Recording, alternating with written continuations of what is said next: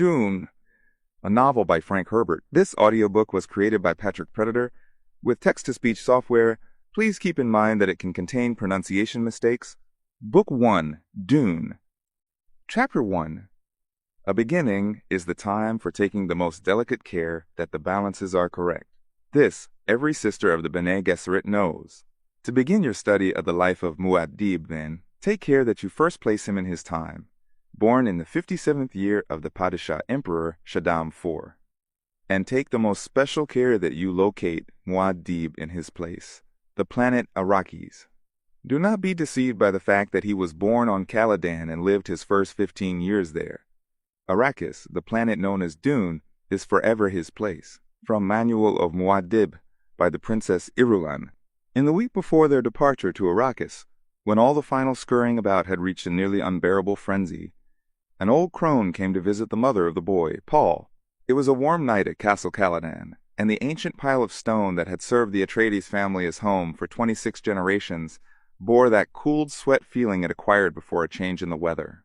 The old woman was led in by the side door, down the vaulted passage by Paul's room, and she was allowed a moment to peer in at him where he lay in his bed.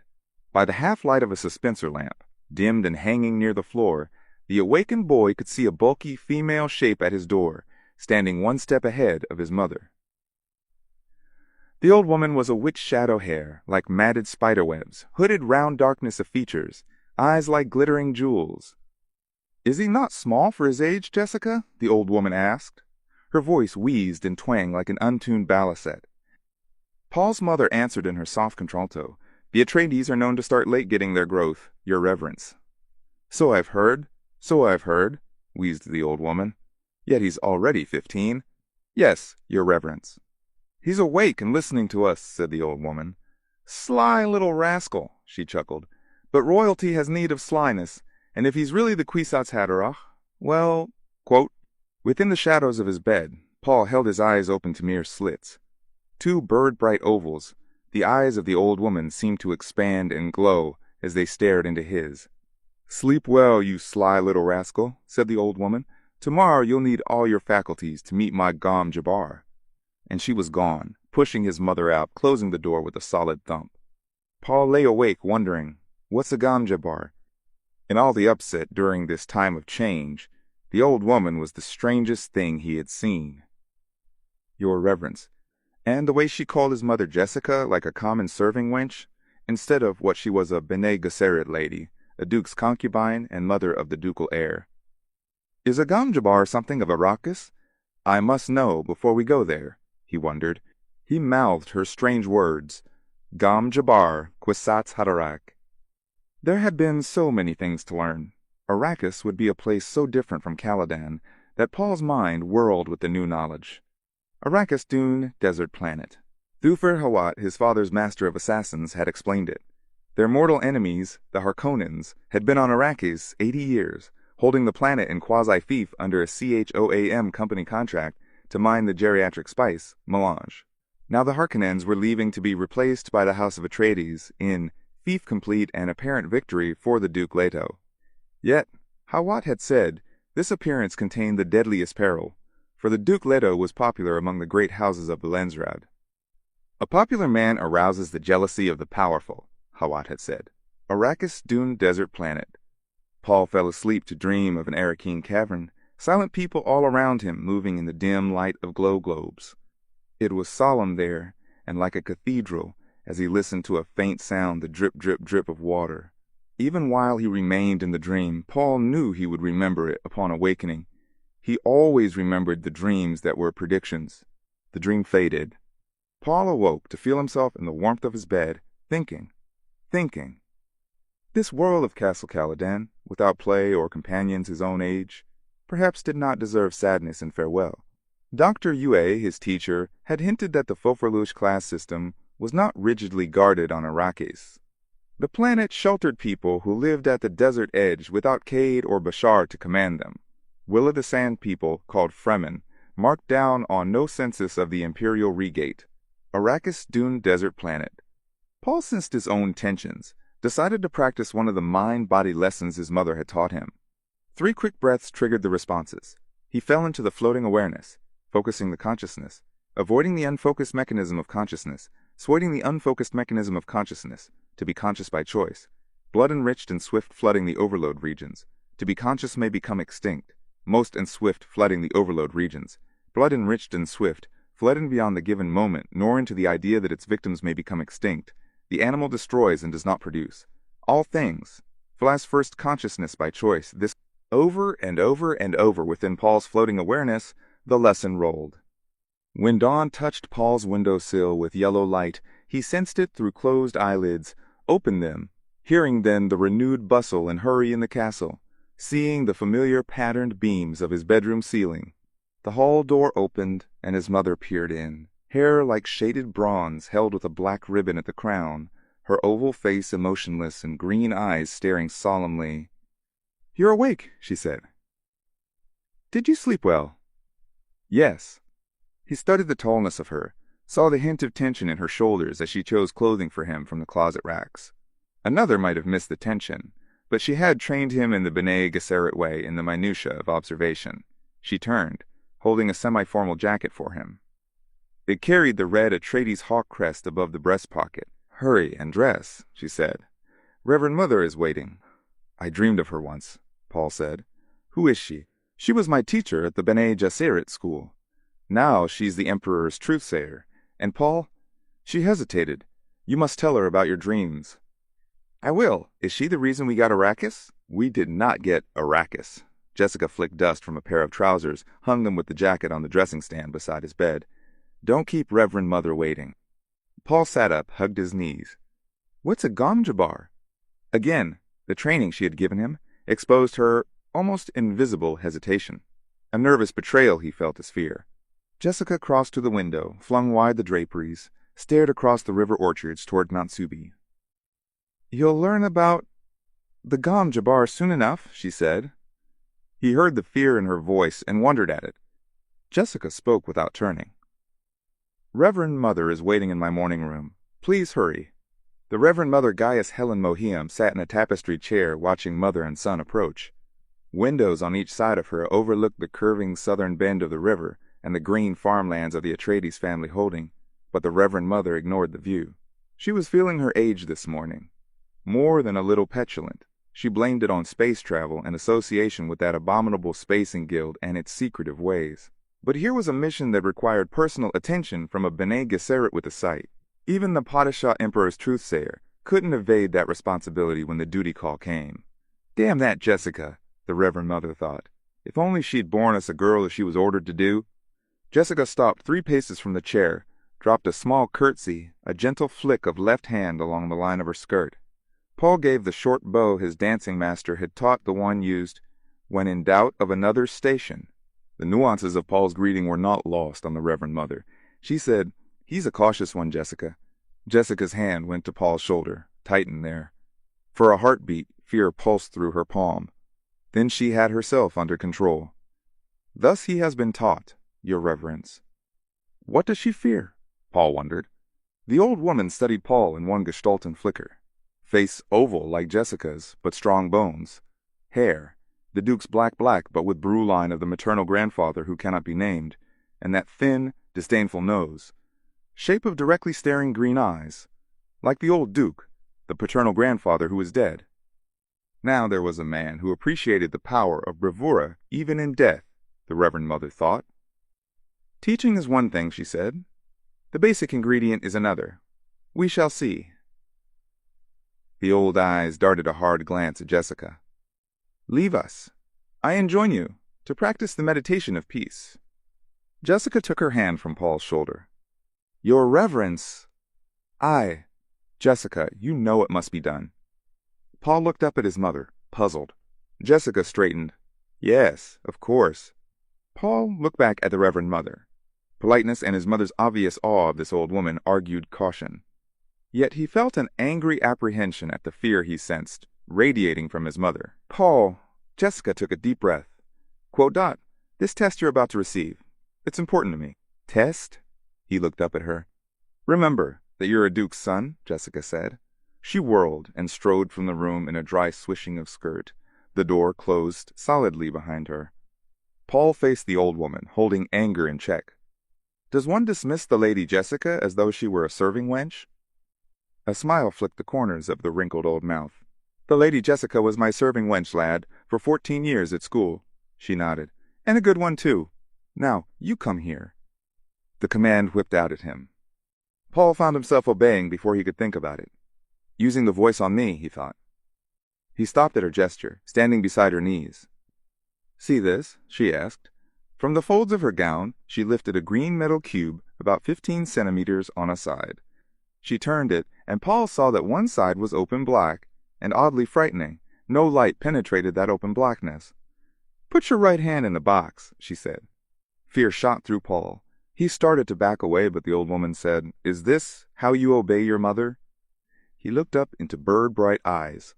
Slowly, feeling the compulsions and unable to inhibit them, Paul put his hand into the box. He felt first a sense of cold as the blackness closed around his hand, then slick metal against his fingers and a prickling as though his hand were asleep. A predatory look filled the old woman's features. She lifted her right hand away from the box and poised the hand close to the side of Paul's neck. He saw a glint of metal there and started to turn toward... Stop! She snapped. Using the voice again. He swung his attention back to her face. I hold at your neck the Gom Jabbar, she said. The Gom Jabbar, the high-handed enemy. It's a needle with a drop of poison on its tip. Ah! Don't pull away or you'll feel that poison. Paul tried to swallow in a dry throat.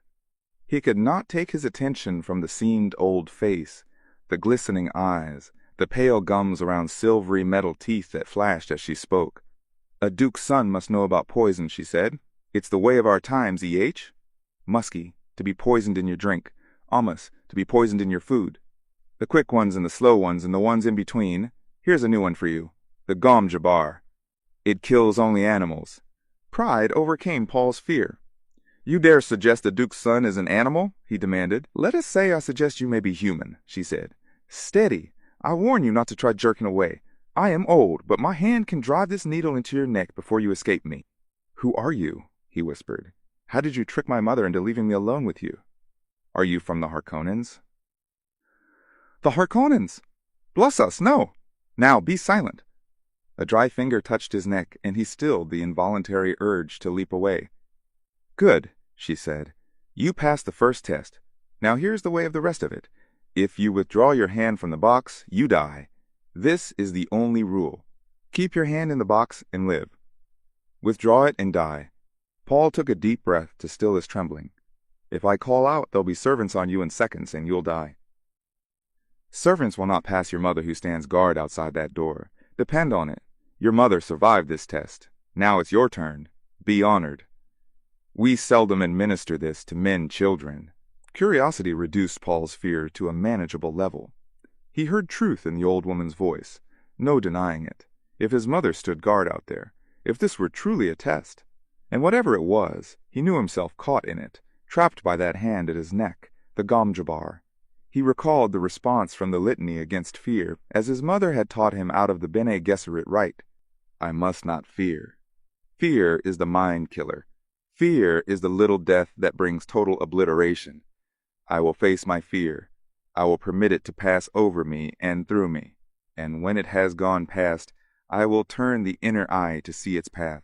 Where the fear has gone, there will be nothing. Only I will remain. He felt calmness return, said, Get on with it, old woman. Old woman, she snapped. You've courage, and that can't be denied. Well, we shall see, Sirrah. She bent close, lowered her voice almost to a whisper. You will feel pain in this hand within the box. Pain. But withdraw the hand, and I'll touch your neck with my Gom Jabbar, the death so swift. It's like the fall of the headsman's axe. Withdraw your hand, and the Gom Jabbar takes you. Understand? What's in the box? Pain. He felt increased, tingling in his hand, pressed his lips tightly together. How could this be a test, he wondered. The tingling became an itch. The old woman said, You've heard of animals chewing off a leg to escape a trap? There's an animal kind of trick. A human would remain in the trap, endure the pain, feigning death that he might kill the trapper and remove a threat to his kind. The itch became the faintest burning. Why are you doing this? He demanded. to determine if you're human.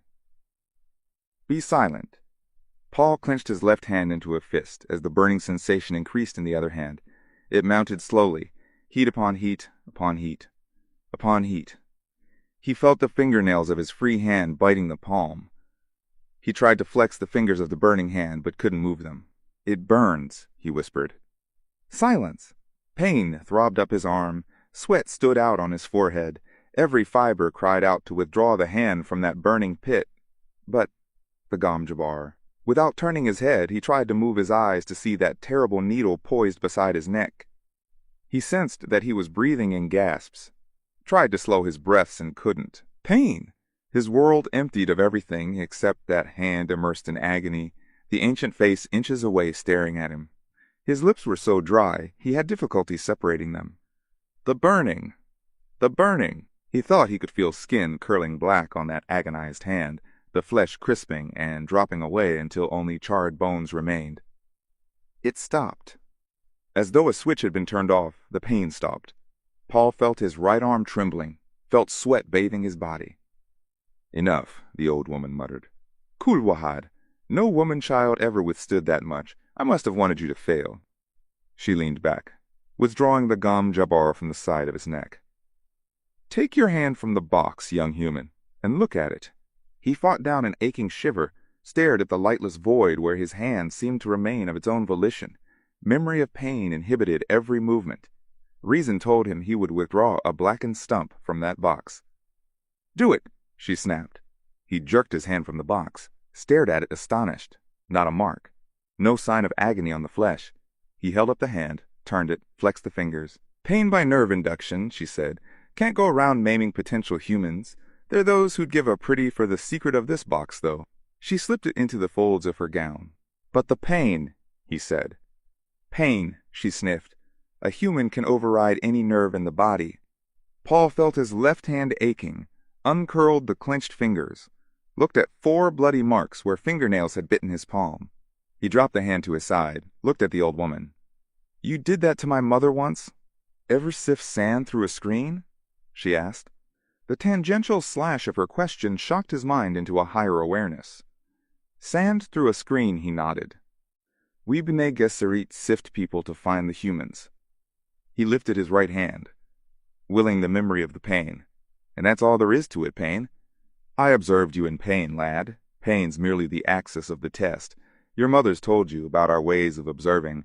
I see the signs of her teaching in you. Our test is crisis and observation." He heard the confirmation in her voice, said, "It's truth." She stared at him. He senses truth. Could he be the one? Could he truly be the one? She extinguished the excitement, reminding herself, "Hope clouds observation." "You know when people believe what they say," she said. "I know it." The harmonics of ability confirmed by repeated tests were in his voice. She heard them, said, "Perhaps you are the Kwisatz Haderach. Sit down, little brother, here at my feet." "I prefer to stand." "Your mother sat at my feet once." "I'm not my mother." "You hate us a little, E.H." She looked toward the door, called out, "Jessica!" The door flew open, and Jessica stood there, staring hard-eyed into the room. Hardness melted from her as she saw Paul. She managed a faint smile. "Jessica, have you ever stopped hating me?" the old woman asked. "I both love and hate you," Jessica said. "The hate that's from pains I must never forget. The love that's, quote, just the basic fact," the old woman said, but her voice was gentle. "You may come in now, but remain silent. Close that door, and mind it that no one interrupts us." Jessica stepped into the room, closed the door, and stood with her back to it. "My son lives," she thought. "My son lives and is human. I knew he was, but he lives. Now I can go on living." The door felt hard and real against her back. Everything in the room was immediate and pressing against her senses. "My son lives." Paul looked at his mother. She told the truth. He wanted to get away alone and think this experience through, but knew he could not leave until he was dismissed. The old woman had gained a power over him. They spoke truth. His mother had undergone this test. There must be terrible purpose in it. The pain and fear had been terrible. He understood terrible purposes. They drove against all odds. They were their own necessity. Paul felt that he had been infected with terrible purpose. He did not know yet what the terrible purpose was. "Someday, lad," the old woman said, "you, too, may have to stand outside a door like that. It takes a measure of doing." Paul looked down at the hand that had known pain, then up to the Reverend Mother. The sound of her voice had contained a difference then from any other voice in his experience. The words were outlined in brilliance. There was an edge to them. He felt that any question he might ask her would bring an answer that could lift him out of his flesh world into something greater. "Why do you test for humans?" he asked. "To set you free." Free? Once men turned their thinking over to machines in the hope that this would set them free, but that only permitted other men with machines to enslave them. "Thou shalt not make a machine in the likeness of a man's mind," Paul quoted. "Right out of the Butlerian Jihad and the Orange Catholic Bible," she said. "But what the OC Bible should have said is, thou shalt not make a machine to counterfeit a human mind." Have you studied the Mentat in your service? "I've studied with Tufir Hawat. The Great Revolt took away a crutch," she said. "It forced human minds to develop. Schools were started to train human talents." Quote, "Bene Gesserit schools?" She nodded. "We have two chief survivors of those ancient schools, the Bene Gesserit and the Spacing Guild. The Guild, so we think, emphasizes almost pure mathematics. Bene Gesserit performs another function. Politics," he said. "Kul Wahad," the old woman said. She sent a hard glance at Jessica. "I've not told him." "Your Reverence," Jessica said. The Reverend Mother returned her attention to Paul. "You did that on remarkably few clues," she said. "Politics, indeed. The original Bene Gesserit school was directed by those who saw the need of a thread of continuity in human affairs. They saw there could be no such continuity without separating human stock from animal stock for breeding purposes." The old woman's words abruptly lost their special sharpness for Paul. He felt an offense against what his mother called his instinct for rightness. It wasn't that Reverend Mother lied to him. She obviously believed what she said. It was something deeper, something tied to his terrible purpose. He said, "But my mother tells me many Bene Gesserit of the schools don't know their ancestry. The genetic lines are always in our records," she said. "Your mother knows that either she's of Bene Gesserit descent, or her stock was acceptable in itself. Then why couldn't she know who her parents are? Some do, many don't. We might, for example, have wanted to breed her to a close relative to set up a dominant in some genetic trait. We have many reasons." Again, Paul felt the offense against rightness. He said, "You take a lot on yourselves." The Reverend Mother stared at him, wondering, did I hear criticism in his voice? "We carry a heavy burden," she said. Paul felt himself coming more and more out of the shock of the test. He leveled a measuring stare at her, said, "You say maybe I'm the Kwisatz Haderach. What's that, a human Gamjabar?" "Paul," Jessica said. "You mustn't take that tone with." "I'll handle this, Jessica," the old woman said. "Now, lad, do you know about the Trusayer drug?" "You take it to improve your ability to detect falsehood," he said. "My mother's told me." "Have you ever seen Truth Trance?" He shook his head. "No." "The drug's dangerous," she said, "but it gives insight. When a Truthsayer is gifted by the drug, she can look many places in her memory, in her body's memory. We look down so many avenues of the past, but only feminine avenues." Her voice took on a note of sadness. "Yet, there's a place where no Truthsayer can see. We are repelled by it, terrorized. It is said a man will come one day and find in the gift of the drug his inward eye. He will look where we cannot into both feminine and masculine pasts." "Your Kwisatz Haderach?" "Yes, the one who can be many places at once. The Kwisatz Haderach. Many men have tried the drug. So many, but none has succeeded." "They tried and failed, all of them?" "Oh, no." She shook her head. "They tried and died." Chapter 2. To attempt an understanding of Muad'Dib without understanding his mortal enemies, the Harkonnens, is to attempt seeing truth without knowing falsehood. It is the attempt to see the light without knowing darkness. It cannot be. From Manual of Muad'Dib by the Princess Irulan. It was a relief globe of a world, partly in shadows, spinning under the impetus of a fat hand that glittered with rings. The globe sat on a freeform stand at one wall of a windowless room whose other walls presented a patchwork of multicolored scrolls, film books, tapes, and reels. Light glowed in the room from golden balls hanging in mobile suspensor fields. An ellipsoid desk with a top of jade-pink petrified alaca wood stood at the center of the room. Variform suspensor chairs ringed it, 2 of them occupied. In one sat a dark-haired youth of about 16 years, round of face and with sullen eyes. The other held a slender, short man with effeminate face. Both youth and man stared at the globe, and the man, half hidden in shadows, spinning it. A chuckle sounded beside the globe. A basso voice rumbled out of the chuckle. "There it is, Peter! The biggest man-trap in all history!" And the Duke's headed into its jaws. "Is it not a magnificent thing that I, the Baron Vladimir Harkonnen, do?"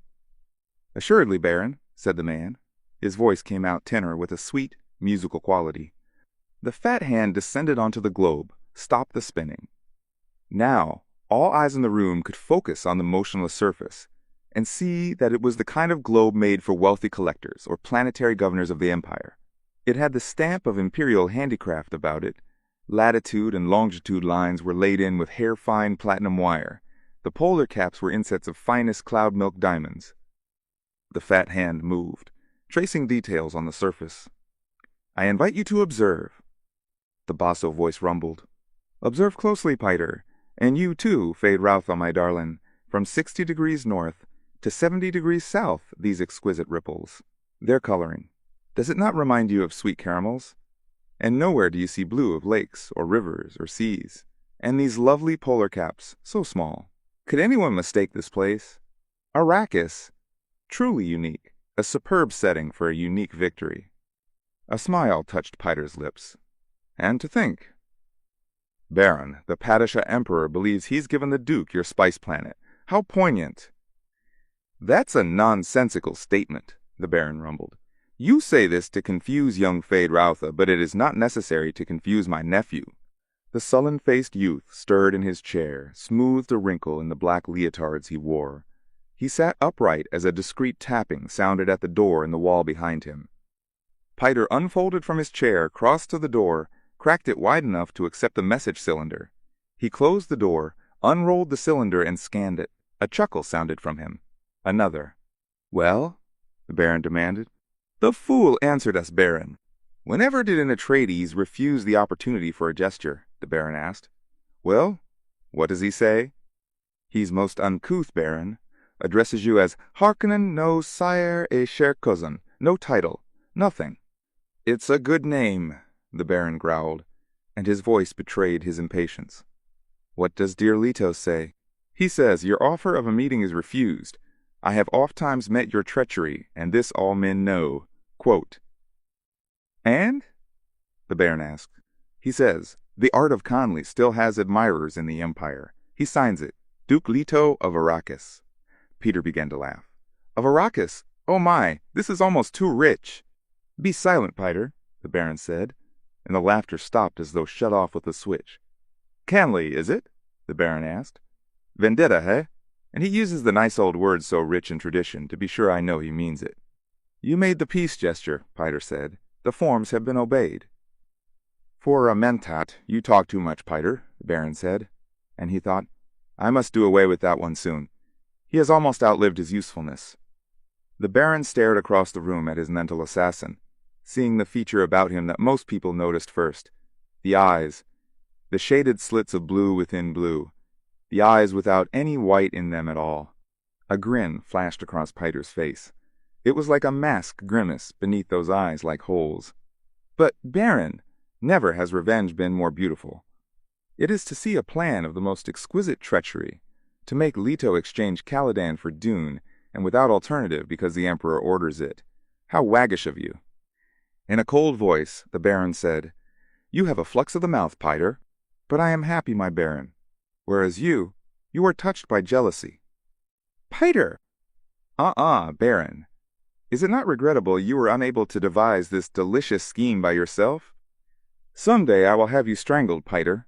Of a certainty, Baron. Enfin. But a kind act is never lost, E.H. Have you been chewing verite or sanuta, Piter? Truth without fear surprises the Baron, Piter said. His face drew down into a caricature of a frowning mask. Aha! But you see, Baron, I know as a mentat when you will send the executioner. You will hold back, just so long as I am useful. To move sooner would be wasteful, and I'm yet of much use.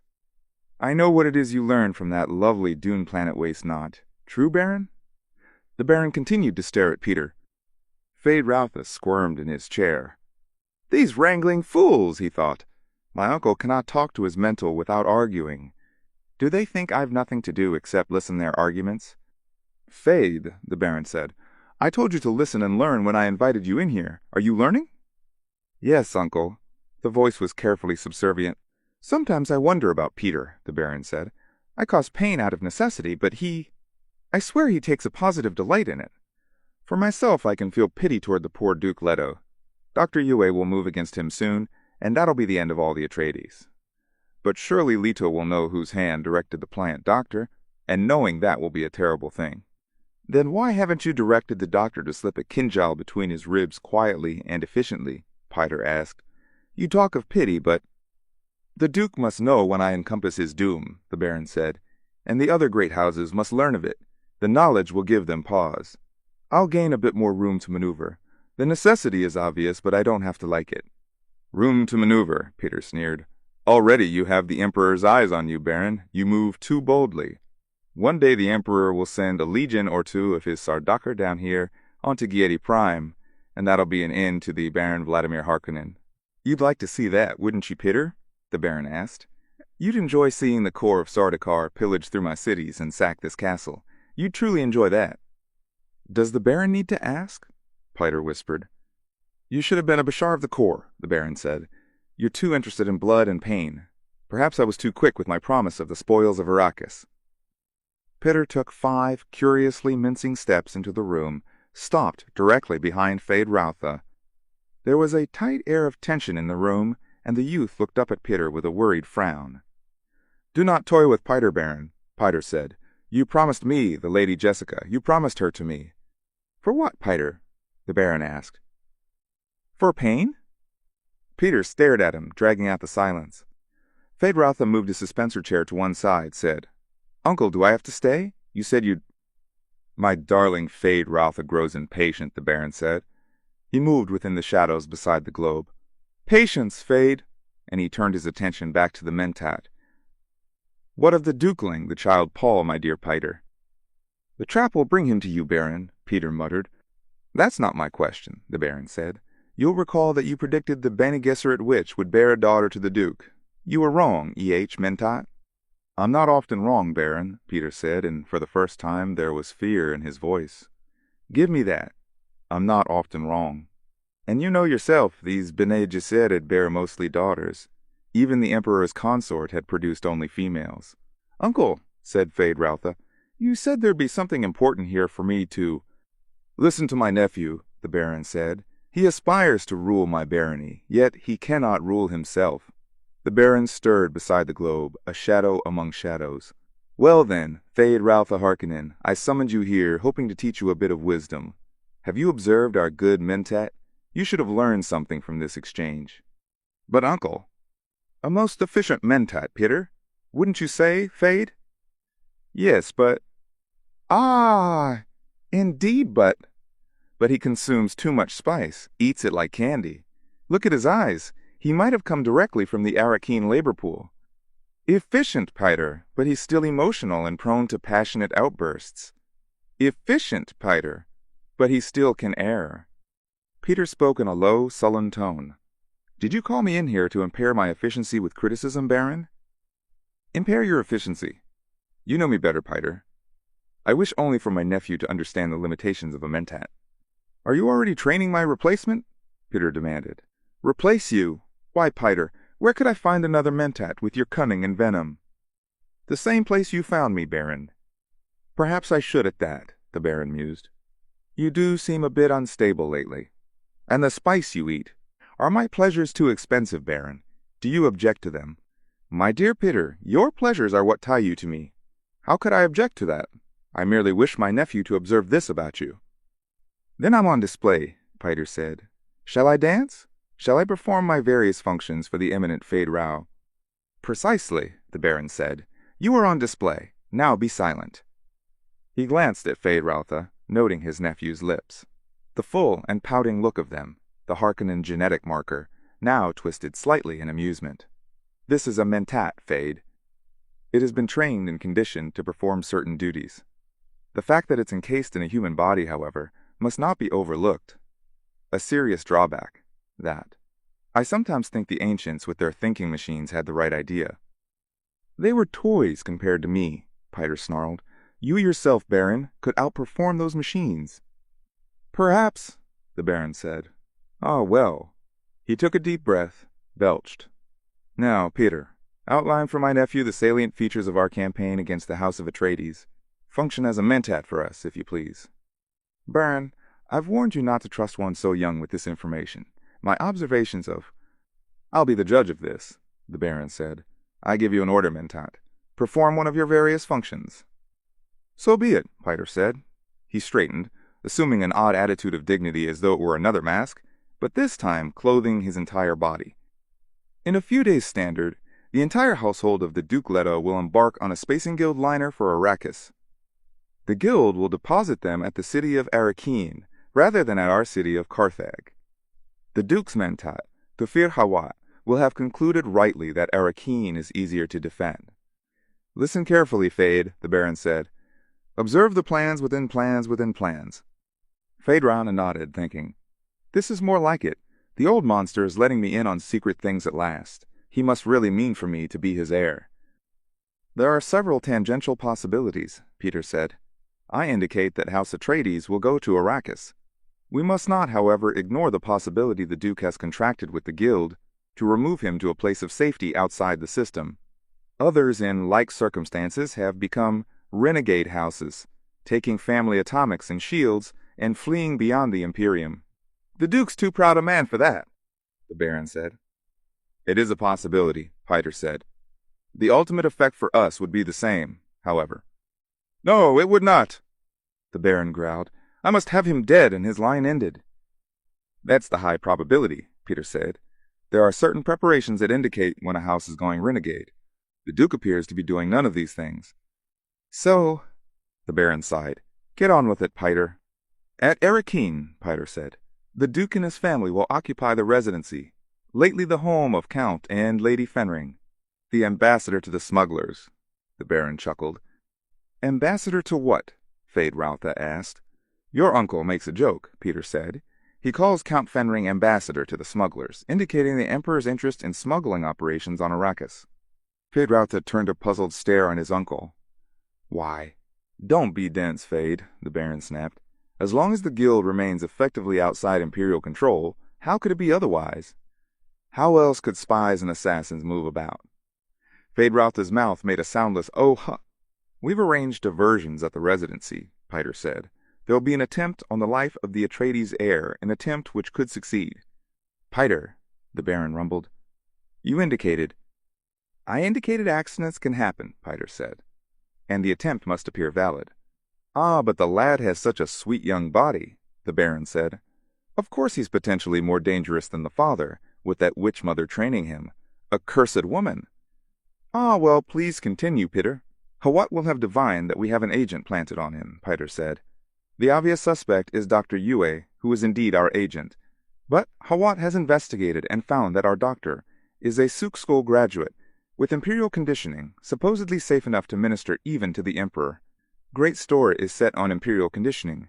It's assumed that ultimate conditioning cannot be removed without killing the subject. However, as someone once observed, given the right lever you can move a planet. We found the lever that moved the doctor. How? Feyd-Rautha asked. He found this a fascinating subject. Everyone knew you couldn't subvert Imperial conditioning. Another time, the Baron said. Continue, Piter. In place of Yue, Peter said, we'll drag a most interesting suspect across Hawat's path. The very audacity of this suspect will recommend her to Hawat's attention. Her? Feyd-Rautha asked. The Lady Jessica herself, the Baron said. Is it not sublime? Peter asked. Hawat's mind will be so filled with this prospect it'll impair his function as a mentat. He may even try to kill her. Peter frowned then. But I don't think he'll be able to carry it off. You don't want him to, E.H.? The Baron asked. Don't distract me, Piter said. While Hawat's occupied with the Lady Jessica, we'll divert him further with uprisings in a few garrison towns and the like. These will be put down. The Duke must believe he's gaining a measure of security. Then, when the moment is ripe, We'll signal UA and move in with our major force. Quote, "Go ahead, tell him all of it," the Baron said. "We'll move in strengthened by 2 legions of Sardaukar, disguised in Harkonnen livery." "Sardaukar," Feyd-Rautha breathed. His mind focused on the dread Imperial troops, the killers without mercy, the soldier fanatics of the Padishah Emperor. "You see how I trust you, Feyd," the Baron said. "No hint of this must ever reach another great house, else the Landsraad might unite against the Imperial House, and there'd be chaos." "The main point," Piter said, "is this. Since House Harkonnen is being used to do the Imperial dirty work, we've gained a true advantage. It's a dangerous advantage, to be sure, but if used cautiously, will bring House Harkonnen greater wealth than that of any other house in the Imperium." "You have no idea how much wealth is involved, Feyd," the Baron said. "Not in your wildest imaginings. To begin, we'll have an irrevocable directorship in the CHOAM company." Feyd-Rautha nodded. Wealth was the thing. CHOAM was the key to wealth, each noble house dipping from the company's coffers whatever it could under the power of the directorships. Those CHOAM directorships, they were the real evidence of political power in the Imperium, passing with the shifts of voting strength within the Landsraad as it balanced itself against the Emperor and his supporters. "The Duke Leto," Piter said, "may attempt to flee to the new Fremen scum along the desert's edge, or he may try to send his family into that imagined security. But that path is blocked by one of His Majesty's agents, the planetary ecologist. You may remember him, Kynes." "Feyd remembers him," the Baron said. "Get on with it." "You do not drool very prettily, Baron," Piter said. "Get on with it, I command you," the Baron roared. Piter shrugged. "If matters go as planned," he said, "House Harkonnen will have a sub-fief on Arrakis within a standard year. Your uncle will have dispensation of that fief. His own personal agent will rule on Arrakis." "More profits," Feyd-Rautha said. "Indeed," the Baron said. And he thought, "It's only just. We're the ones who tamed Arrakis, except for the few mongrel Fremen hiding in the skirts of the desert, and some tame smugglers bound to the planet almost as tightly as the native labor pool." "And the great houses will know that the Baron has destroyed the Atreides," Piter said. "They will know." "They will know," the Baron breathed.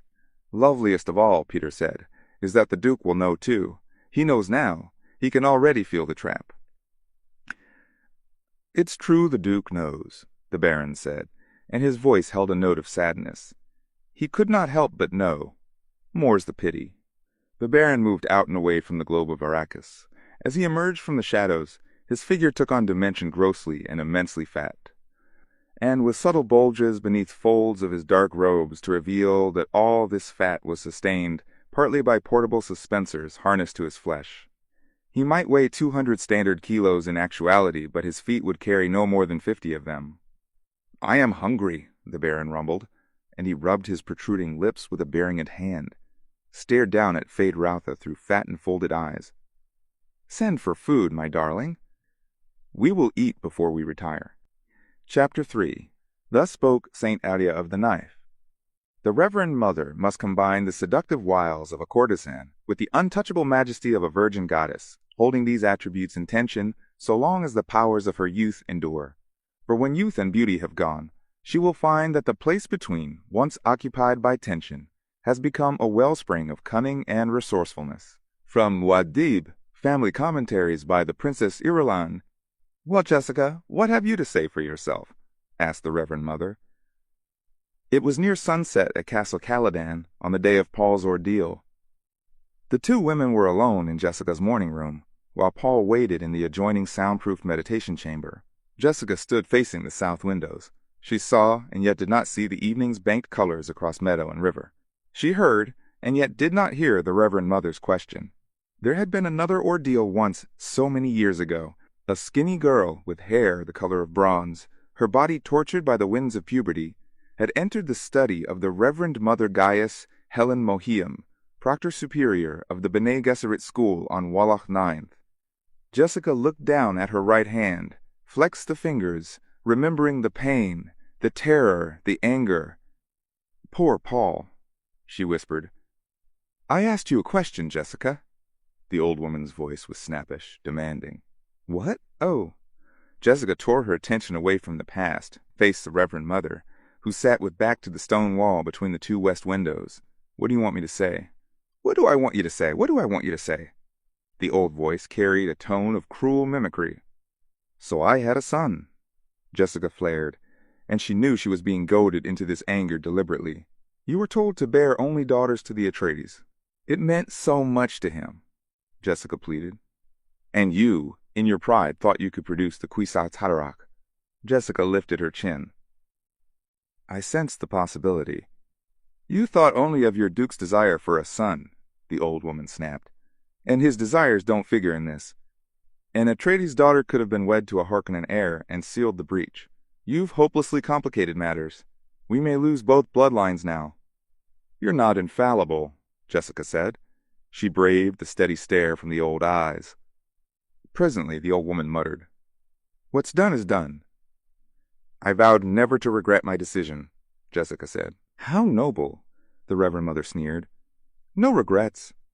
We shall see when you're a fugitive, with a price on your head, and every man's hands turned against you, to seek your life and the life of your son." Jessica paled. "Is there no alternative?" "Alternative? A Bene Gesserit should ask that. I ask only what you see in the future with your superior abilities." "I see in the future what I've seen in the past. You well know the pattern of our affairs, Jessica. The race knows its own mortality and fears stagnation of its heredity. It's in the bloodstream, the urge to mingle genetic strains without plan. The Imperium, the CHOAM Company, all the great houses, they are but bits of flotsam in the path of the flood." "CHOAM," Jessica muttered. "I suppose it's already decided how they'll redivide the spoils of Arrakis." "What is CHOAM but the weather vane of our times?" the old woman said. "The Emperor and his friends now command 59.65% of the CHOAM directorship's votes. Certainly they smell profits, and likely as others smell those same profits, his voting strength will increase. This is the pattern of history, girl." "That's certainly what I need right now," Jessica said. "A review of history." "Don't be facetious, girl. You know as well as I do what forces surround us. We've a three-point civilization, the imperial household, balanced against the federated great houses of the Landsraad, and between them, the guild, with its damnable monopoly on interstellar transport. In politics, the tripod is the most unstable of all structures. It'd be bad enough without the complication of a feudal trade culture which turns its back on most science." Jessica spoke bitterly. "Chips in the path of the flood, and this chip here. This is the Duke Leto, and this one's his son, and this one's—" "Oh, shut up, girl. You entered this with full knowledge of the delicate edge you walked." "I am Bene Gesserit. I exist only to serve," Jessica quoted.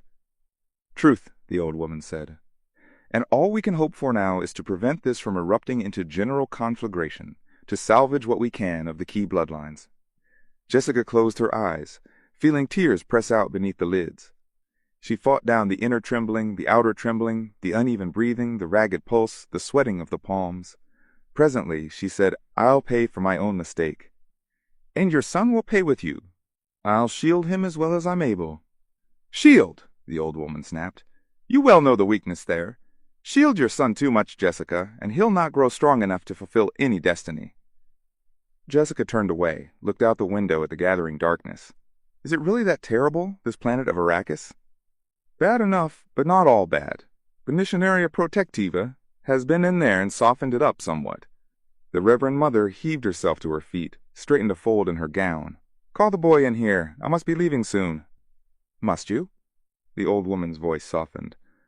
"Jessica, girl, I wish I could stand in your place and take your sufferings. But each of us must make her own path." "I know. You're as dear to me as any of my own daughters, but I cannot let that interfere with duty." "I understand the necessity. What you did, Jessica, and why you did it, we both know. But kindness forces me to tell you, there's little chance your lad will be the Bene Gesserit totality. You mustn't let yourself hope too much." Jessica shook tears from the corners of her eyes. It was an angry gesture. "You make me feel like a little girl again, reciting my first lesson." She forced the words out. "Humans must never submit to animals." A dry sob shook her. In a low voice she said, "I've been so lonely." "It should be one of the tests," the old woman said. "Humans are almost always lonely. Now summon the boy." He's had a long, frightening day, but he's had time to think and remember, and I must ask the other questions about these dreams of his." Jessica nodded, went to the door of the meditation chamber, opened it. "Paul, come in now, please." Paul emerged with a stubborn slowness. He stared at his mother as though she were a stranger. Wariness veiled his eyes when he glanced at the Reverend Mother, but this time he nodded to her. The nod one gives an equal. He heard his mother close the door behind him. "Young man," the old woman said, "let's return to this dream business. What do you want? Do you dream every night?" "Not dreams worth remembering. I can remember every dream, but some are worth remembering and some aren't." "How do you know the difference?" "I just know it." The old woman glanced at Jessica, back to Paul. "What did you dream last night? Was it worth remembering?" "Yes." Paul closed his eyes. "I dreamed a cavern and water, and a girl there very skinny with big eyes. Her eyes are all blue, no whites in them. I talk to her and tell her about you, about seeing the Reverend Mother on Caladan." Paul opened his eyes. "And the thing you tell this strange girl about seeing me, did it happen today?" Paul thought about this then. "Yes, I tell the girl you came and put a stamp of strangeness on me." "Stamp of strangeness," the old woman breathed, and again she shot a glance at Jessica, returned her attention to Paul. "Tell me truly now, Paul, do you often have dreams of things that happen afterward, exactly as you dreamed them?" "Yes, and I've dreamed about that girl before." "Oh? You know her?" "I will know her." "Tell me about her." Again Paul closed his eyes. "We're in a little place, and some rocks where it's sheltered. It's almost night, but it's hot, and I can see patches of sand out of an opening in the rocks. We're waiting for something, for me to go meet some people. And she's frightened but trying to hide it from me, and I'm excited. And she says, 'Tell me about the waters of your homeworld, Usul.'" Paul opened his eyes. "Isn't that strange? My homeworld's Caladan. I've never even heard of a planet called Usul." "Is there more to this dream?" Jessica prompted. "Yes, but maybe she was calling me Usul," Paul said. "I just thought of that." Again he closed his eyes. "She asks me to tell her about the waters, and I take her hand, and I say I'll tell her a poem. And I tell her the poem, but I have to explain some of the words, like beach and surf and seaweed and seagulls." "What poem?" the Reverend Mother asked. Paul opened his eyes. "It's just one of Gurney Halleck's tone poems for sad times." Behind Paul, Jessica began to recite, "I remember salt smoke from a beach fire, and shadows under the pines, solid, clean, fixed. Seagulls perched at the tip of land, white upon green, and a wind comes through the pines. To sway the shadows, the seagulls spread their wings, lift and fill the sky with screeches. And I hear the wind blowing across our beach, and the surf, and I see that our fire has scorched the seaweed." "That's the one," Paul said. The old woman stared at Paul, then, "Young man, as a proctor of the Bene Gesserit, I seek the Kwisatz Haderach, the male who truly can become one of us. Your mother sees this possibility in you, but she sees with the eyes of a mother. Possibility I see too, but no more." She fell silent, and Paul saw that she wanted him to speak. He waited her out. Presently she said, "As you will, then. You've depths in you. That I'll grant." "May I go now?" he asked. "Don't you want to hear what the Reverend Mother can tell you about the Kwisatz Haderach?" Jessica asked. "She said those who tried for it died. But I can help you with a few hints at why they failed," the Reverend Mother said. "She talks of hints," Paul thought. "She doesn't really know anything." And he said, "Hint, then." He felt astonishment. She was talking about such elementary things as tension within meaning. Did she think his mother had taught him nothing at all? "We're not here to bandy words or quibble over their meaning," the old woman said. "The willow submits to the wind and prospers, until one day it is many willows, a wall against the wind. This is the willow's purpose." Paul stared at her. She said purpose, and he felt the word buffet him, reinfecting him with terrible purpose. He experienced a sudden anger at her, fatuous old witch with her mouth full of platitudes. Paul saw how the words shook his mother. He glared at the old woman. How could she say such a thing about his father? What made her so sure? His mind seethed with resentment. Chapter 4. You have read that Muad'Dib had no playmates his own age on Caladan. The dangers were too great. But Muad'Dib did have wonderful companion teachers. There was Gurney Halleck, the troubadour warrior. You will sing some of Gurney's songs as you read along in this book.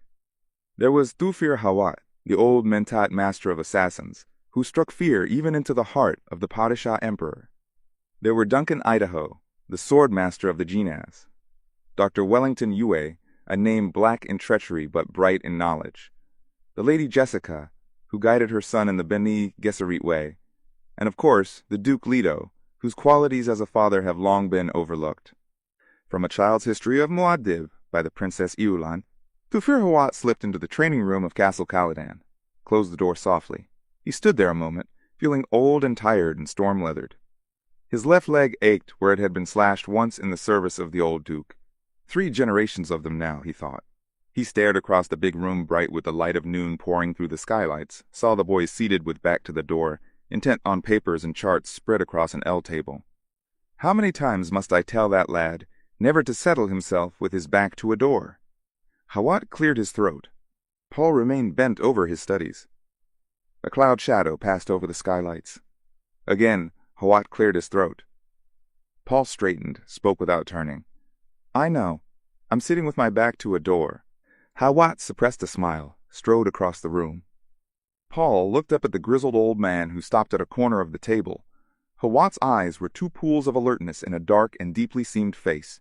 I heard you coming down the hall, Paul said, and I heard you open the door. The sounds I make could be imitated. I'd know the difference. He might at that, Hawat thought. That witch mother of his is giving him the deep training, certainly. I wonder what her precious school thinks of that. Maybe that's why they sent the old proctor here to whip our dear Lady Jessica into line. Hawat pulled up a chair across from Paul, sat down facing the door. He did it pointedly, leaned back and studied the room. It struck him as an odd place suddenly, a stranger place, with most of its hardware already gone off to Arrakis. A training table remained, and a fencing mirror with its crystal prisms quiescent, the target dummy beside it patched and padded, looking like an ancient foot soldier maimed and battered in the wars. There stand I, Hawat thought. Thufir, what are you thinking? Paul asked.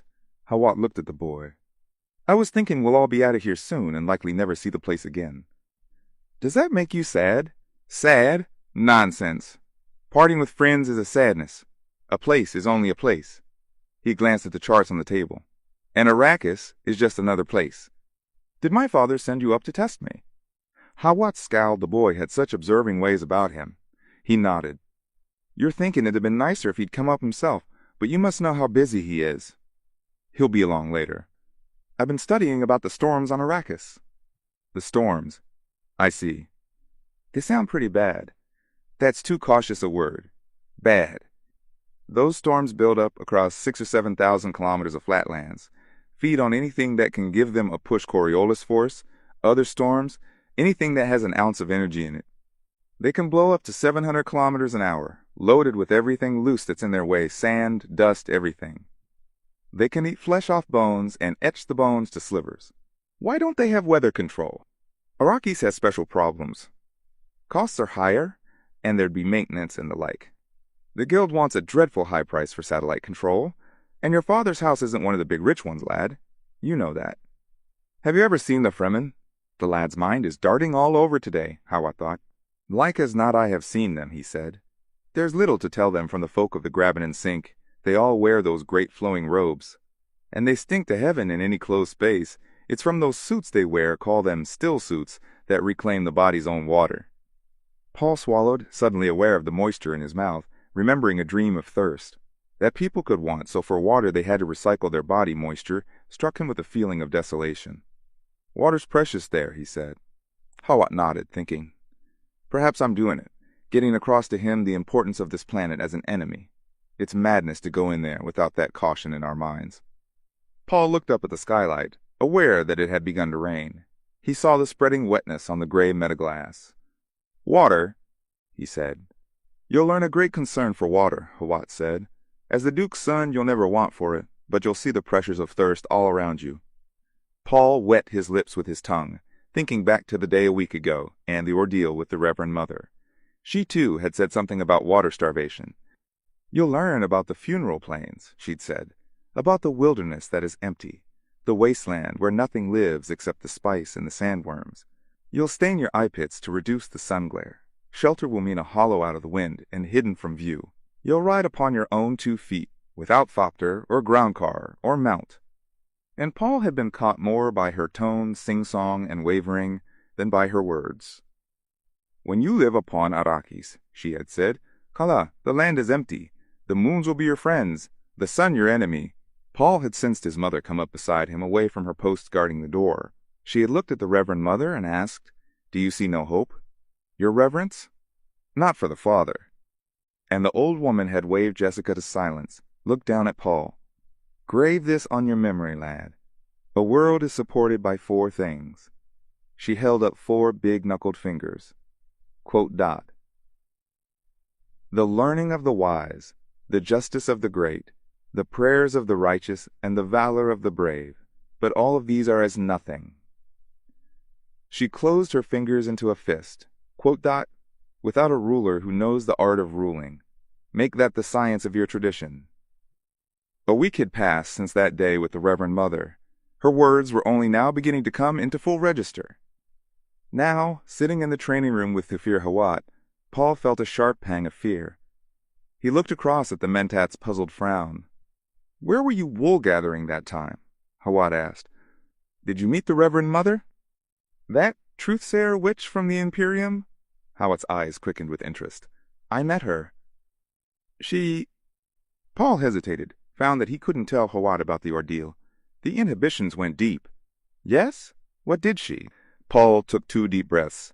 She said a thing. He closed his eyes, calling up the words, and when he spoke, his voice unconsciously took on some of the old woman's tone. You, Paul Atreides, descendant of kings, son of a duke, you must learn to rule. It's something none of your ancestors learned. Paul opened his eyes, said, That made me angry. And I said, My father rules an entire planet. And she said, He's losing it. And I said, My father was getting a richer planet. And she said, He'll lose that one too.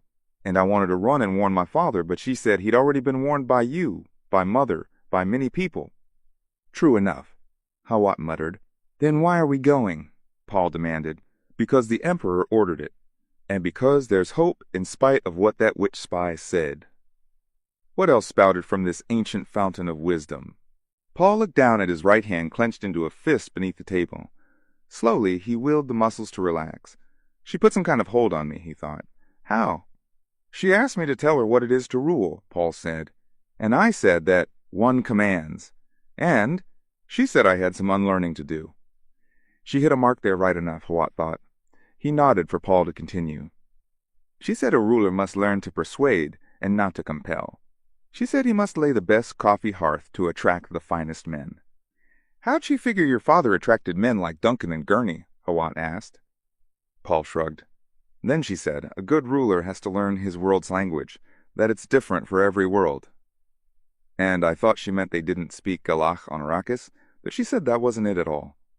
She said she meant the language of the rocks and growing things, the language you don't hear just with your ears. And I said that's what Dr. Yue calls the mystery of life. Hawat chuckled. How'd that sit with her? I think she got mad. She said the mystery of life isn't a problem to solve, but a reality to experience. So I quoted the first law of Mentat at her. A process cannot be understood by stopping it. Understanding must move with the flow of the process, must join it, and flow with it. That seemed to satisfy her. He seems to be getting over it, Hawat thought, but that old witch frightened him. Why did she do it?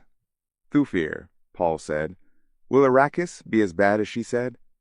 Nothing could be that bad, Hawat said, and forced a smile. Take those Fremen, for example, the renegade people of the desert. By first approximation analysis, I can tell you there are many, many more of them than the Imperium suspects. People live there, lad. A great many people, and... Hawat put a sinewy finger beside his eye. Quote dot. They hate Harkonnens with a bloody passion. You must not breathe a word of this, lad. I tell you only as your father's helper. My father has told me of Salusa Secundus, Paul said. Do you know, Thufir, it sounds much like Arrakis. Perhaps not quite as bad, but much like it.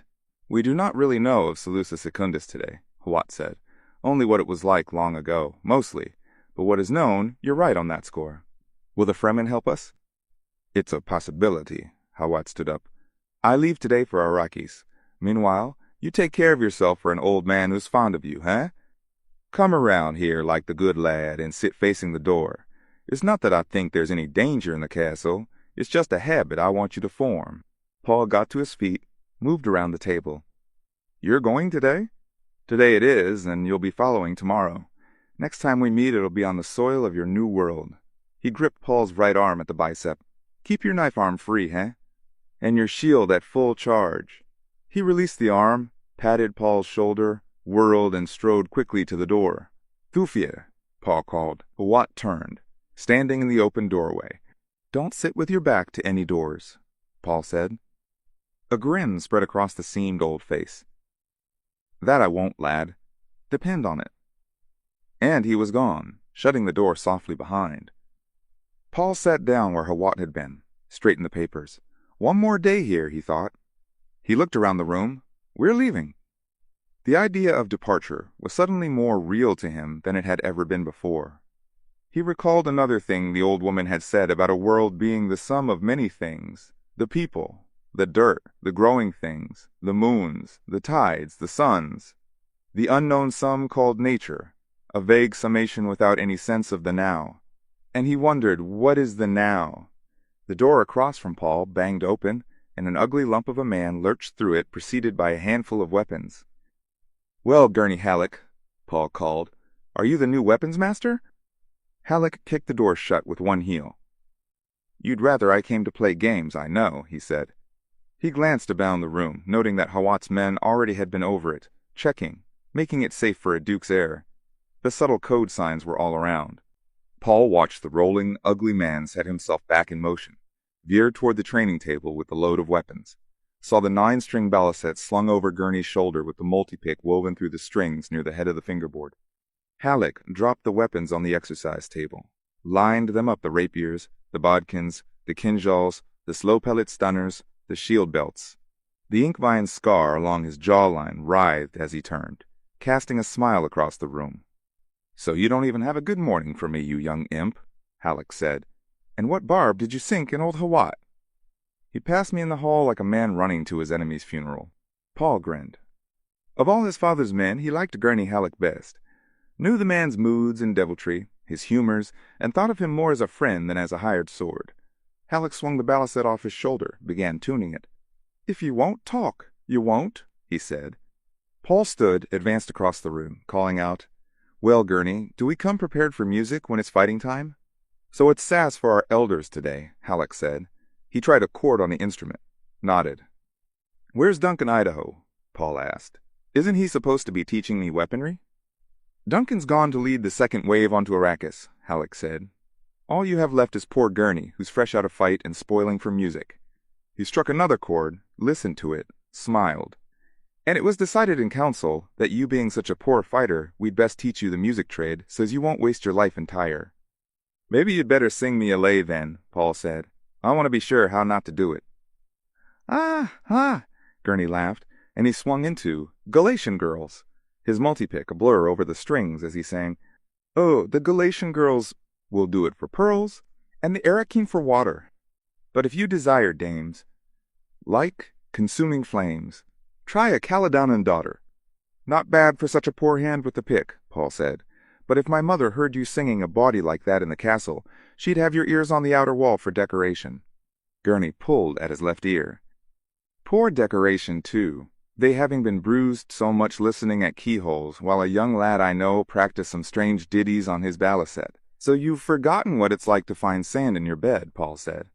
He pulled a shield belt from the table, buckled it fast around his waist. Then, let's fight.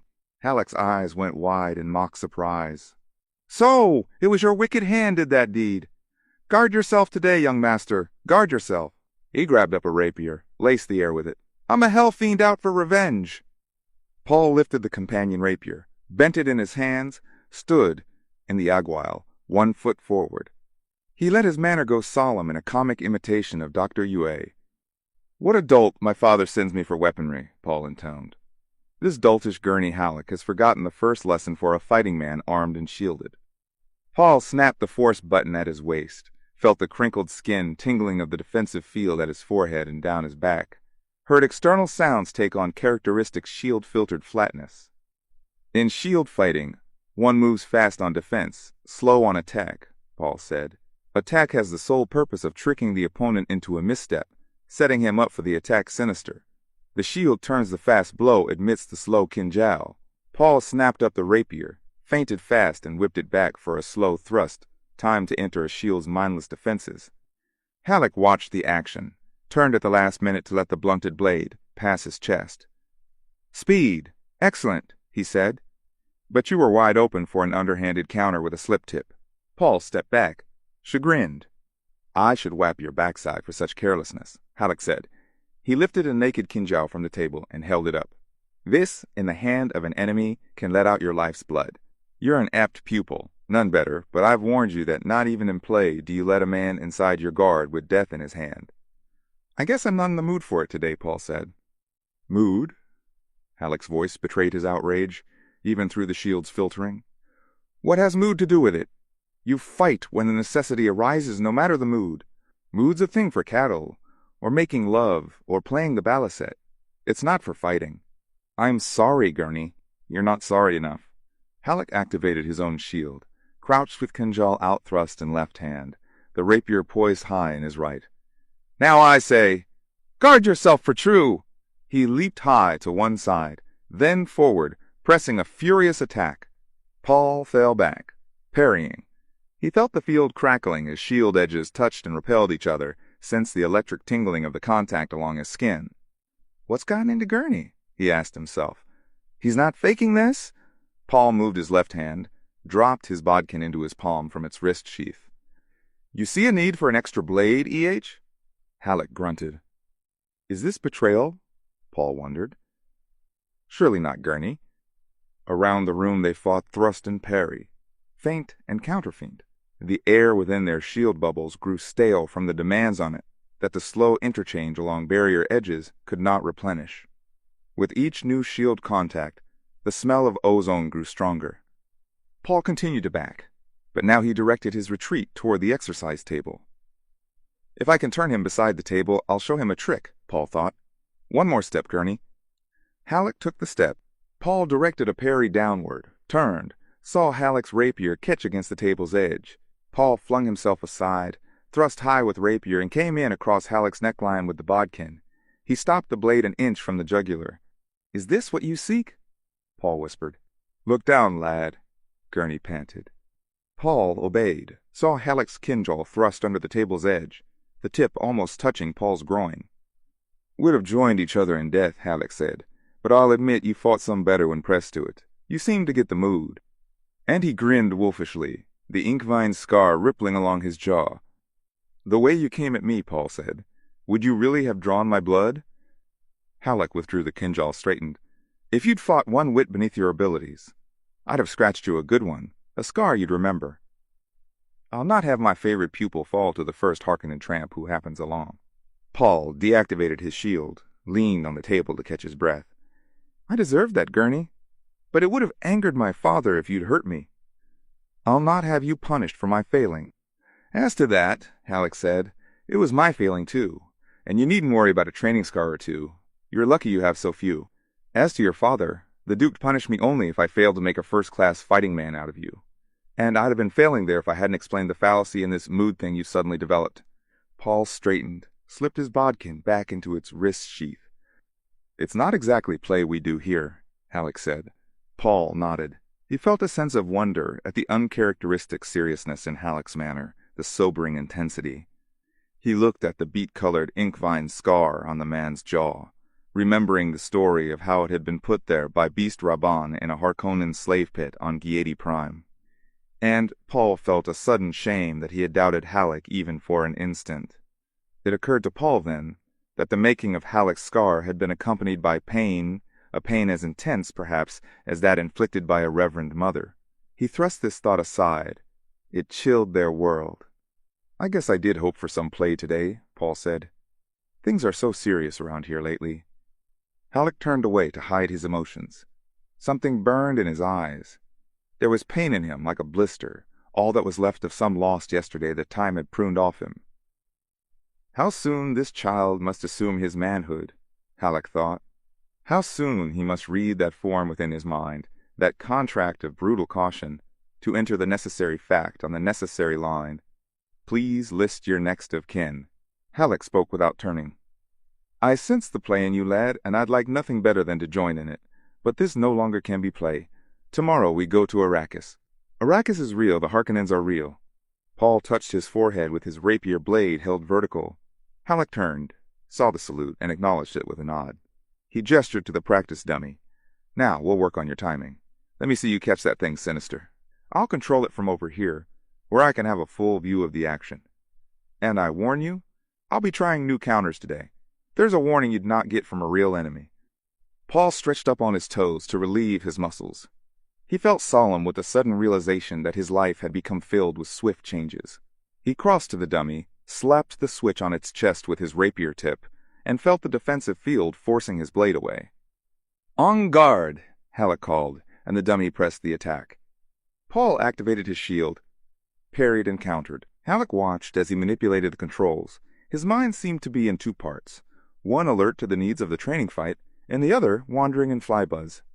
I'm the well-trained fruit tree, he thought, full of well-trained feelings and abilities, and all of them grafted onto me, all bearing for someone else to pick.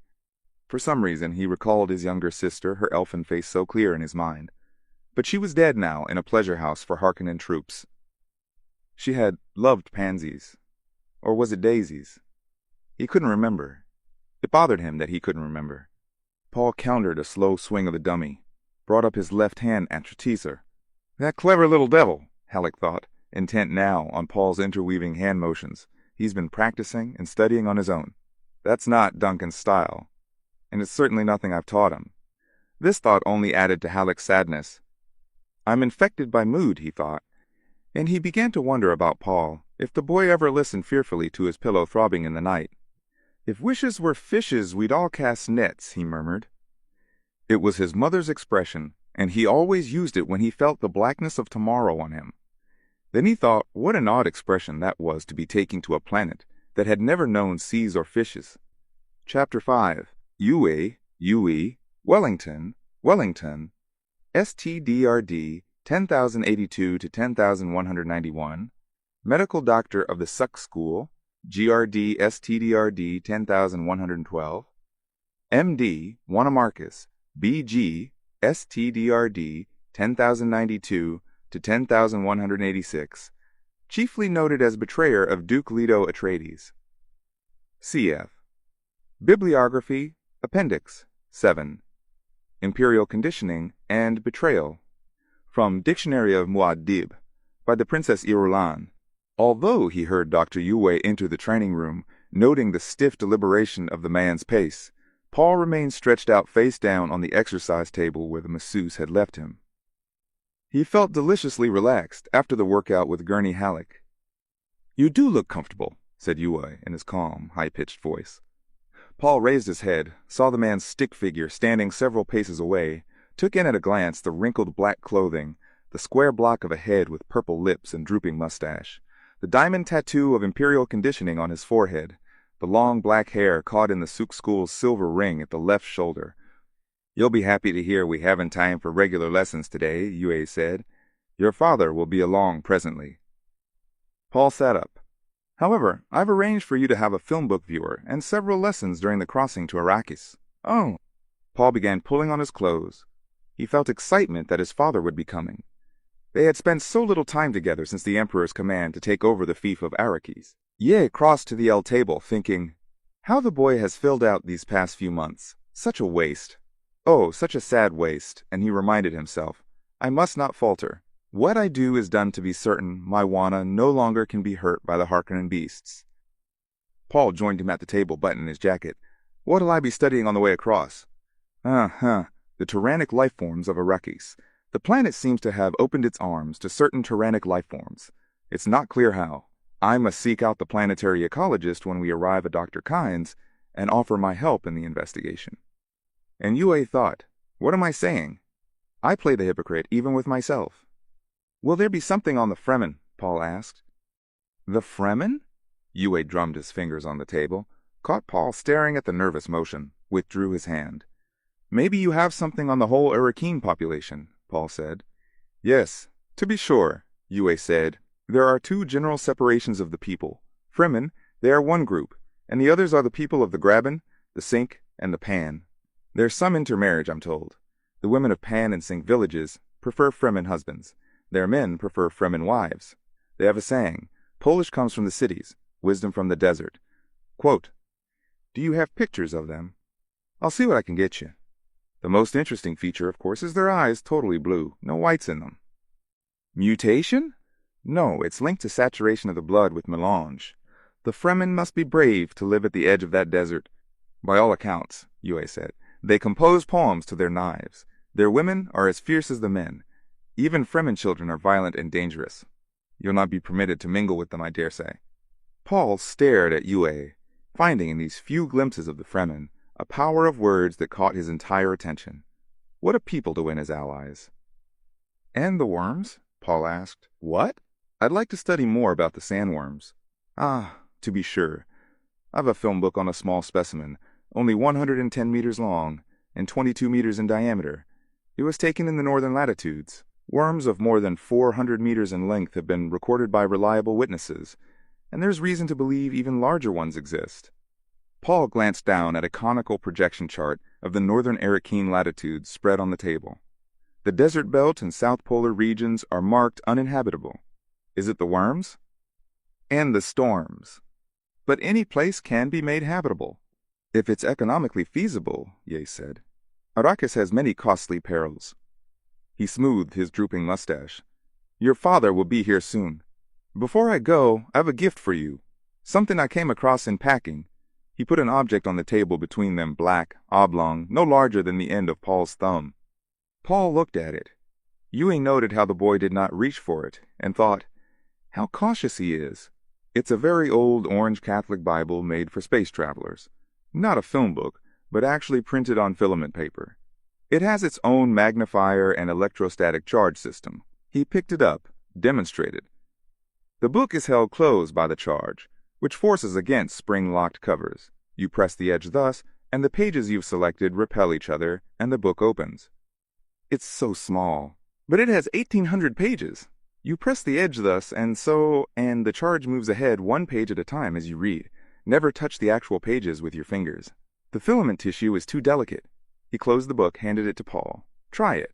Yue watched Paul work the page adjustment, thought, I salve my own conscience. I give him the surcease of religion before betraying him.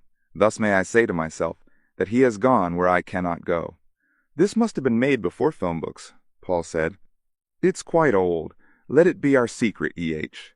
Your parents might think it too valuable for one so young. And Yue thought, his mother would surely wonder at my motives. Well, Paul closed the book, held it in his hand. If it's so valuable, quote, indulge an old man's whim, Yue said. It was given to me when I was very young. And he thought, I must catch his mind as well as his cupidity. Open it to 467 Kalima, where it says, from water does all life begin. There's a slight notch on the edge of the cover to mark the place. Paul felt the cover, detected 2 notches, one shallower than the other. He pressed the shallower one and the book spread open on his palm, its magnifier sliding into place. Read it aloud, Yue said. Paul wet his lips with his tongue, read, think you of the fact that a deaf person cannot hear, then what deafness may we not all possess? What senses do we lack that we cannot see and cannot hear another world all around us? What is there around us that we cannot? Stop it, Yue barked. Paul broke off, stared at him. Yue closed his eyes, fought to regain composure. What perversity caused the book to open at my Wana's favorite passage? He opened his eyes, saw Paul staring at him. Is something wrong? Paul asked. I'm sorry, Yue said. That was my dead wife's favorite passage. It's not the one I intended you to read. It brings up memories that are painful. There are 2 notches, Paul said. Of course, Yue thought. Wana marked her passage. His fingers are more sensitive than mine, and found her mark. It was an accident, no more. You may find the book interesting, Yue said. It has much historical truth in it, as well as good ethical philosophy. Paul looked down at the tiny book in his palm, such a small thing. Yet it contained a mystery. Something had happened while he read from it. He had felt something stir his terrible purpose. "Your father will be here any minute," Ye said. "Put the book away and read it at your leisure." Paul touched the edge of it as Yue had shown him. The book sealed itself. He slipped it into his tunic. For a moment there, when Yue had barked at him, Paul had feared the man would demand the book's return. "I thank you for the gift, Dr. Yue," Paul said, speaking formally. "It will be our secret. If there is a gift of favor you wish from me, please do not hesitate to ask." "I need for nothing," Yue said. And he thought, why do I stand here torturing myself, and torturing this poor lad, though he does not know it? Wait, damn those Harkonnen beasts. Why did they choose me for their abomination? Chapter 6. How do we approach the study of Muad'Dib's father? A man of surpassing warmth and surprising coldness was the Duke Leto Atreides. Yet many facts open the way to this duke: his abiding love for his Bene Gesserit lady, the dreams he held for his son, the devotion with which men served him. You see him there, a man snared by destiny, a lonely figure with his light dimmed behind the glory of his son. Still, one must ask, what is the son but an extension of the father? From Muad'Dib, Family Commentaries by the Princess Irulan, Paul watched his father enter the training room, saw the guards take up stations outside. One of them closed the door. As always, Paul experienced a sense of presence in his father, someone totally here. The Duke was tall, olive-skinned. His thin face held harsh angles, warmed only by deep gray eyes. He wore a black working uniform with red armorial hawk crest at the breast. A silvered shield belt with the patina of much use girded his narrow waist. The Duke said, "Hard at work, son?" He crossed to the L table, glanced at the papers on it, swept his gaze around the room and back to Paul. He felt tired, filled with the ache of not showing his fatigue. I must use every opportunity to rest during the crossing to Arrakis, he thought. There'll be no rest on Arrakis. Not very hard, Paul said. Everything's so... He shrugged. Yes, well, tomorrow we leave. It'll be good to get settled in our new home, put all this upset behind. Paul nodded, suddenly overcome by memory of the Reverend Mother's words. For the father, nothing. Father, Paul said, will Arrakis be as dangerous as everyone says? The Duke forced himself to the casual gesture, sat down on a corner of the table, smiled. A whole pattern of conversation welled up in his mind, the kind of thing he might use to dispel the vapors in his men before a battle. The pattern froze before it could be vocalized, confronted by the single thought. This is my son. It'll be dangerous, he admitted. Hawat tells me we have a plan for the Fremen, Paul said, and he wondered, why don't I tell him what that old woman said? How did she seal my tongue? The Duke noted his son's distress, said, as always, Hawat sees the main chance, but there's much more. I see also the Combine Honnête Ober-Advancer Mercantiles, the CHOAM company. By giving me Arrakis, His Majesty is forced to give us a CHOAM directorship, a subtle gain. CHOAM controls the spice, Paul said, and Arrakis with its spice is our avenue into CHOAM, the Duke said. There's more to CHOAM than melange. Did the Reverend Mother warn you? Paul blurted. He clenched his fists, feeling his palms slippery with perspiration. The effort it had taken to ask that question. Hawat tells me she frightened you with warnings about Arrakis, the Duke said. Don't let a woman's fears cloud your mind. No woman wants her loved ones endangered. The hand behind those warnings was your mother's. Take this as a sign of her love for us. Does she know about the Fremen? Yes, and about much more. What? And the Duke thought, the truth could be worse than he imagines. But even dangerous facts are valuable if you've been trained to deal with them. And there's one place where nothing has been spared for my son dealing with dangerous facts. This must be Levin, though. He is young. Few products escape the CHOAM touch, the Duke said. Logs, donkeys, horses, cows, lumber, dung, sharks, whale fur, the most prosaic and the most exotic. Even our poor pundi rice from Caladan. Anything the guild will transport, the art forms of Ekaz, the machines of Riches and Naiais. But all fades before melange. A handful of spice will buy a home on Tupil. It cannot be manufactured, it must be mined on Arrakis. It is unique and it has true geriatric properties. And now we control it? To a certain degree, but the important thing is to consider all the houses that depend on CHOAM profits. And think of the enormous proportion of those profits dependent upon a single product, the spice. Imagine what would happen if something should reduce spice production. Whoever had stockpiled melange could make a killing, Paul said. Others would be out in the cold. The Duke permitted himself a moment of grim satisfaction, looking at his son and thinking how penetrating, how truly educated that observation had been. He nodded. The Harkonnens have been stockpiling for more than 20 years. They mean spice production to fail, and you to be blamed. They wish the Atreides name to become unpopular, the Duke said. Think of the Landsraad houses that look to me for a certain amount of leadership, their unofficial spokesman. Think how they'd react if I were responsible for a serious reduction in their income. After all, one's own profits come first. The Great Convention be damned. You can't let someone pauperize you. A harsh smile twisted the Duke's mouth. They'd look the other way, no matter what was done to me. Even if we were attacked with atomics? Nothing that flagrant, no open defiance of the convention, but almost anything else short of that, perhaps even dusting and a bit of soil poisoning. Then why are we walking into this? Paul! The Duke frowned at his son. Knowing where the trap is, that's the first step in evading it. This is like single combat, son, only on a larger scale, a feint within a feint within a feint, seemingly without end. The task is to unravel it. Knowing that the Harkonnens stockpile melange, we ask another question. Who else is stockpiling? That's the list of our enemies. Who? Certain houses we knew were unfriendly, and some we thought friendly. We need not consider them for the moment, because there is one other much more important, our beloved Padishah Emperor. Paul tried to swallow in a throat suddenly dry. Couldn't you convene the Landsraad? Expose? Make our enemy aware we know which hand holds the knife. Ah, now, Paul, we see the knife. Now, who knows where it might be shifted next?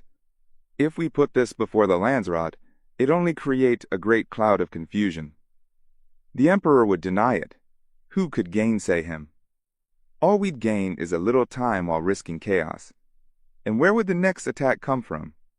All the houses might start stockpiling spice. Our enemies have a head start, too much of a lead to overcome. The Emperor, Paul said. That means the Sardaukar. Disguised in a Harkonnen livery, no doubt, the Duke said, but the soldier fanatics nonetheless. How can Fremen help us against Sardaukar? Did Hawat talk to you about Seleucia Secundus? The Emperor's prison planet? No. What if it were more than a prison planet, Paul? There's a question you never hear asked about the Imperial Corps of Sardaukar. Where do they come from? From the prison planet? They come from somewhere, but the supporting levies the Emperor demands from... That's what we're led to believe. They're just the Emperor's levies, trained young and superbly. You hear an occasional muttering about the Emperor's training cadres, but the balance of our civilization remains the same. The military forces of the Landsraad great houses on one side, the Sardaukar, and their supporting levies on the other. And their supporting levies, Paul. The Sardaukar remain the Sardaukar. But every report on Seleucia Secundus says SS is a hell world. Undoubtedly. But if you were going to raise tough, strong, ferocious men, what environmental conditions would you impose on them? How could you win the loyalty of such men? There are proven ways. Play on the certain knowledge of their superiority, the mystique of secret covenant, the esprit of shared suffering. It can be done. It has been done on many worlds, in many times. Paul nodded, holding his attention on his father's face. He felt some revelation impending. Consider Arrakis, the Duke said. When you get outside the towns and garrison villages, it's every bit as terrible a place as Seleucia Secundus. Paul's eyes went wide. The Fremen! We have there the potential of a corps as strong and deadly as the Sardaukar. It'll require patience to exploit them secretly, and wealth to equip them properly. But the Fremen are there, and the spice wealth is there. You see now why we walk into Arrakis, knowing the trap is there. Don't the Harkonnens know about the Fremen? The Harkonnens sneered at the Fremen, hunted them for sport, never even bothered trying to count them. We know the Harkonnen policy, with planetary populations, spend as little as possible to maintain them. The metallic threads in the hawk symbol above his father's breast glistened as the Duke shifted his position. You see? We're negotiating with the Fremen right now, Paul said. I sent a mission headed by Duncan Idaho, the Duke said. A proud and ruthless man, Duncan, but fond of the truth. I think the Fremen will admire him. If we're lucky, they may judge us by him. Duncan, the moral. Duncan, the moral, Paul said, and Gurney the valorous. You name them well, the Duke said, and Paul thought. Gurney's one of those the Reverend Mother meant, a supporter of worlds, the valor of the brave.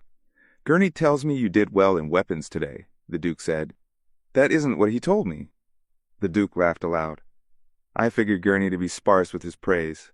He says you have a nicety of awareness, in his own words, of the difference between a blade's edge and its tip. Gurney says there's no artistry in killing with the tip, that it should be done with the edge. Gurney's a romantic, the Duke growled. This talk of killing suddenly disturbed him, coming from his son. I'd sooner you never had to kill, but if the need arises, you do it however you can tip or edge.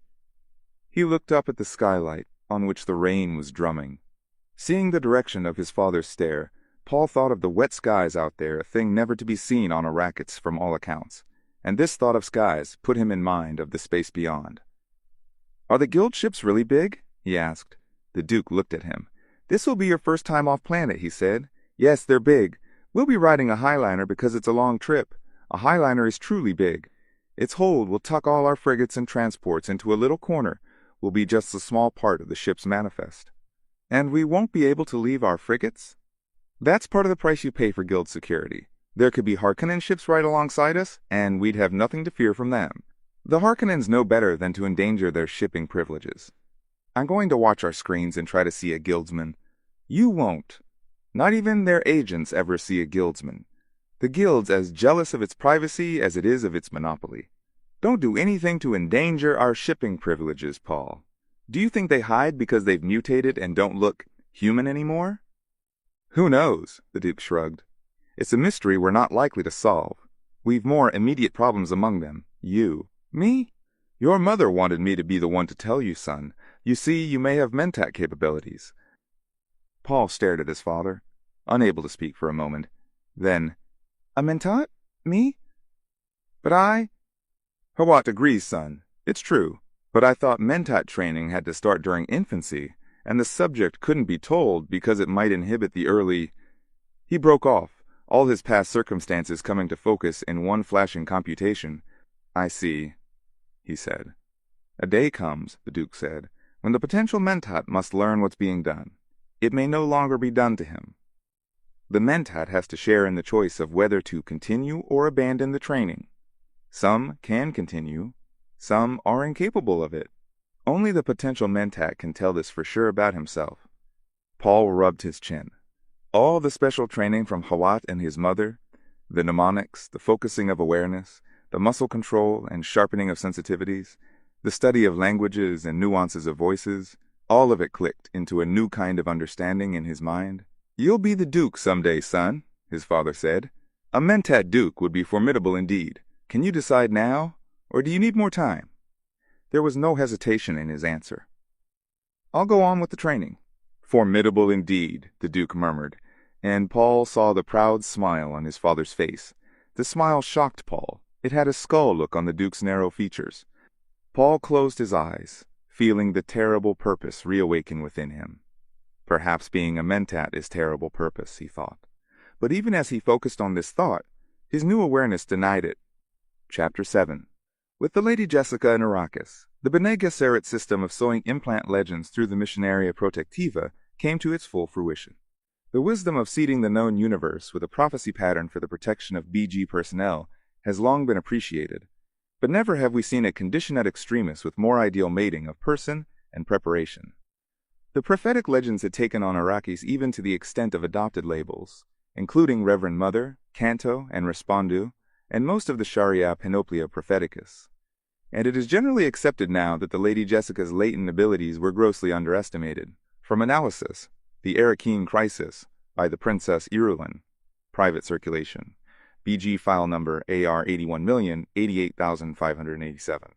All around the Lady Jessica, piled in corners of the Arakeen Great Hall, mounded in the open spaces, stood the packaged freight of their lives, boxes, trunks, cartons, cases some partly unpacked, She could hear the cargo handlers from the guild shuttle depositing another load in the entry. Jessica stood in the center of the hall. She moved in a slow turn, looking up and around at shadowed carvings, crannies, and deeply recessed windows. This giant anachronism of a room reminded her of the sisters' hall at her Bene Gesserit school. But at the school the effect had been of warmth. Here, all was bleak stone. Some architect had reached far back into history for these buttressed walls and dark hangings, she thought. The arched ceiling stood 2 stories above her, with great crossbeams she felt sure had been shipped here to Arrakis across space at monstrous cost. No planet of this system grew trees to make such beams, unless the beams were imitation wood. She thought not. This had been the government mansion in the days of the old empire. Costs had been of less importance then. It had been before the Harkonnens and their new megalopolis of Carthage, a cheap and brassy place, some 200 kilometers northeast across the broken land. Leto had been wise to choose this place for his seat of government. The name Arrakeen had a good sound, filled with tradition. And this was a smaller city, easier to sterilize and defend. Again there came the clatter of boxes being loaded in the entry. Jessica sighed. Against a carton to her right stood the painting of the Duke's father. Wrapping twine hung from it like a frayed decoration. A piece of the twine was still clutched in Jessica's left hand. Beside the painting lay a black bull's head mounted on a polished board. The head was a dark island in a sea of wadded paper. Its plaque lay flat on the floor, and the bull's shiny muzzle pointed at the ceiling as though the beast were ready to bellow a challenge into this echoing room. Jessica wondered what compulsion had brought her to uncover those 2 things. First, the head and the painting. She knew there was something symbolic in the action. Not since the day when the Duke's buyers had taken her from the school had she felt this frightened and unsure of herself. The head and the picture, they heightened her feelings of confusion. She shuddered, glanced at the slit windows high overhead. It was still early afternoon here, and in these latitudes the sky looked black and cold, so much darker than the warm blue of Caladan. A pang of homesickness throbbed through her. "So far away, Caladan." "Here we are!" The voice was Duke Leto's. She whirled, saw him striding from the arched passage to the dining hall. His black working uniform with red armorial hawk crest at the breast looked dusty and rumpled. "I thought you might have lost yourself in this hideous place," he said. "It is a cold house," she said. She looked at his tallness, at the dark skin that made her think of olive groves and golden sun on blue waters. There was wood smoke in the gray of his eyes, but the face was predatory. Thin, full of sharp angles and planes. A sudden fear of him tightened her breast. He had become such a savage, driving person since the decision to bow to the Emperor's command. "The whole city feels cold," she said. "It's a dirty, dusty little garrison town," he agreed. "But we'll change that." He looked around the hall. "These are public rooms for state occasions. I've just glanced at some of the family apartments in the south wing. They're much nicer." He stepped closer, touched her arm, admiring her stateliness. And again he wondered at her unknown ancestry, a renegade house, perhaps? Some black-barred royalty? She looked more regal than the Emperor's own blood. Under the pressure of his stare, she turned half away, exposing her profile, and he realized there was no single and precise thing that brought her beauty to focus. The face was oval, under a cap of hair, the color of polished bronze. Her eyes were set wide, as green and clear as the morning skies of Caladan. The nose was small, the mouth wide and generous. Her figure was good, but scant, tall and with its curves gone to slimness. He remembered that the lay sisters at the school had called her skinny, so his buyers had told him. But that description oversimplified. She had brought a regal beauty back into the Atreides line. He was glad that Paul favored her. "Where's Paul?" he asked. "Someplace around the house, taking his lessons with Yue." "Probably in the south wing," he said. "I thought I heard Yue's voice, but I couldn't take time to look." He glanced down at her, hesitating. "I came here only to hang the key of Caladan Castle in the dining hall." She caught her breath, stopped the impulse to reach out to him. Hanging the key there was finality in that action. But this was not the time or place for comforting. "I saw our banner over the house as we came in," she said. He glanced at the painting of his father. "Where were you going to hang that?" "Somewhere in here." "No." The word rang flat and final, telling her she could use trickery to persuade, but open argument was useless. Still, she had to try, even if the gesture served only to remind herself that she would not trick him. "My lord," she said, "if you'd only, quote, the answer remains no. I indulge you shamefully in most things, not in this. I've just come from the dining hall where there are—" "My lord, please, the choice is between your digestion and my ancestral dignity, my dear," he said. "They will hang in the dining hall." She sighed. "Yes, my lord. You may resume your custom of dining in your rooms whenever possible. I shall expect you at your proper position only on formal occasions." "Thank you, my lord. And don't go all cold and formal on me. Be thankful that I never married you, my dear. Then it'd be your duty to join me at table for every meal." She held her face immobile, nodded. "Hawat already has our own poison snooper over the dining table," he said. "There's a portable in your room." "You anticipated this." "Disagreement," she said. "My dear, I think also of your comfort. I've engaged servants. They're locals, but Hawat has cleared them, they're Fremen all. They'll do until our own people can be released from their other duties. Can anyone from this place be truly safe? Anyone who hates Harkonnens.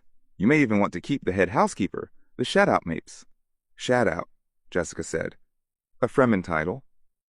"I'm told it means well-dipper, a meaning with rather important overtones here. She may not strike you as a servant type, although Hawat speaks highly of her on the basis of Duncan's report. They're convinced she wants to serve specifically, that she wants to serve you. Me? The Fremen have learned that you're Bene Gesserit," he said. "There are legends here about the Bene Gesserit." The Missionaria Protectiva, Jessica thought. No place escapes them. "Does this mean Duncan was successful?" she asked. "Will the Fremen be our allies?" "There's nothing definite," he said. "They wish to observe us for a while, Duncan believes. They did, however, promise to stop raiding our outlying villages during a truce period. That's a more important gain than it might seem. Hawat tells me the Fremen were a deep thorn in the Harkonnen side, that the extent of their ravages was a carefully guarded secret. It wouldn't have helped for the Emperor to learn the ineffectiveness of the Harkonnen military." "A Fremen housekeeper," Jessica mused, returning to the subject of the Shadout Mapes. "She'll have the all-blue eyes." "Don't let the appearance of these people deceive you," he said. "There's a deep strength and healthy vitality in them. I think they'll be everything we need." "It's a dangerous gamble," she said. "Let's not go into that again," he said. She forced a smile. "We are committed, no doubt of that." She went through the quick regimen of calmness, the 2 deep breaths, the ritual thought. Then, "When I assign rooms, is there anything special I should reserve for you?" "You must teach me some day how you do that," he said. "The way you thrust your worries aside and turn to practical matters. It must be a Bene Gesserit thing." "It's a female thing," she said. He smiled. "Well, assignment of rooms. Make certain I have large office space next my sleeping quarters. There'll be more paperwork here than on Caladan. A guard room, of course. That should cover it. Don't worry about security of the house. Hawat's men have been over it in depth." "I'm sure they have." He glanced at his wristwatch. "And you might see that all our timepieces are adjusted for Arakeen local. I've assigned a tech to take care of it. He'll be along presently." He brushed a strand of her hair back from her forehead. "I must return to the landing field now. The second shuttle's due any minute with my staff reserves." "Couldn't Hawat meet them, my lord? You look so tired. The good Thufir is even busier than I am. You know this planet's infested with Harkonnen intrigues. Besides, I must try persuading some of the trained spice hunters against leaving. They have the option, you know, with the change of fief, and this planetologist, the Emperor, and Landsrod installed as judge of the change, cannot be bought. He's allowing the opt. About 800 trained hands expect to go out on the spice shuttle, and there's a guild cargo ship standing by." "My lord," she broke off, hesitating. "Yes? He will not be persuaded against trying to make this planet secure for us," she thought. "And I cannot use my tricks on him." "At what time will you be expecting dinner?" she asked. That's not what she was going to say, he thought. "Ah, my Jessica, would that we were somewhere else, anywhere away from this terrible place alone, the 2 of us, without a care." "I'll eat in the officer's mess at the field," he said. "Don't expect me until very late, and, I'll be sending a guard car for Paul." I want him to attend our strategy conference." He cleared his throat as though to say something else, then, without warning, turned and strode out, headed for the entry where she could hear more boxes being deposited. His voice sounded once from there, commanding and disdainful, the way he always spoke to servants when he was in a hurry. "The Lady Jessica's in the great hall. Join her there immediately." The outer door slammed. Jessica turned away, faced the painting of Leto's father. It had been done by the famed artist Alba during the old Duke's middle years. He was portrayed in matador costume, with a magenta cape flung over his left arm. The face looked young, hardly older than Leto's now, and with the same hawk features, the same gray stare. She clenched her fists at her sides, glared at the painting. "Damn you! Damn you! Damn you!" she whispered. "What are your orders, Nobleborn?" It was a woman's voice, thin and stringy. Jessica whirled, stared down at a knobby, gray-haired woman in a shapeless sack dress of bondsman brown. The woman looked as wrinkled and desiccated as any member of the mob that had greeted them along the way from the landing field that morning. Every native she had seen on this planet, Jessica thought, looked prune dry and undernourished. Yet Leto had said they were strong and vital. And there were the eyes, of course that wash of deepest, darkest blue, without any white secretive, mysterious. Jessica forced herself not to stare. The woman gave a stiff-necked nod, said, "I am called the Shadow Mapes, Nobleborn. What are your orders?" "You may refer to me as my lady," Jessica said. "I'm not Nobleborn. I'm the bound concubine of the Duke Leto." Again that strange nod, and the woman peered upward at Jessica with a sly questioning. "There's a wife, then?"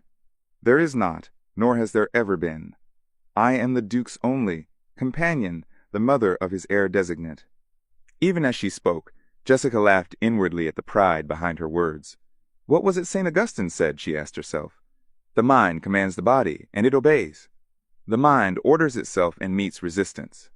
Yes, I am meeting more resistance lately. I could use a quiet retreat by myself. A weird cry sounded from the road outside the house. It was repeated, "Sususuk, sususuk." Then, "Ichwati, ichwati," and again, "Sususuk." "What is that?" Jessica asked. "I heard it several times as we drove through the streets this morning." "Only a water cellar, my lady, but you've no need to interest yourself in such as they. The cistern here holds 50,000 liters, and it's always kept full." She glanced down at her dress. "Why, you know, my lady, I don't even have to wear my still suit here," she cackled. "And me not even dead." Jessica hesitated, wanting to question this Fremen woman, needing data to guide her. But bringing order of the confusion in the castle was more imperative. Still, she found the thought unsettling that water was a major mark of wealth here. "My husband told me of your title, Shadout," Jessica said. "I recognize the word. It's a very ancient word." "You know the ancient tongues, then?" Mapes asked, and she waited with an odd intensity. "Tongues are the Bene Gesserit's first learning," Jessica said. "I know the Botani Jib and the Chakobsa, all the hunting languages." Mapes nodded. "Just as the legend says." And Jessica wondered, why do I play out this sham? But the Bene Gesserit ways were devious and compelling. "I know the dark things and the ways of the Great Mother," Jessica said. She read the more obvious signs in Mapes' actions and appearance, the petit betrayals. "Misetis pregia," she said in the Chakobsa tongue. "Andro trepera, trada si ik buscacri, misetis peracri." Mapes took a backward step, appeared poised to flee. "I know many things," Jessica said. "I know that you have borne children, that you have lost loved ones, that you have hidden in fear, and that you have done violence and will yet do more violence. I know many things." In a low voice, Mapes said, "I meant no offense, my lady." "You speak of the legend and seek answers," Jessica said. "Beware the answers you may find. I know you came prepared for violence with a weapon in your bodice." "My lady, There's a remote possibility you could draw my life's blood," Jessica said. "But in so doing, you'd bring down more ruin than your wildest fears could imagine. There are worse things than dying, you know, even for an entire people." "My lady," Mapes pleaded. She appeared about to fall to her knees. "The weapon was sent as a gift to you should you prove to be the one." "And as the means of my death should I prove otherwise," Jessica said. She waited in the seeming relaxation that made the Bene Gesserit train so terrifying in combat. Now we see which way the decision tips, she thought. Slowly, Mapes reached into the neck of her dress, brought out a dark sheath. A black handle with deep finger ridges protruded from it. She took sheath in one hand and handle in the other, withdrew a milk-white blade, held it up. The blade seemed to shine and glitter with a light of its own. It was double-edged like a kinjal, and the blade was perhaps 20 centimeters long. "Do you know this, my lady?" Mapes asked. It could only be one thing, Jessica knew, the fabled crysknife of Arrakis, the blade that had never been taken off the planet and was known only by rumor and wild gossip. "It's a crysknife," she said. "Say it not lightly," Mapes said. "Do you know its meaning?" And Jessica thought, there was an edge to that question. Here's the reason this Fremen has taken service with me, to ask that one question. My answer could precipitate violence, or what? She seeks an answer from me, the meaning of a knife. She's called the Shadow in the Chakobza tongue. Knife, that's Deathmaker in Chakobza. She's getting restive. I must answer now. Delay is as dangerous as the wrong answer. Jessica said, "It's a maker." "Ee!" Mapes wailed. It was a sound of both grief and elation. She trembled so hard the knife blade sent glittering shards of reflection shooting around the room. Jessica waited, poised. She had intended to say the knife was a maker of death and then add the ancient word, but every sense warned her now, all the deep training of alertness that exposed meaning in the most casual muscle twitch. The key word was maker. Maker? Maker. Still, Mapes held the knife as though ready to use it. Jessica said, "Did you think that I, knowing the mysteries of the Great Mother, would not know the maker?" Mapes lowered the knife. "My lady, when one has lived with prophecy for so long, the moment of revelation is a shock." Jessica thought about the prophecy, the Sharia, and all the Panoplia Propheticus, a Bene Gesserit of the Missionaria Protectiva, dropped here long centuries ago. Long dead, no doubt, but her purpose accomplished. The protective legends implanted in these people against the day of a Bene Gesserit's need. Well, that day had come. Mapes returned knife to sheath, said, "This is an unfixed blade, my lady. Keep it near you. More than a week away from flesh, and it begins to disintegrate. It's yours, a tooth of Shehulud, for as long as you live." Jessica reached out her right hand, risked a gamble. "Mapes, you've sheathed that blade unblooded." With a gasp, Mapes dropped the sheath knife into Jessica's hand, tore open the brown bodice, wailing. "Take the water of my life." Jessica withdrew the blade from its sheath. How it glittered! She directed the point toward Mapes, saw a fear greater than death panic come over the woman. Poison in the point? Jessica wondered. She tipped up the point, drew a delicate scratch with the blade's edge above Mapes's left breast. There was a thick welling of blood that stopped almost immediately. Ultra-fast coagulation, Jessica thought. A moisture-conserving mutation? She sheathed the blade, said, "Button your dress, Mapes." Mapes obeyed, trembling. The eyes without white stared at Jessica. "You are ours," she muttered. "You are the one." There came another sound of unloading in the entry. Swiftly, Mapes grabbed the sheathed knife, concealed it in Jessica's bodice. "Who sees that knife must be cleansed or slain," she snarled. "You know that, my lady." "I know it now," Jessica thought. The cargo handlers left without intruding on the great hall. Mapes composed herself, said, "The uncleansed who have seen a crysknife may not leave Arrakis alive. Never forget that, my lady. You've been entrusted with a crysknife." She took a deep breath. "Now the thing must take its course. It cannot be hurried." She glanced at the stacked boxes and piled goods around them. "And there's work aplenty to while the time for us here." Jessica hesitated. "The thing must take its course." That was a specific catchphrase from the Missionaria Protectiva's stock of incantations, the coming of the Reverend Mother to free you. "But I'm not a Reverend Mother," Jessica thought. And then, "Great Mother! They planted that one here. This must be a hideous place." In matter-of-fact tones, Mapes said, "What'll you be wanting me to do first, my lady?" Instinct warned Jessica to match that casual tone. She said, "The painting of the old Duke over there, it must be hung on one side of the dining hall. The bull's head must go on the wall opposite the painting."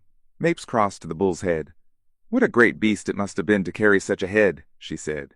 She stooped. "I'll have to be cleaning this first, won't I, my lady?" "No. But there's dirt caked on its horns." "That's not dirt, Mapes. That's the blood of our Duke's father. Those horns were sprayed with a transparent fixative within hours after this beast killed the old Duke. Mapes stood up. "Ah, now," she said. "It's just blood," Jessica said. "Old blood at that. Get some help hanging these now. The beastly things are heavy." "Did you think the blood bothered me?" Mapes asked. "I'm of the desert, and I've seen blood aplenty." "I see that you have," Jessica said. "And some of it my own," Mapes said. "More'n you drew with your puny scratch.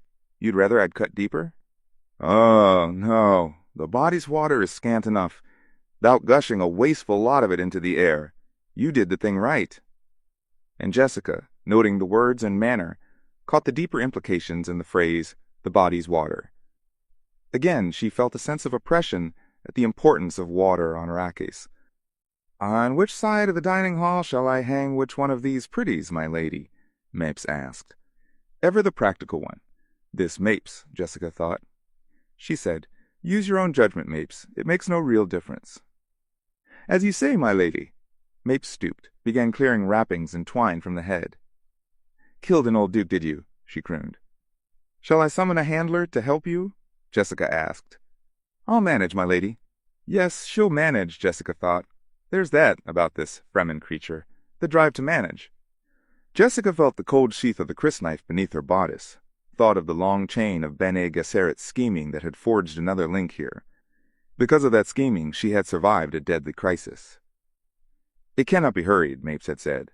Yet there was a tempo of headlong rushing to this place that filled Jessica with foreboding, and not all the preparations of the Missionaria Protectiva nor Hawat's suspicious inspection of this castellated pile of rocks could dispel the feeling. "When you've finished hanging those, start unpacking the boxes," Jessica said. "One of the cargo men at the entry has all the keys and knows where things should go. Get the keys and the list from him. If there are any questions, I'll be in the south wing." "As you will, my lady," Mapes said. Jessica turned away, thinking, Hawat may have passed this residency as safe, but there's something wrong about the place. I can feel it. An urgent need to see her son gripped Jessica. She began walking toward the arched doorway that led into the passage to the dining hall and the family wings. Faster and faster she walked until she was almost running. Behind her, Mapes paused in clearing the wrappings from the bull's head, looked at the retreating back. "She's the one all right," she muttered. "Poor thing." Chapter 8. "Yea, Yue, Yue," goes the refrain. "A million deaths were not enough for Yue." From A Child's History of Muad'Dib by the Princess Iulan. The door stood ajar, and Jessica stepped through it into a room with yellow walls. To her left stretched a low settee of black hide and 2 empty bookcases, a hanging water flask with dust on its bulging sides. To her right, bracketing another door, stood more empty bookcases, a desk from Caladan, and 3 chairs. At the windows, directly ahead of her, stood Dr. Yue, his back to her, his attention fixed upon the outside world. Jessica took another silent step into the room. She saw that Yue's coat was wrinkled, a white smudge near the left elbow as though he had leaned against chalk. He looked, from behind, like a fleshless stick figure in over-large black clothing, a caricature poised for stringy movement at the direction of a puppet master. Only the squarish block of head, with long ebony hair caught in its silver souk school ring at the shoulder, seemed alive, turning slightly to follow some movement outside. Again she glanced around the room, seeing no sign of her son, but the closed door on her right, she knew, led into a small bedroom for which Paul had expressed a liking. "Good afternoon, Dr. Yue," she said. "Where's Paul?" He nodded as though to something out the window, spoke in an absent manner without turning. "Your son grew tired, Jessica. I sent him into the next room to rest." Abruptly he stiffened, whirled with mustache flopping over his purpled lips. "Forgive me, my lady. My thoughts were far away. I did not mean to be familiar." She smiled, held out her right hand. For a moment she was afraid he might kneel. "Wellington, please." "To use your name like that, We've known each other 6 years," she said. "It's long past time. Formalities should have been dropped between us in private." You ventured a thin smile, thinking, "I believe it has worked. Now, she'll think anything unusual in my manner is due to embarrassment. She'll not look for deeper reasons when she believes she already knows the answer." "I'm afraid I was wool-gathering," he said. "Whenever I feel especially sorry for you, I'm afraid I think of you as, well, Jessica. Sorry for me. Whatever for." Yue shrugged. Long ago, he had realized Jessica was not gifted with the full truth-say, as his Juana had been. Still, he always used the truth with Jessica, whenever possible.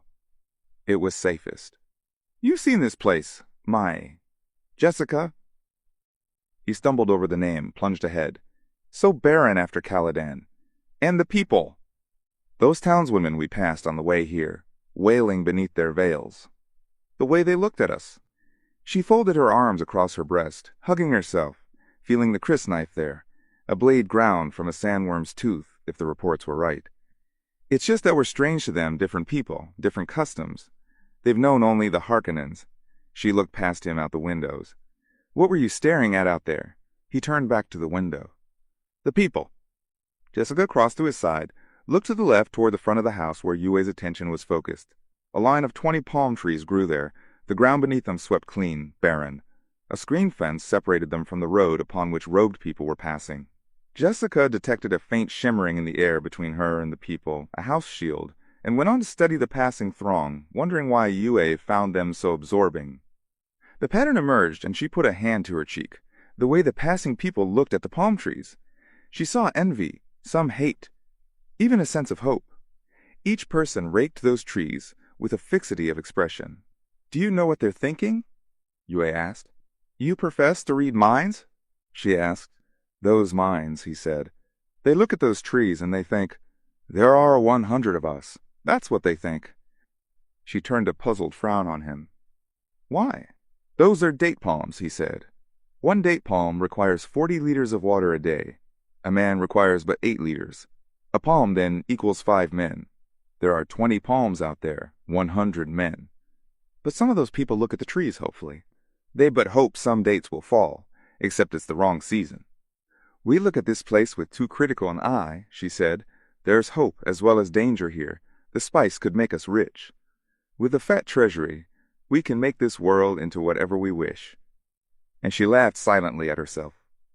"Who am I trying to convince?"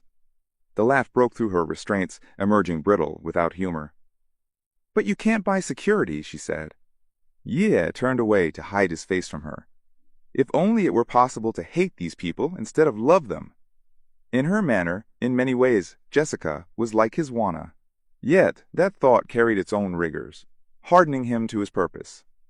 The ways of the Harkonnen cruelty were devious. Juana might not be dead. He had to be certain.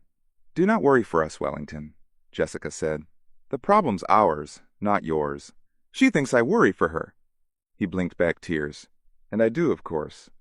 But I must stand before that Black Baron with his deed accomplished, and take my one chance to strike him where he is weakest in his gloating moment."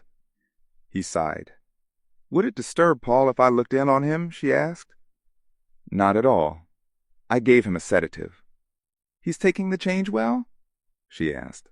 "Except for getting a bit overtired. He's excited, but what 15-year-old wouldn't be under these circumstances?"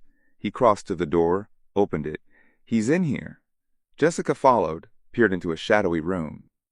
Paul lay on a narrow cot, one arm beneath a light cover, the other thrown back over his head. Slatted blinds at a window beside the bed wove a loom of shadows across face and blanket. Jessica stared at her son, seeing the oval shape of face, so like her own. But the hair was the Duke's coal-colored and tousled. Long lashes concealed the lime-toned eyes. Jessica smiled, feeling her fears retreat.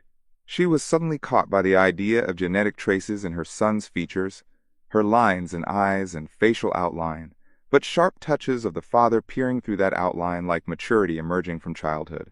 She thought of the boy's features as an exquisite distillation out of random patterns, endless cues of happenstance meeting at this nexus.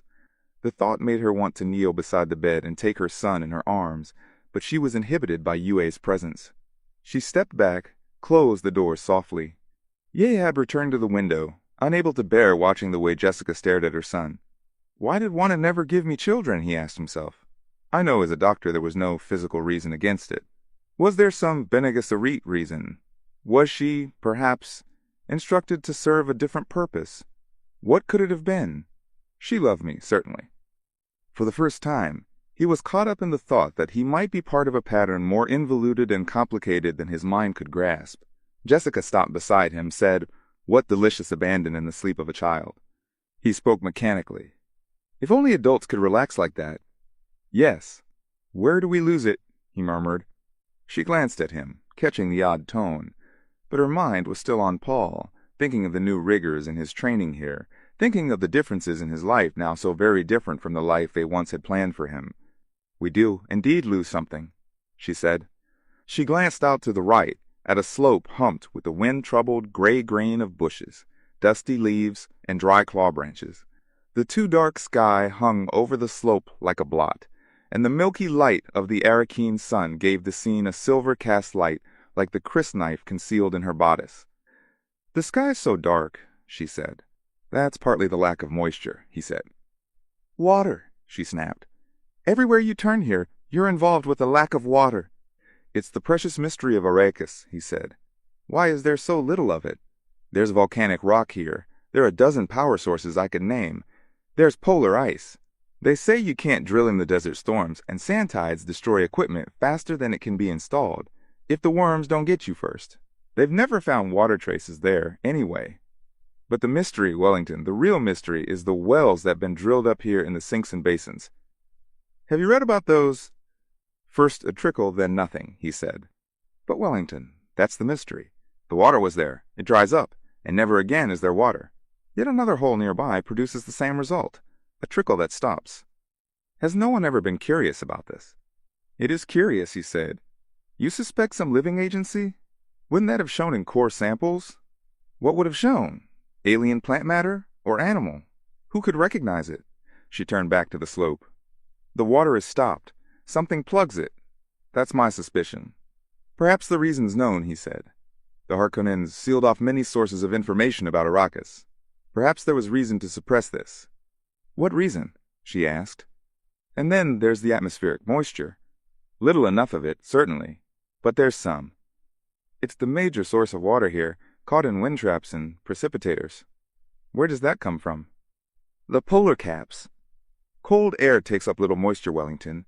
There are things here behind the Harkonnen veil that bear close investigation, and not all of those things are directly involved with the spice. We are indeed behind the Harkonnen veil, he said. Perhaps we'll... He broke off, noting the sudden intense way she was looking at him. Is something wrong? The way you say Harkonnen, she said. Even my Duke's voice doesn't carry that weight of venom when he uses the hated name. I didn't know you had personal reasons to hate them, Wellington. Great mother, he thought. I've aroused her suspicions. Now I must use every trick my Wana taught me. There's only one solution. Tell the truth as far as I can. He said, You didn't know that my wife, my Wana... He shrugged, unable to speak past a sudden constriction in his throat. Then, they... The words would not come out. He felt panic, closed his eyes tightly, experiencing the agony in his chest, and little else until a hand touched his arm gently. Forgive me, Jessica said. I did not mean to open an old wound. And she thought, Those animals! His wife was Bene Gesserit. The signs are all over him. And it's obvious. The Harkonnens killed her. Here's another poor victim, bound to the Atreides, by a cherem of hate. I am sorry, he said. I'm unable to talk about it. He opened his eyes, giving himself up to the internal awareness of grief. That, at least, was truth. Jessica studied him, seeing the up-angled cheeks, the dark sequins of almond eyes, the butter complexion and stringy mustache hanging like a curved frame around purpled lips and narrow chin. The creases of his cheeks and forehead, she saw, were as much lines of sorrow as of age. A deep affection for him came over her. Wellington, I'm sorry we brought you into this dangerous place, she said. I came willingly, he said, and that too was true. But this whole planet's a Harkonnen trap. You must know that. It will take more than a trap to catch the Duke Leto, he said, and that too was true. Perhaps I should be more confident of him, she said. He is a brilliant tactician. We've been uprooted, he said. That's why we're uneasy. And how easy it is to kill the uprooted plant, she said, especially when you put it down in hostile soil. Are we certain the soil's hostile? There were water riots when it was learned how many people the Duke was adding to the population, she said. They stopped only when the people learned we were installing new wind traps and condensers to take care of the load. There is only so much water to support human life here, he said. The people know if more come to drink a limited amount of water, the price goes up and the very poor die. But the Duke has solved this. It doesn't follow that the riots mean permanent hostility toward him. And guards, she said. Guards everywhere. And shields. You see the blurring of them everywhere you look. We did not live this way on Caladan. Give this planet a chance, he said. But Jessica continued to stare hard-eyed out the window. I can smell death in this place, she said. Hawat sent advance agents in here by the battalion. Those guards outside are his men. The cargo handlers are his men. There have been unexplained withdrawals of large sums from the treasury. The amounts mean only one thing, bribes in high places. She shook her head. Where Thufir Hawat goes, death and deceit follow. You malign him. Malign? I praise him. Death and deceit are our only hopes now. I just do not fool myself about Thufir's methods. You should keep busy, he said. Give yourself no time for such morbid... Busy? What is it that takes most of my time, Wellington? I am the Duke's secretary, so busy that each day I learn new things to fear. Things even he doesn't suspect I know. She compressed her lips, spoke thinly. Sometimes I wonder how much my Bene Gesserit business training figured in his choice of me. What do you mean? He found himself caught by the cynical tone, the bitterness that he had never seen her expose. Don't you think, Wellington, she asked, that a secretary bound to one by love is so much safer? That is not a worthy thought, Jessica. The rebuke came naturally to his lips. There was no doubt how the Duke felt about his concubine. One had only to watch him as he followed her with his eyes. She sighed. You're right. It's not worthy. Again, she hugged herself, pressing the sheathed crysknife against her flesh and thinking of the unfinished business it represented. There'll be much blood shed soon, she said. The Harkonnens won't rest until they're dead, or my Duke destroyed. The Baron cannot forget that Leto is a cousin of the royal blood no matter what the distance, while the Harkonnen titles came out of the CHOAM pocketbook. But the poison in him, deep in his mind, is the knowledge that an Atreides had a Harkonnen banished for cowardice after the Battle of Corran. The old feud, Yue muttered, and for a moment he felt an acid touch of hate. The old feud had trapped him in its web, killed his Wana, or worse left her for Harkonnen tortures, until her husband did their bidding. The old feud had trapped him, and these people were part of that poisonous thing. The irony was that such deadliness should come to flower here on Arrakis, the one source in the universe of melange, the prolonger of life, the giver of health. What are you thinking? She asked. I am thinking that the spice brings 620,000 Solaris, the decagram, on the open market right now. That is wealth to buy many things. Does greed touch even you, Wellington? Not greed. What then? He shrugged. Futility. He glanced at her. Can you remember your first taste of spice? It tasted like cinnamon. But never twice the same, he said. It's like life, it presents a different face each time you take it. Some hold that the spice produces a learned flavor reaction. The body, learning a thing is good for it, interprets the flavor as pleasurable, slightly euphoric, and, like life, never to be truly synthesized. I think it would have been wiser for us to go renegade, to take ourselves beyond the Imperial reach, she said. He saw that she hadn't been listening to him, focused on her words, wondering, yes, why didn't she make him do this? She could make him do virtually anything. He spoke quickly because here was truth and a change of subject. Would you think it bold of me? Jessica, if I asked a personal question? She pressed against the window ledge in an unexplainable pang of disquiet. Of course not. You're my friend. Why haven't you made the Duke marry you? She whirled, head up, glaring. Made him marry me? But... I should not have asked, he said. No, she shrugged. There's good political reason. As long as my Duke remains unmarried, some of the great houses can still hope for alliance. And... She sighed. Motivating people, forcing them to your will, gives you a cynical attitude toward humanity. It degrades everything it touches. If I made him do this, then it would not be his doing. It's a thing my Wana might have said, he murmured. And this, too, was truth. He put a hand to his mouth, swallowing convulsively. He had never been closer to speaking out, confessing his secret role. Jessica spoke, shattering the moment. Besides, Wellington, The Duke is really two men. One of them I love very much. He's charming, witty, considerate, tender, everything a woman could desire. But the other man is cold, callous, demanding, selfish, as harsh and cruel as a winter wind. That's the man shaped by the father." Her face contorted. "If only that old man had died when my Duke was born." In the silence that came between them, a breeze from a ventilator could be heard fingering the blinds. Presently she took a deep breath, said, "Leto's right. These rooms are nicer than the ones in the other sections of the house." She turned, sweeping the room with her gaze. "If you'll excuse me, Wellington, I want another look through this wing before I assign quarters." He nodded. "Of course." And he thought, "If only there were some way not to do this thing that I must do." Jessica dropped her arms, crossed to the hall door, and stood there a moment, hesitating, then let herself out. All the time we talked, he was hiding something, holding something back, she thought. To save my feelings, no doubt. He's a good man. Again, she hesitated, almost turned back to confront Yue and drag the hidden thing from him. But that would only shame him, frighten him to learn he's so easily read. I should place more trust in my friends. Chapter 9. Many have marked the speed with which Muad'Dib learned the necessities of Arrakis. The Bene Gesserit, of course, know the basis of this speed. For the others, we can say that Muad'Dib learned rapidly, because his first training was in how to learn, and the first lesson of all was the basic trust that he could learn. It is shocking to find how many people do not believe they can learn, and how many more believe learning to be difficult. Muad'Dib knew that every experience carries its lesson. From The Humanity of Muad'Dib by the Princess Irulan. Paul lay on the bed feigning sleep. It had been easy to palm Dr. Yue's sleeping tablet, to pretend to swallow it. Paul suppressed a laugh.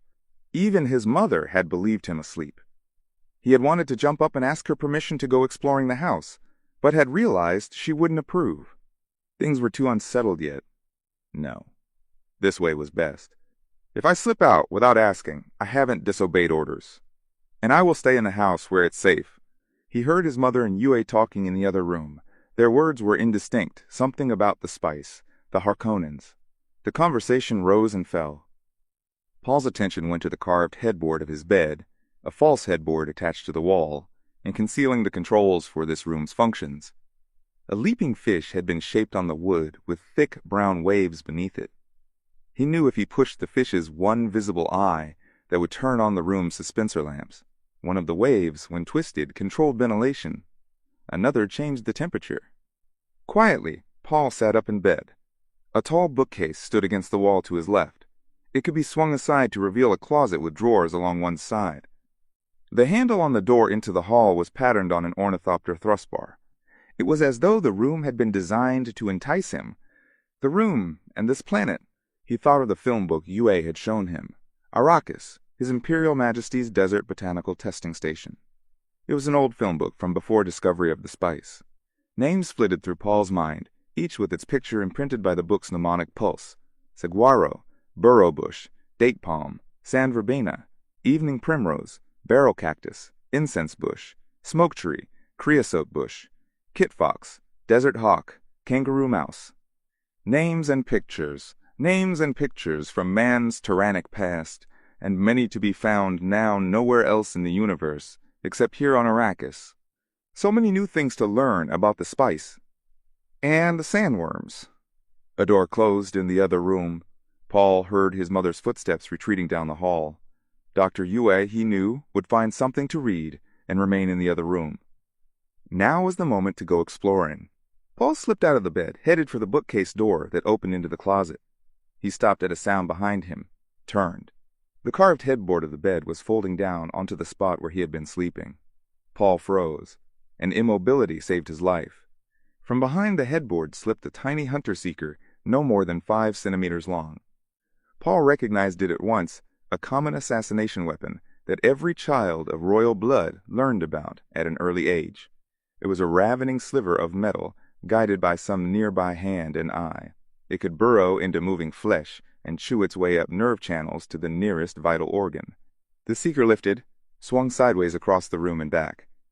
Through Paul's mind flashed the related knowledge, the hunter-seeker limitations.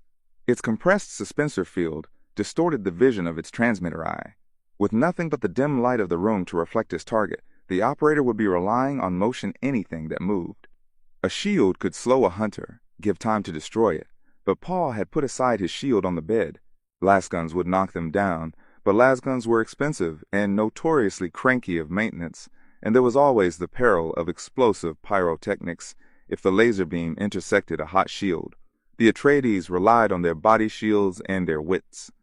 Now, Paul held himself in near catatonic immobility, knowing he had only his wits to meet this threat. The hunter-seeker lifted another half-meter. It rippled through the slatted light from the window blinds, back and forth, quartering the room.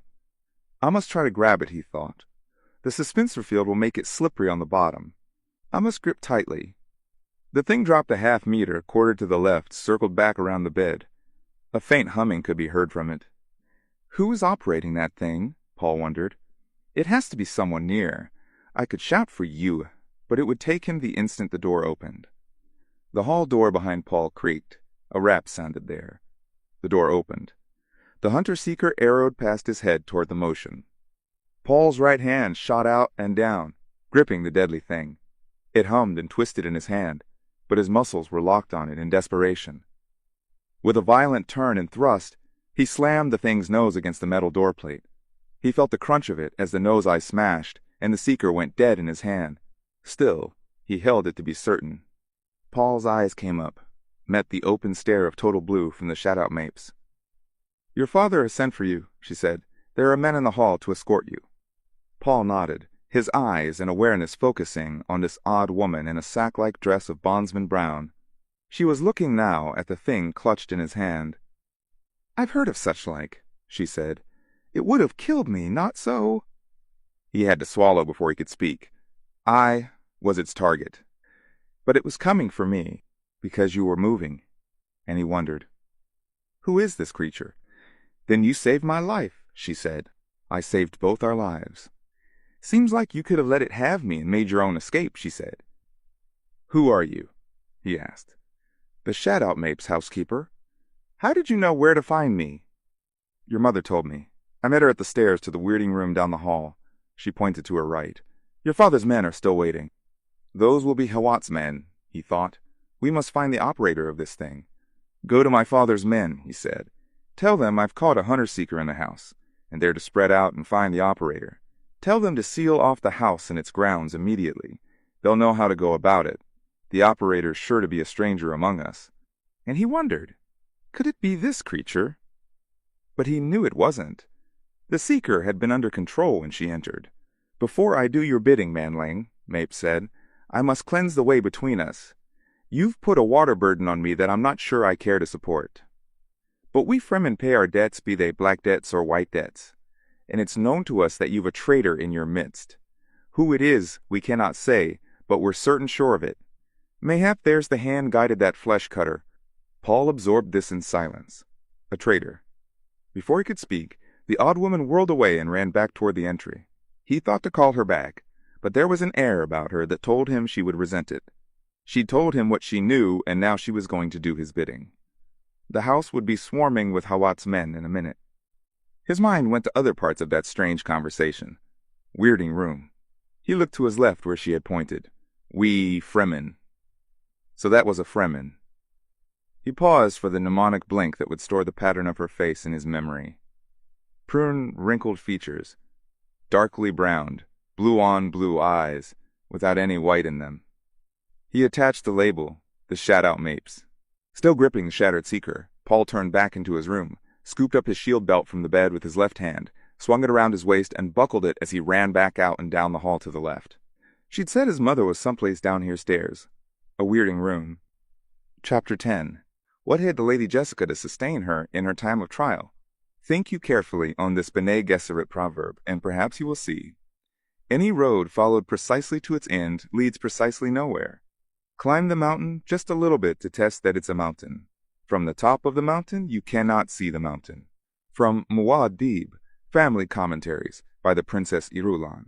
At the end of the south wing, Jessica found a metal stair spiraling up to an oval door. She glanced back down the hall, again up at the door. Oval? She wondered. What an odd shape for a door in a house. Through the windows beneath the spiral stairs, she could see the great white sun of Arrakis moving on toward evening.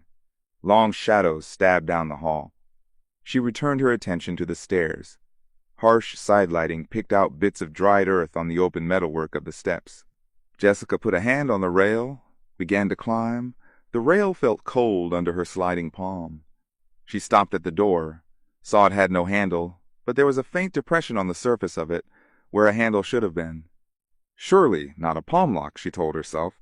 A palm lock must be keyed to one individual's hand shape and palm lines. But it looked like a palm lock. And there were ways to open any palm lock, as she had learned at school. Jessica glanced back to make certain she was unobserved, placed her palm against the depression in the door. The most gentle of pressures to distort the lines, a turn of the wrist, another turn, a sliding twist of the palm across the surface. She felt the click. But there were hurrying footsteps in the hall beneath her. Jessica lifted her hand from the door, turned, saw Mapes come to the foot of the stairs. "There are men in the great hall say they've been sent by the Duke to get young Master Paul," Mapes said. "They've the ducal signet, and the guard has identified them." She glanced at the door, back to Jessica. A cautious one, this Mapes, Jessica thought. That's a good sign. "He's in the 5th room from this end of the hall, the small bedroom," Jessica said. "If you have trouble waking him, call on Dr. Yue in the next room. Paul may require a wake shot." Again, Mapes cast a piercing stare at the oval door, and Jessica thought she detected loathing in the expression. Before Jessica could ask about the door and what it concealed, Mapes had turned away, hurrying back down the hall. "Awat certified this place," Jessica thought. "There can't be anything too terrible in here." She pushed the door. It swung inward onto a small room with another oval door opposite. The other door had a wheel handle. An airlock, Jessica thought. She glanced down, saw a door prop fall into the floor of the little room. The prop carried Hawat's personal mark. The door was left propped open, she thought. Someone probably knocked the prop down accidentally, not realizing the outer door would close on a palm lock. She stepped over the lip into the little room. Why an airlock in a house, she asked herself, and she thought suddenly of exotic creatures sealed off in special climates. Special climate. That would make sense on Arrakis, where even the driest of off-planet growing things had to be irrigated. The door behind her began swinging closed. She caught it and propped it open securely with the stick Hawat had left.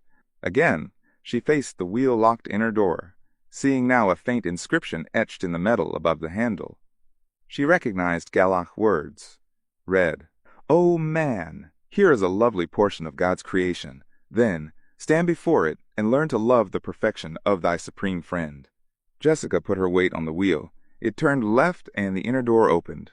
A gentle draft feathered her cheek, stirred her hair. She felt change in the air, a richer taste. She swung the door wide, looked through into massed greenery with yellow sunlight pouring across it. A yellow sun? She asked herself. Then, filter glass. She stepped over the sill and the door swung closed behind. A wet planet conservatory, she breathed. Potted plants and low-pruned trees stood all about. She recognized a mimosa, a flowering quince, a sondigi, green-blossomed planacenta, green and white-striped acarso, roses. Even roses. She bent to breathe the fragrance of a giant pink blossom, straightened to peer around the room. Rhythmic noise invaded her senses. She parted a jungle overlapping of leaves, looked through to the center of the room. A low fountain stood there, small with fluted lips. The rhythmic noise was a peeling, spooling arc of water falling thud-a-gallop onto the metal bowl. Jessica sent herself through the quick, sense-clearing regimen, began a methodical inspection of the room's perimeter. It appeared to be about 10 meters square.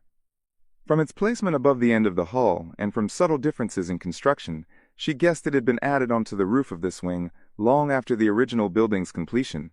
She stopped at the south limits of the room in front of the wide reach of filter glass, stared around. Every available space in the room was crowded with exotic, wet-climate plants. Something rustled in the greenery. She tensed, then glimpsed a simple clock-set servok with pipe and hose arms. An arm lifted, sent out a fine spray of dampness that misted her cheeks. The arm retracted, and she looked at what it had watered. A fern tree. Water everywhere in this room on a planet where water was the most precious juice of life. Water being wasted so conspicuously that it shocked her to inner stillness. She glanced out at the filter-yellowed sun. It hung low on a jagged horizon above cliffs that formed part of the immense rock uplifting known as the Shield Wall. Filter glass, she thought, to turn a white sun into something softer and more familiar. Who could have built such a place? Leto? It would be like him to surprise me with such a gift, but there hasn't been time, and he's been busy with more serious problems. She recalled the report that many Arakeen houses were sealed by airlock doors and windows to conserve and reclaim interior moisture. Leto had said it was a deliberate statement of power and wealth for this house to ignore such precautions, its doors and windows being sealed only against the omnipresent dust. But this room embodied a statement far more significant than the lack of water seals on outer doors. She estimated that this pleasure room used water enough to support 1,000 persons on Iraqis, possibly more. Jessica moved along the window, continuing to stare into the room. The move brought into view a metallic surface at table height beside the fountain, and she glimpsed a white notepad and stylus there, partly concealed by an overhanging fan leaf. She crossed to the table, noted Hawat's day signs on it, studied a message written on the pad. To the Lady Jessica, may this place give you as much pleasure as it has given me. Please permit the room to convey a lesson we learned from the same teachers. The proximity of a desirable thing tempts one to overindulgence. On that path lies danger. My kindest wishes, Margot, Lady Fenring. Jessica nodded, remembering that Leto had referred to the Emperor's former proxy here as Count Fenring. But the hidden message of the note demanded immediate attention, couched as it was in a way to inform her the writer was another Bene Gesserit. A bitter thought touched Jessica in passing. The Count married his lady. Even as this thought flicked through her mind, she was bending to seek out the hidden message. It had to be there.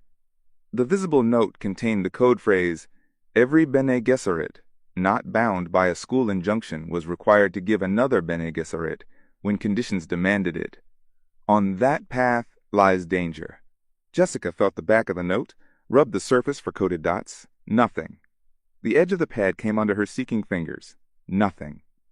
She replaced the pad where she had found it, feeling a sense of urgency. Something in the position of the pad? She wondered. But Hawat had been over this room, doubtless had moved the pad. She looked at the leaf above the pad. The leaf!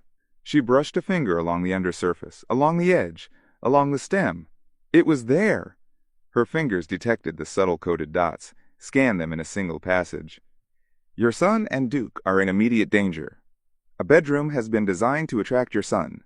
The H loaded it with death traps to be discovered, leaving one that may escape detection. Jessica put down the urge to run back to Paul. The full message had to be learned. Her fingers sped over the dots.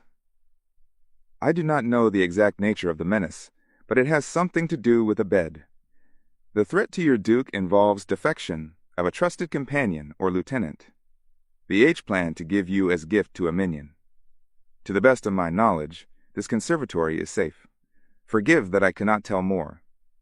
My sources are few as my count is not in the pay of the H. In haste, M.F. Jessica thrust the leaf aside, whirled to dash back to Paul.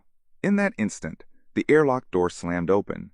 Paul jumped through it, holding something in his right hand, slammed the door behind him. He saw his mother, pushed through the leaves to her, glanced at the fountain, thrust his hand in the thing it clutched under the falling water. Paul, she grabbed his shoulder, staring at the hand. What is that? He spoke casually, but she caught the effort behind the tone. Hunter Seeker. Caught it in my room and smashed its nose, but I want to be sure. Water should short it out. Immerse it, she commanded. He obeyed.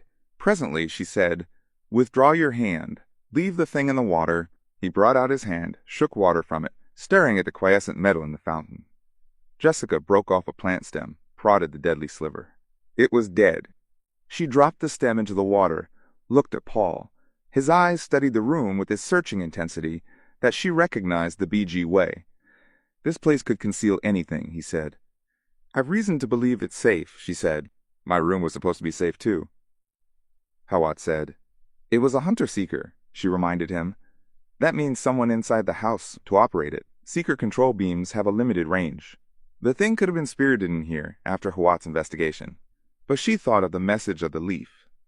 Defection of a trusted companion or lieutenant. Not Hawat, surely. Oh, surely not Hawat. Hawat's men are searching the house right now, he said. That seeker almost got the old woman who came to wake me. To shut out Mapes, Jessica said, remembering the encounter at the stairs. A summons from your father to... That can wait, Paul said. Why do you think this room's safe? She pointed to the note, explained about it. He relaxed slightly. But Jessica remained inwardly tense, thinking, a hunter-seeker, merciful mother. It took all her training to prevent a fit of hysterical trembling. Paul spoke matter-of-factly. It's the Harkonnens, of course. We shall have to destroy them. A rapping sounded at the airlock door, the code knock of one of Hawat's corps. Come in, Paul called. The door swung wide, and a tall man in a Atreides uniform with a Hawat insignia on his cap leaned into the room. There you are, sir, he said. The housekeeper said you'd be here. He glanced around the room. We found a cairn in the cellar and caught a man in it. He had a seeker console. I'll want to take part in the interrogation, Jessica said. Sorry, my lady, we messed him up catching him. He died. Nothing to identify him? She asked. We've found nothing yet, my lady. Was he an Arakeen native? Paul asked. Jessica nodded at the astuteness of the question. He has the native look, the man said.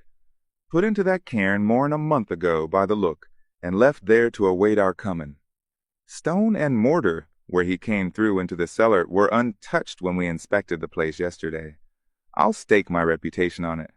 No one questions your thoroughness, Jessica said. I question it, my lady. We should have used sonic probes down there. I presume that's what you're doing now, Paul said. Yes, sir. Send word to my father that we'll be delayed. At once, sir, he glanced at Jessica. It's Hawat's order that under such circumstances as these, the young master be guarded in a safe place. Again his eyes swept the room. What of this place? I've reason to believe it's safe, she said. Both Hawat and I have inspected it. Then I'll mount guard outside here, my lady, until we've been over the house once more.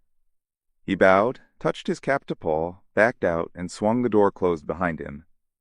Paul broke the sudden silence, saying, Had we better go over the house later ourselves? Your eyes might see things others would miss. This wing was the only place I hadn't examined, she said. I put if off to last because, quote, because Hawat gave it his personal attention, he said. She darted a quick look at his face, questioning. Do you distrust Hawat? She asked. No, but he's getting old. He's overworked. We could take some of the load from him. That'd only shame him and impair his efficiency, she said. A stray insect won't be able to wander into this wing after he hears about this. He'll be shamed that, quote, we must take our own measures, he said. Hawat has served 3 generations of Atreides with honor, she said. He deserves every respect and trust we can pay him, many times over. Paul said, when my father is bothered by something you've done, he says Bene Gesserit, like a swear word. And what is it about me that bothers your father? When you argue with him. You are not your father, Paul. And Paul thought, it'll worry her, but I must tell her what that Mapes woman said about a traitor among us. What are you holding back? Jessica asked. This isn't like you, Paul. He shrugged, recounted the exchange with Mapes. And Jessica thought of the message of the leaf. She came to sudden decision, showed Paul the leaf, told him its message. My father must learn of this at once, he said. I'll radiograph it in code and get it off. No, she said. You will wait until you can see him alone. As few as possible must learn about it. Do you mean we should trust no one? There's another possibility, she said. This message may have been meant to get to us. The people who gave it to us may believe it's true, but it may be that the only purpose was to get this message to us. Paul's face remained sturdily somber. To sow distrust and suspicion in our ranks, to weaken us that way, he said. You must tell your father privately and caution him about this aspect of it, she said. I understand. She turned to the tall reach of filter glass, stared out to the southwest, where the sun of Arrakis was sinking a yellowed ball above the cliffs. Paul turned with her, said, I don't think it's Hawat either. Is it possible it's Yue? He's not a lieutenant or companion, she said, and I can assure you he hates the Harkonnens as bitterly as we do. Paul directed his attention to the cliffs, thinking, and it couldn't be Gurney or Duncan. Could it be one of the sub-lieutenants? Impossible.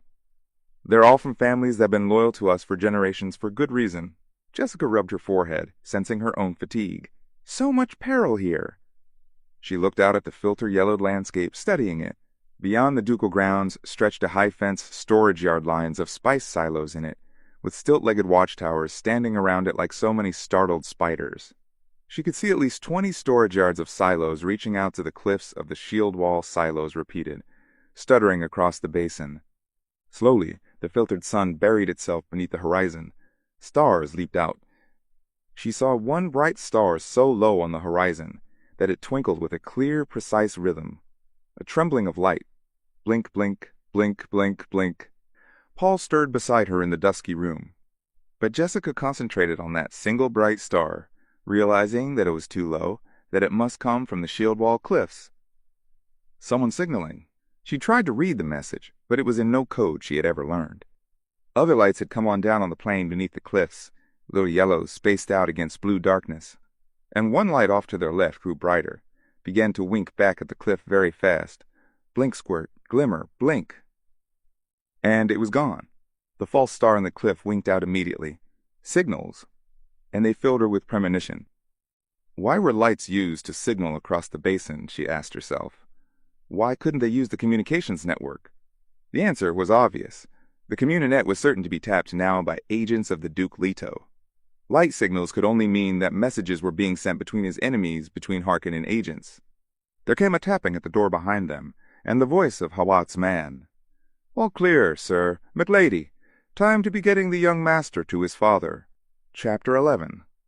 It is said that the Duke Leto blinded himself to the perils of Arrakis, that he walked heedlessly into the pit.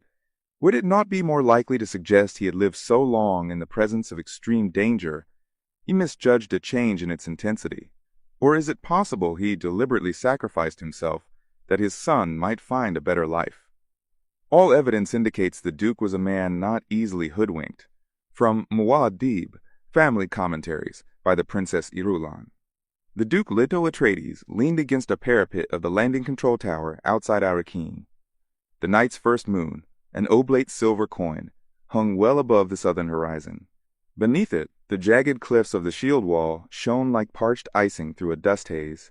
To his left, the lights of Arrakeen glowed in the haze yellow, white, blue.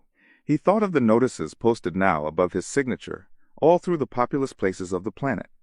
Our sublime Padishah Emperor has charged me to take possession of this planet and end all dispute. The ritualistic formality of it touched him with a feeling of loneliness. Who was fooled by that fatuous legalism? Not the Fremen, certainly, nor the Houses Minor who controlled the interior trade of Arrakis, and were Harkonnen creatures almost to a man. They have tried to take the life of my son. The rage was difficult to suppress. He saw lights of a moving vehicle coming toward the landing field from Arrakeen. He hoped it was the guard and troop carrier bringing Paul. The delay was galling, even though he knew it was prompted by caution on the part of Hawat's lieutenant. They have tried to take the life of my son. He shook his head to drive out the angry thoughts, glanced back at the field where 5 of his own frigates were posted around the rim like monolithic sentries. Better a cautious delay than... The lieutenant was a good one, he reminded himself. A man marked for advancement, completely loyal. Our sublime Padishah Emperor, if the people of this decadent garrison city could only see the Emperor's private note to his noble duke, the disdainful allusions to veiled men and women. But what else is one to expect of barbarians whose dearest dream is to live outside the ordered security of the Fofreluche? The Duke felt in this moment that his own dearest dream was to end all class distinctions, and never again think of deadly order. He looked up and out of the dust at the unwinking stars, thought, around one of those little lights circles Caladan, but I'll never again see my home. The longing for Caladan was a sudden pain in his breast. He felt that it did not come from within himself, but that it reached out to him from Caladan. He could not bring himself to call this dry wasteland of Arrakis his home, and he doubted he ever would. I must mask my feelings, he thought, for the boy's sake. If ever he's to have a home, this must be it. I may think of Arrakis as a hell I've reached before death, but he must find here that which will inspire him. There must be something. A wave of self-pity, immediately despised and rejected, swept through him, and for some reason he found himself recalling 2 lines from a poem Gurney Halleck often repeated. My lungs taste the air of time. Blown past falling sands. Quote, well, Gurney would find plenty of falling sands here, the Duke thought. The central wastelands beyond those moon-frosted cliffs were desert-barren rock, dunes and blowing dust, an uncharted dry wilderness with here and there along its rim, and perhaps scattered through it, knots of Fremen. If anything could buy a future for the Atreides line, the Fremen just might do it, provided the Harkonnens hadn't managed to infect even the Fremen with their poisonous schemes. They have tried to take the life of my son. A scraping metal racket vibrated through the tower, shook the parapet beneath his arms. Blast shutters dropped in front of him, blocking the view. Shuttle's coming in, he thought. Time to go down and get to work. He turned to the stairs behind him, headed down to the big assembly room, trying to remain calm as he descended, to prepare his face for the coming encounter. They have tried to take the life of my son. The men were already boiling in from the field when he reached the yellow-domed room. They carried their space bags over their shoulders, shouting and roistering like students returning from vacation. "Hey! Feel that under your dogs? That's gravity, man! How many G's does this place pull? Feels heavy. 9/10 of a G by the book." The crossfire of thrown words filled the big room. "Did you get a good look at this hole on the way down? Where's all the loot this place is supposed to have? The Harkonnens took it with them. Me for a hot shower and a soft bed. Haven't you heard, stupid? No showers down here. You scrub your ass with sand. Hey! Kenneth, the Duke!" The Duke stepped out of the stair entry into a suddenly silent room. Gurney Halleck strode along at the point of the crowd, bag over one shoulder, the neck of his 9-string balisette clutched in the other hand. They were long-fingered hands with big thumbs, full of tiny movements that drew such delicate music from the balisette. The Duke watched Halleck, admiring the ugly lump of a man, noting the glass splinter eyes with their gleam of savage understanding. Here was a man who lived outside the faux freluches, while obeying their every precept. What was it Paul had called him? Gurney, the valorous. Halleck's wispy blonde hair trailed across barren spots on his head. His wide mouth was twisted into a pleasant sneer, and the scar of the inkvine whip slashed across his jawline seemed to move with a life of its own. His whole air was of casual, shoulder-set capability. He came up to the Duke, bowed. "Gurney," Leto said. "My lord." He gestured with the balisette toward the men in the room. "This is the last of them. I'd have preferred coming in with the first wave, but, quote, there are still some Harkonnens for you," the Duke said. "Step aside with me, Gurney, where we may talk." "Yours to command, my lord." They moved into an alcove beside a coil-slot water machine while the men stirred restlessly in the big room. Halleck dropped his bag into a corner, kept his grip on the balisette. "How many men can you let Hawat have?" the Duke asked. "Is Thufir in trouble, sire?" "He's lost only 2 agents, but his advance men gave us an excellent line on the entire Harkonnen setup here. If we move fast, we may gain a measure of security, the breathing space we require. He wants as many men as you can spare men who won't balk at a little knife work. I can let him have 300 of my best," Halleck said. "Where shall I send them?" "To the main gate. Hawat has an agent there, waiting to take them." "Shall I get about it at once, sire?" "In a moment. We have another problem. The field commandant will hold the shuttle here until dawn on a pretext. The guild highliner that brought us is going on about its business, and the shuttle's supposed to make contact with a cargo ship taking up a load of spice. Our spice, my lord. Our spice. But the shuttle also will carry some of the spice hunters from the old regime. They've opted to leave with the change of fief, and the judge of the change is allowing it. These are valuable workers, Gurney, about 800 of them. Before the shuttle leaves, you must persuade some of those men to enlist with us." "How strong a persuasion, sire?" "I want their willing cooperation, Gurney. Those men have experience and skills we need. The fact that they're leaving suggests they're not part of the Harkonnen machine. Awat believes there could be some bad ones planted in the group, but he sees assassins in every shadow. Thufir has found some very productive shadows in his time, McLord. And there are some he hasn't found. But I think planting sleepers in this outgoing crowd would show too much imagination for the Harkonnens." "Possibly, sire. Where are these men?" "Down on the lower level, in a waiting room. I suggest you go down and play a tune or two to soften their minds, then turn on the pressure. You may offer positions of authority to those who qualify, offer 20% higher wages than they received under the Harkonnens." "No more than that, sire. I know the Harkonnen pay scales, and to men with their termination pay in their pockets and the wanderlust on them. Well, sire, 20% would hardly seem proper inducement to stay." Leto spoke impatiently. "Then use your own discretion in particular cases. Just remember that the treasury isn't bottomless. Hold it to 20% whenever you can. We particularly need spice drivers. Weather scanners. Dune men any with open sand experience. I understand, sire. They shall come all for violence. Their faces shall sup up as the east wind, and they shall gather the captivity of the sand. Quote, a very moving quotation, the Duke said. Turn your crew over to a lieutenant. Have him give a short drill on water discipline. Then bed the men down for the night in the barracks adjoining the field. Field personnel will direct them. And don't forget the men for Hawat. 300 of the best, sire. He took up his space bag. Where shall I report to you when I've completed my chores? I've taken over a council room topside here. We'll hold staff there. I want to arrange a new planetary dispersal order with armored squads going out first. Halleck stopped in the act of turning away, caught Leto's eye. Are you anticipating that kind of trouble, sire? I thought there was a judge of the change here. Both open battle and secret, the Duke said. There'll be blood aplenty spilled here before we're through. And the water which thou takest out of the river shall become blood upon the dry land, Halleck quoted. The Duke sighed. Hurry back, Gurney. Very good, my lord. The whipscar rippled to his grin. Behold, as a wild ass in the desert, go I forth to my work.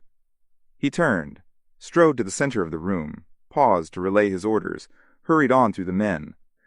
Leto shook his head at the retreating back. Halleck was a continual amazement, a head full of songs, quotations, and flowery phrases, and the heart of an assassin when it came to dealing with the Harkonnens. Presently, Leto took a leisurely diagonal course across to the lift, acknowledging salutes with a casual hand wave. He recognized a propaganda corpsman, stopped to give him a message that could be relayed to the men through channels. Those who had brought their women would want to know the women were safe and where they could be found. The others would wish to know that the population here appeared to boast more women than men. The Duke slapped the propaganda man on the arm, a signal that the message had top priority to be put out immediately, then continued across the room. He nodded to the men, smiled, traded pleasantries with the subaltern. Command must always look confident, he thought. All that faith riding on your shoulders while you sit in the critical seat and never show it. He breathed a sigh of relief when the lift swallowed him, and he could turn and face the impersonal doors. They have tried to take the life of my son. Chapter 12. Over the exit of the Arakeen landing field, crudely carved as though with a poor instrument, there was an inscription that Muad'Dib was to repeat many times. He saw it that first night on Arrakis, having been brought to the ducal command post to participate in his father's first full staff conference. The words of the inscription were a plea to those leaving Arrakis, but they fell with dark import on the eyes of a boy who had just escaped a close brush with death. They said, O you who know what we suffer here, do not forget us in your prayers. Quote, from Manual of Muad'Dib by the Princess Irulan. The whole theory of warfare is calculated risk, the Duke said, but when it comes to risking your own family, the element of calculation gets submerged in other things. He knew he wasn't holding in his anger as well as he should, and he turned, strode down the length of the long table and back. The Duke and Paul were alone in the conference room at the landing field. It was an empty-sounding room, furnished only with the long table, old-fashioned three-legged chairs around it, and a map-board and projector at one end. Paul sat at the table near the map-board. He had told his father the experience with the hunter-seeker, and given the reports that a traitor threatened him. The Duke stopped across from Paul, pounded the table. Hawat told me that house was secure. Paul spoke hesitantly. I was angry too at first, and I blamed Hawat. But the threat came from outside the house. It was simple, clever, and direct. And it would have succeeded were it not for the training given me by you and many others, including Hawat. Are you defending him? The Duke demanded. Yes. He's getting old. That's it. He should be... He's wise with much experience, Paul said. How many of Hawat's mistakes can you recall? I should be the one defending him, the Duke said. Not you. Paul smiled. Leto sat down at the head of the table, put a hand over his son's. You've matured lately, son. He lifted his hand. It gladdens me. He matched his son's smile. Hawat will punish himself. He'll direct more anger against himself over this than both of us together could pour on him. Paul glanced toward the darkened windows beyond the mapboard, looked at the night's blackness. Room lights reflected from a balcony railing out there. He saw movement and recognized the shape of a guard in Atreides' uniform.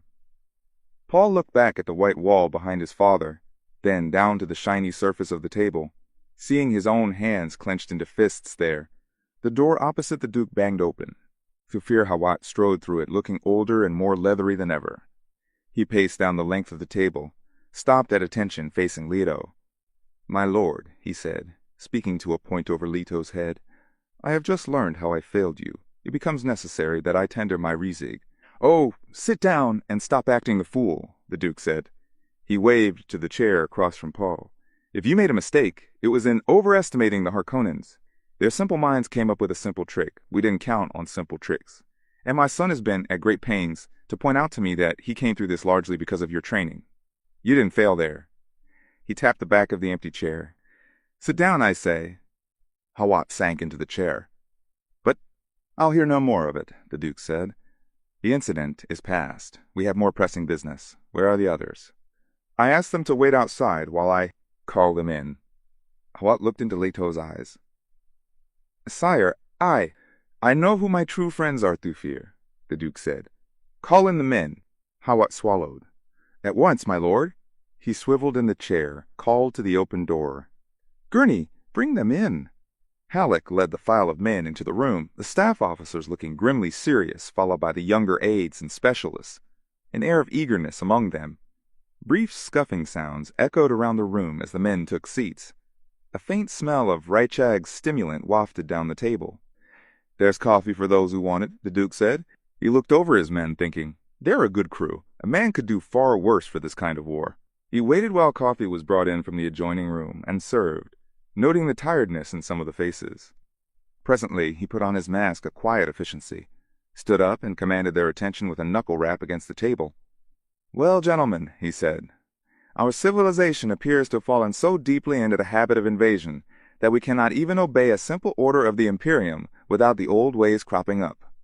Dry chuckles sounded around the table, and Paul realized that his father had said the precisely correct thing in precisely the correct tone to lift the mood here. Even the hint of fatigue in his voice was right. "I think first we'd better learn if Thufir has anything to add to his report on the Fremen," the Duke said. "Thufir?" Hawat glanced up. "I've some economic matters to go into after my general report, sire, but I can say now that the Fremen appear more and more to be the allies we need. They're waiting now to see if they can trust us, but they appear to be dealing openly. They've sent us a gift, still suits of their own manufacture, maps of certain desert areas surrounding strongpoints the Harkonnens left behind." He glanced down at the table. "Their intelligence reports have proved completely reliable and have helped us considerably in our dealings with the Judge of the Change. They've also sent some incidental things, jewelry for the Lady Jessica, spice liquor, candy, medicinals. My men are processing the lot right now. There appears to be no trickery." "You like these people, Thufir?" asked a man down the table. Hawat turned to face his questioner. "Duncan Idaho says they're to be admired." Paul glanced at his father, back to Hawat. "Ventured a question. Have you any new information on how many Fremen there are?" Hawat looked at Paul. "From food processing and other evidence, Idaho estimates the cave complex he visited consisted of some 10,000 people, all told. Their leader said he ruled a Sietch of 2,000 hearths. We've reason to believe there are a great many such Sietch communities. All seem to give their allegiance to someone called Liet." "That's something new," Leto said. "It could be an error on my part, sire. There are things to suggest this Liet may be a local deity." Another man down the table cleared his throat, asked, "Is it certain they deal with the smugglers?" "A smuggler caravan left this siege while Idaho was there, carrying a heavy load of spice. They used pack beasts and indicated they faced an 18-day journey. It appears," the Duke said, "that the smugglers have redoubled their operations during this period of unrest. This deserves some careful thought. We shouldn't worry too much about unlicensed frigates working off our planet. It's always done. But to have them completely outside our observation, that's not good." "You have a plan, sire?" Hawat asked. The Duke looked at Halleck. "Gurney, I want you to head a delegation, an embassy if you will, to contact these romantic businessmen. Tell them I'll ignore their operations, as long as they give me a ducal tithe. Hawat here estimates that graft and extra fighting men heretofore required in their operations have been costing them 4 times that amount." "What if the Emperor gets wind of this?" Halleck asked. "He's very jealous of his CHOAM profits, McLord." Leto smiled. "We'll bank the entire tithe openly in the name of Shaddam IV and deduct it legally from our levy support costs. Let the Harkonnens fight that, and we'll be ruining a few more of the locals who grew fat under the Harkonnen system. No more graft. A grin twisted Halleck's face. Ah, my lord, a beautiful low blow. Would that I could see the Baron's face when he learns of this. The Duke turned to Hawat. Thufir, did you get those account books you said you could buy? Yes, my lord. They're being examined in detail even now. I've skimmed them, though, and can give a first approximation. Give it, then. The Harkonnens took 10 billion Solaris out of here every 330 standard days. A muted gasp ran around the table. Even the younger aides, who had been betraying some boredom, sat up straighter and exchanged wide-eyed looks. Halleck murmured, "For they shall suck of the abundance of the seas and of the treasure hid in the sand." Quote, "You see, gentlemen," Leto said, "is there anyone here so naive he believes the Harkonnens have quietly packed up and walked away from all this merely because the Emperor ordered it?" There was a general shaking of heads, murmurous agreement. "We will have to take it at the point of the sword," Leto said. He turned to Hawat. "This would be a good point to report on equipment. How many sandcrawlers, harvesters, spice factories, and supporting equipment have they left us?" "A full complement, as it says in the Imperial Inventory audited by the Judge of the Change, my lord," Hawat said. He gestured for an aide to pass him a folder, opened the folder on the table in front of him. "They neglect to mention that less than half the crawlers are operable, that only about a third have carryalls to fly them to Spice Sands, that everything the Harkonnens left us is ready to break down and fall apart. We'll be lucky to get half the equipment into operation, and luckier yet if a fourth of it's still working 6 months from now." "Pretty much as we expected," Leto said. "What's the firm estimate on basic equipment?" Hawat glanced at his folder. "About 930 harvester factories that can be sent out in a few days. About 6,250 ornithopters for survey, scouting, and weather observation. Carryalls, a little under 1,000. Halleck said, "Wouldn't it be cheaper to reopen negotiations with the Guild for permission to orbit a frigate as a weather satellite?" The Duke looked at Hawat. "Nothing new there, E.H. Thufir." "We must pursue other avenues for now," Hawat said. "The Guild agent wasn't really negotiating with us. He was merely making it plain one mentat to another that the price was out of our reach, and would remain so no matter how long a reach we develop. Our task is to find out why before we approach him again." One of Halleck's aides down the table swiveled in his chair, snapped, "There's no justice in this." "Justice?" The Duke looked at the man. "Who asks for justice? We make our own justice. We make it here on Arrakis win or die. Do you regret casting your lot with us, sir?" The man stared at the Duke, then, "No, sire, you couldn't turn, and I could do naught but follow you. Forgive the outburst, but—" He shrugged. "We must all feel bitter at times." "Bitterness, I understand," the Duke said. "But let us not rail about justice as long as we have arms and the freedom to use them. Do any of the rest of you harbor bitterness? If so, let it out. This is friendly counsel, where any man may speak his mind." Halleck stirred, said, "I think what rankles, sire, is that we've had no volunteers from the other great houses. They address you as Leto the Just, and promise eternal friendship, but only as long as it doesn't cost them anything." "They don't know yet who's going to win this exchange," the Duke said. "Most of the houses have grown fat by taking few risks. One cannot truly blame them for this. One can only despise them." He looked at Hawat. "We were discussing equipment. Would you care to project a few examples to familiarize the men with this machinery?" Hawat nodded, gestured to an aide at the projector. A Solido Tri-D projection appeared on the table's surface about a third of the way down from the Duke. Some of the men farther along the table stood up to get a better look at it. Paul leaned forward, staring at the machine. Scaled against the tiny projected human figures around it, the thing was about 120 meters long and about 40 meters wide. It was basically a long, bug-like body moving on independent sets of wide tracks. "This is a harvester factory," Hawat said. "We chose one in good repair for this projection. There's one dragline outfit that came in with the first team of Imperial ecologists, though, and it's still running, although I don't know how or why. If that's the one they call Old Maria, it belongs in a museum," an aide said. "I think the Harkonnens kept it as a punishment job, a threat hanging over their workers' heads. Be good or you'll be assigned to Old Maria, quote." Chuckles sounded around the table. Paul held himself apart from the humor, his attention focused on the projection and the question that filled his mind. He pointed to the image on the table, said, "Thufir, are there sandworms big enough to swallow that whole?" Quick silence settled on the table. The Duke cursed under his breath, then thought, No, they have to face the realities here. There are worms in the deep desert could take this entire factory in one gulp, Hawat said. Up here, closer to the shield wall where most of the spicing's done, there are plenty of worms that could cripple this factory and devour it at their leisure. Why don't we shield them? Paul asked. According to Idaho's report, Hawat said, shields are dangerous in the desert.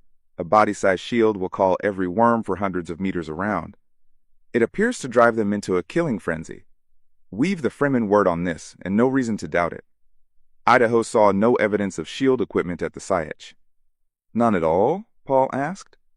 It'd be pretty hard to conceal that kind of thing among several thousand people, Hawat said. Idaho had free access to every part of the Sietch. He saw no shields, or any indication of their use. It's a puzzle, the Duke said. The Harkonnens certainly used plenty of shields here, Hawat said. They had repair depots in every garrison village, and their accounts show a heavy expenditure for shield replacements and parts. Could the Fremen have a way of nullifying shields? Paul asked. It doesn't seem likely, Hawat said. It's theoretically possible, of course. A Shire-sized static countercharge is supposed to do the trick, but no one's ever been able to put it to the test. We'd have heard about it before now, Halleck said. The smugglers have close contact with the Fremen, and would have acquired such a device if it were available, and they'd have had no inhibitions against marketing it off-planet. I don't like an unanswered question of this importance, Leto said. Thufir, I want you to give top priority to solution of this problem. We're already working on it, my lord. He cleared his throat. Idaho did say one thing. He said you couldn't mistake the Fremen attitude towards shields. He said they were mostly amused by them. The Duke frowned then. The subject under discussion is spicing equipment. Hawat gestured to his aide at the projector. The Solido image of the harvester factory was replaced by a projection of a winged device that dwarfed the images of human figures around it. This is a carryall, Hawat said. It's essentially a large thopter, whose sole function is to deliver a factory to spice-rich sands, then to rescue the factory when a sandworm appears. They always appear. Harvesting the spice is a process of getting in and getting out with as much as possible. Admirably suited to Harkonnen morality, the Duke said. Laughter was abrupt and too loud. An ornithopter replaced the carryall in the projection focus. These thopters are fairly conventional, Hawat said. Major modifications give them extended range. Extra care has been used in sealing essential areas against sand and dust. Only about 1 in 30 is shielded, possibly discarding the shield generator's weight for greater range. I don't like this de-emphasis on shields, the Duke muttered. And he thought, is this the Harkonnen secret? Does it mean we won't even be able to escape on shielded frigates if all goes against us? He shook his head sharply to drive out such thoughts, said, let's get to the working estimate. What'll our profit figure be? Hawat turned 2 pages in his notebook. After assessing the repairs and operable equipment, we've worked out a first estimate on operating costs. It's based naturally on a depreciated figure for a clear safety margin. He closed his eyes in Mentat semitrance, said, under the Harkonnens, maintenance and salaries were held to 14%. We'll be lucky to make it at 30% at first. With reinvestment and growth factors accounted for, including the CHOAM percentage and military costs, our profit margin will be reduced to a very narrow 6 or 7% until we can replace worn-out equipment. We then should be able to boost it up to 12 or 15% where it belongs. He opened his eyes. Unless my lord wishes to adopt Harkonnen methods. We're working for a solid and permanent planetary base, the Duke said. We have to keep a large percentage of the people happy, especially the Fremen. Most especially the Fremen, Hawat agreed. Our supremacy on Caladan, the Duke said, depended on sea and air power. Here we must develop something I choose to call desert power. This may include air power, but it's possible it may not. I call your attention to the lack of, quote, thopter shields. He shook his head. The Harkonnens relied on turnover from off-planet for some of their key personnel. We don't dare. Each new lot would have its quota of provocateurs. Then we'll have to be content with far less profit and a reduced harvest, Hawat said. Our output the first 2 seasons should be down 1/3 from the Harkonnen average. There it is, the Duke said, exactly as we expected. We'll have to move fast with the Fremen. I'd like 5 full battalions of Fremen troops before the first CHOAM audit. That's not much time, sire, Hawat said. We don't have much time, as you well know. They'll be here with Sardaukar disguised as Harkonnens at the first opportunity. How many do you think they'll ship in, Thufir? 4 or 5 battalions all told, sire. No more. Guild troop transport costs being what they are. Then 5 battalions of Fremen, plus our own forces, ought to do it. Let us have a few captive Sardaukar to parade in front of the Landsraad Council, and matters will be much different, profits or no profits. We'll do our best, sire. Paul looked at his father, back to Hawat, suddenly conscious of the Mentet's great age, aware that the old man had served 3 generations of Atreides. Aged. It showed in the rheumy shine of the brown eyes, in the cheeks cracked and burned by exotic weathers, in the rounded curve of the shoulders, and the thin set of his lips with the cranberry-colored stain of sappho juice. So much depends on one aged man, Paul thought. We're presently in a war of assassins, the Duke said, but it has not achieved full scale. Thufir, what's the condition of the Harkonnen machine here? We've eliminated 259 of their key people, my lord. No more than 3 Harkonnen cells remain, perhaps 100 people in all. These Harkonnen creatures you eliminated, the Duke said. Were they propertied? Most were well situated, my lord, in the entrepreneur class. I want you to forge certificates of allegiance over the signatures of each of them, the Duke said. File copies with the judge of the change.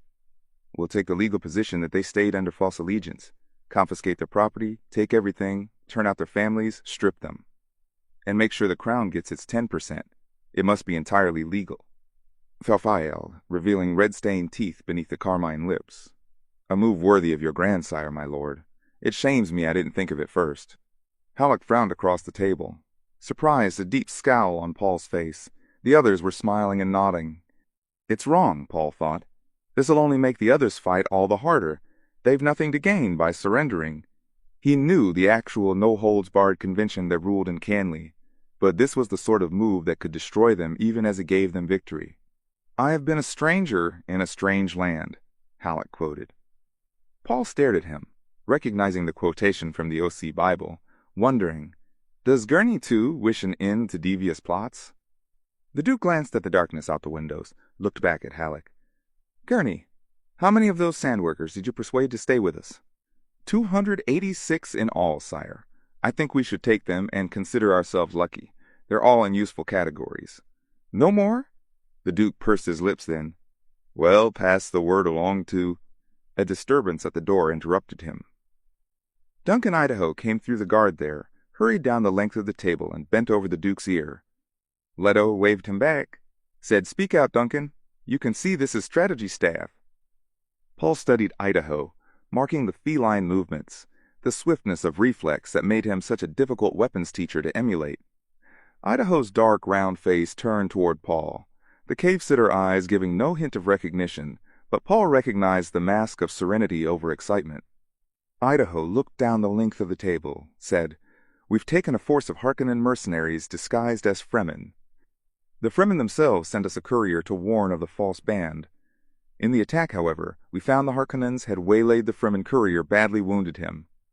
We were bringing him here for treatment by our medics when he died. I'd seen how badly off the man was and stopped to do what I could. I surprised him in the attempt to throw something away. Idaho glanced down at Leto. A knife, my lord. A knife the like of which you've never seen. Chris' knife? Someone asked. No doubt of it, Idaho said. Milky white and glowing with a light of its own like. He reached into his tunic, brought out a sheath with a black-ridged handle protruding from it. Keep that blade in its sheath! The voice came from the open door at the end of the room, a vibrant and penetrating voice that brought them all up, staring. A tall-robed figure stood in the door, barred by the crossed swords of the guard. A light tan robe completely enveloped the man, except for a gap in the hood and black veil that exposed eyes of total blue, no white in them at all. Let him enter, Idaho whispered. Past that man, the Duke said. The guards hesitated, then lowered their swords. The man swept into the room, stood across from the Duke.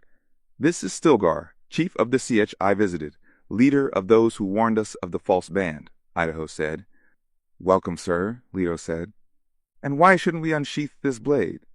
Stilgar glanced at Idaho, said, You observe the customs of cleanliness and honor among us.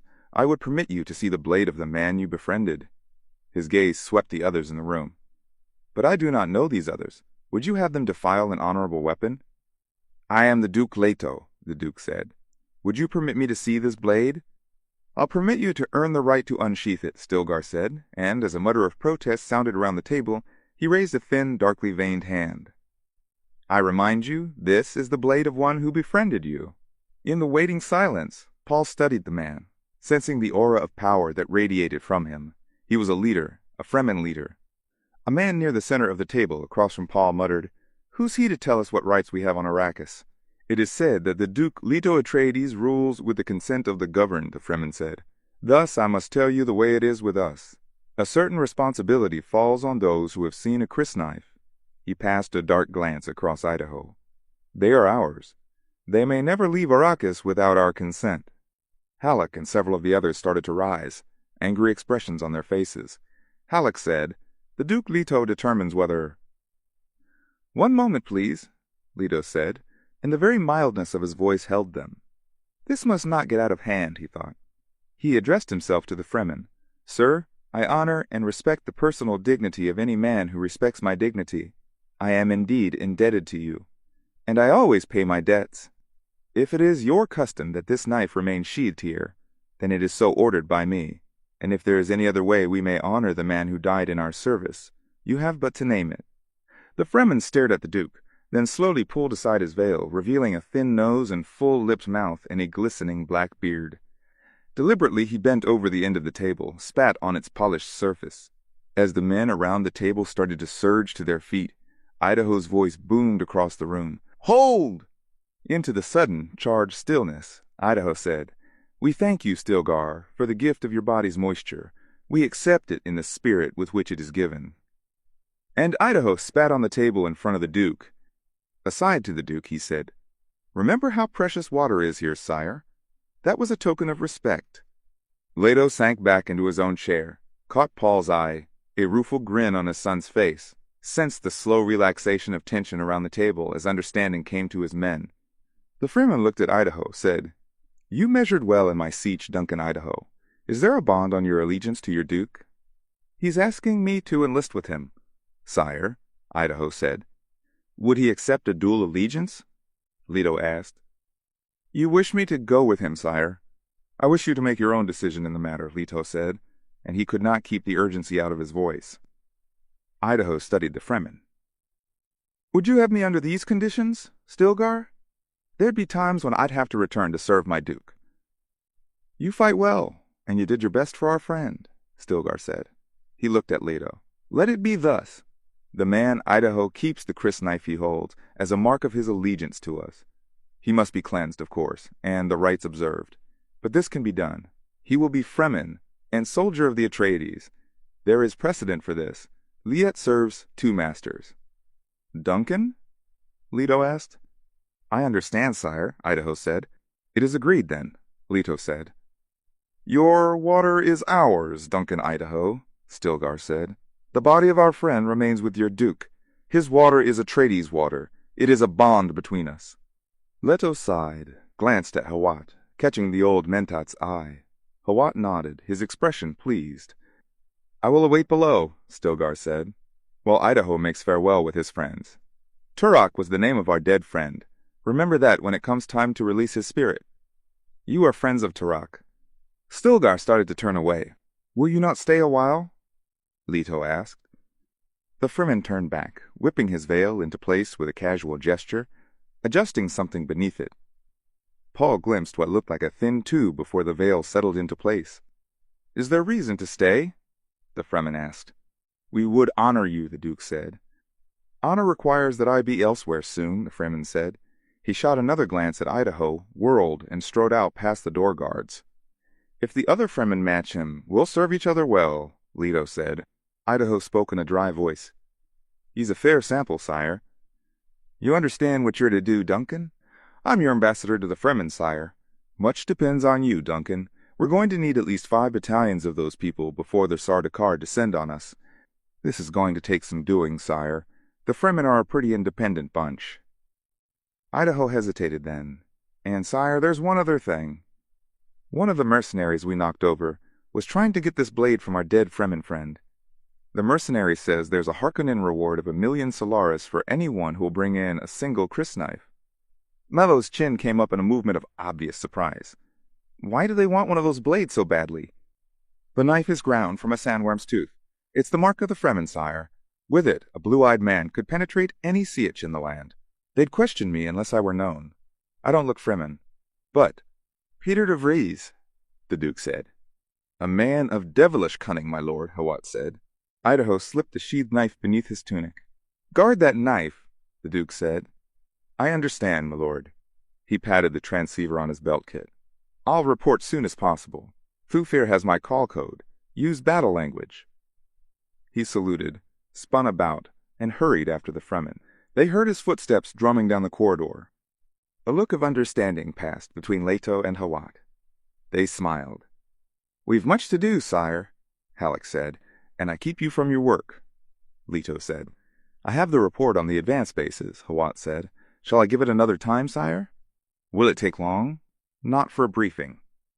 It's said among the Fremen that there were more than 200 of these advanced bases built here on Arrakis during the Desert Botanical Testing Station period.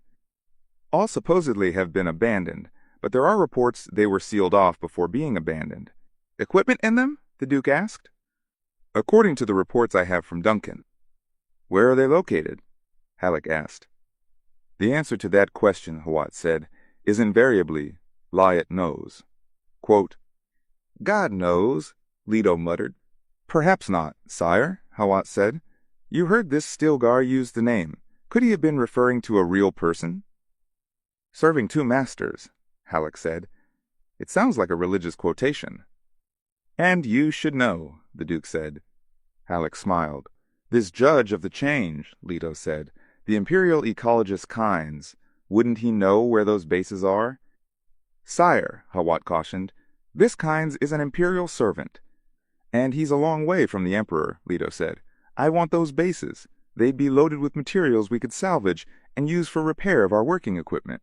Sire, Hawat said, those bases are still legally His Majesty's fief. The weather here's savage enough to destroy anything, the Duke said. We can always blame the weather, get this Kynes, and at least find out if the bases exist. 'Twere dangerous to commandeer them, Hawat said. Duncan was clear on one thing. Those bases, or the idea of them, hold some deep significance for the Fremen. We might alienate the Fremen if we took those bases.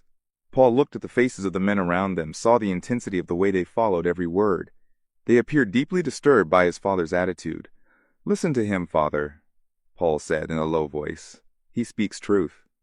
Sire, Hawat said, those bases could give us material to repair every piece of equipment left us, yet be beyond reach for strategic reasons. It'd be rash to move without greater knowledge. This Kynes has arbiter authority from the Imperium, we mustn't forget that, and the Fremen defer to him. Do it gently, then, the Duke said. I wish to know only if those bases exist. As you will, sire. Hawat sat back, lowered his eyes. All right, then, the Duke said. We know what we have ahead of us work. We've been trained for it. We've some experience in it. We know what the rewards are, and the alternatives are clear enough. You all have your assignments. He looked at Halleck.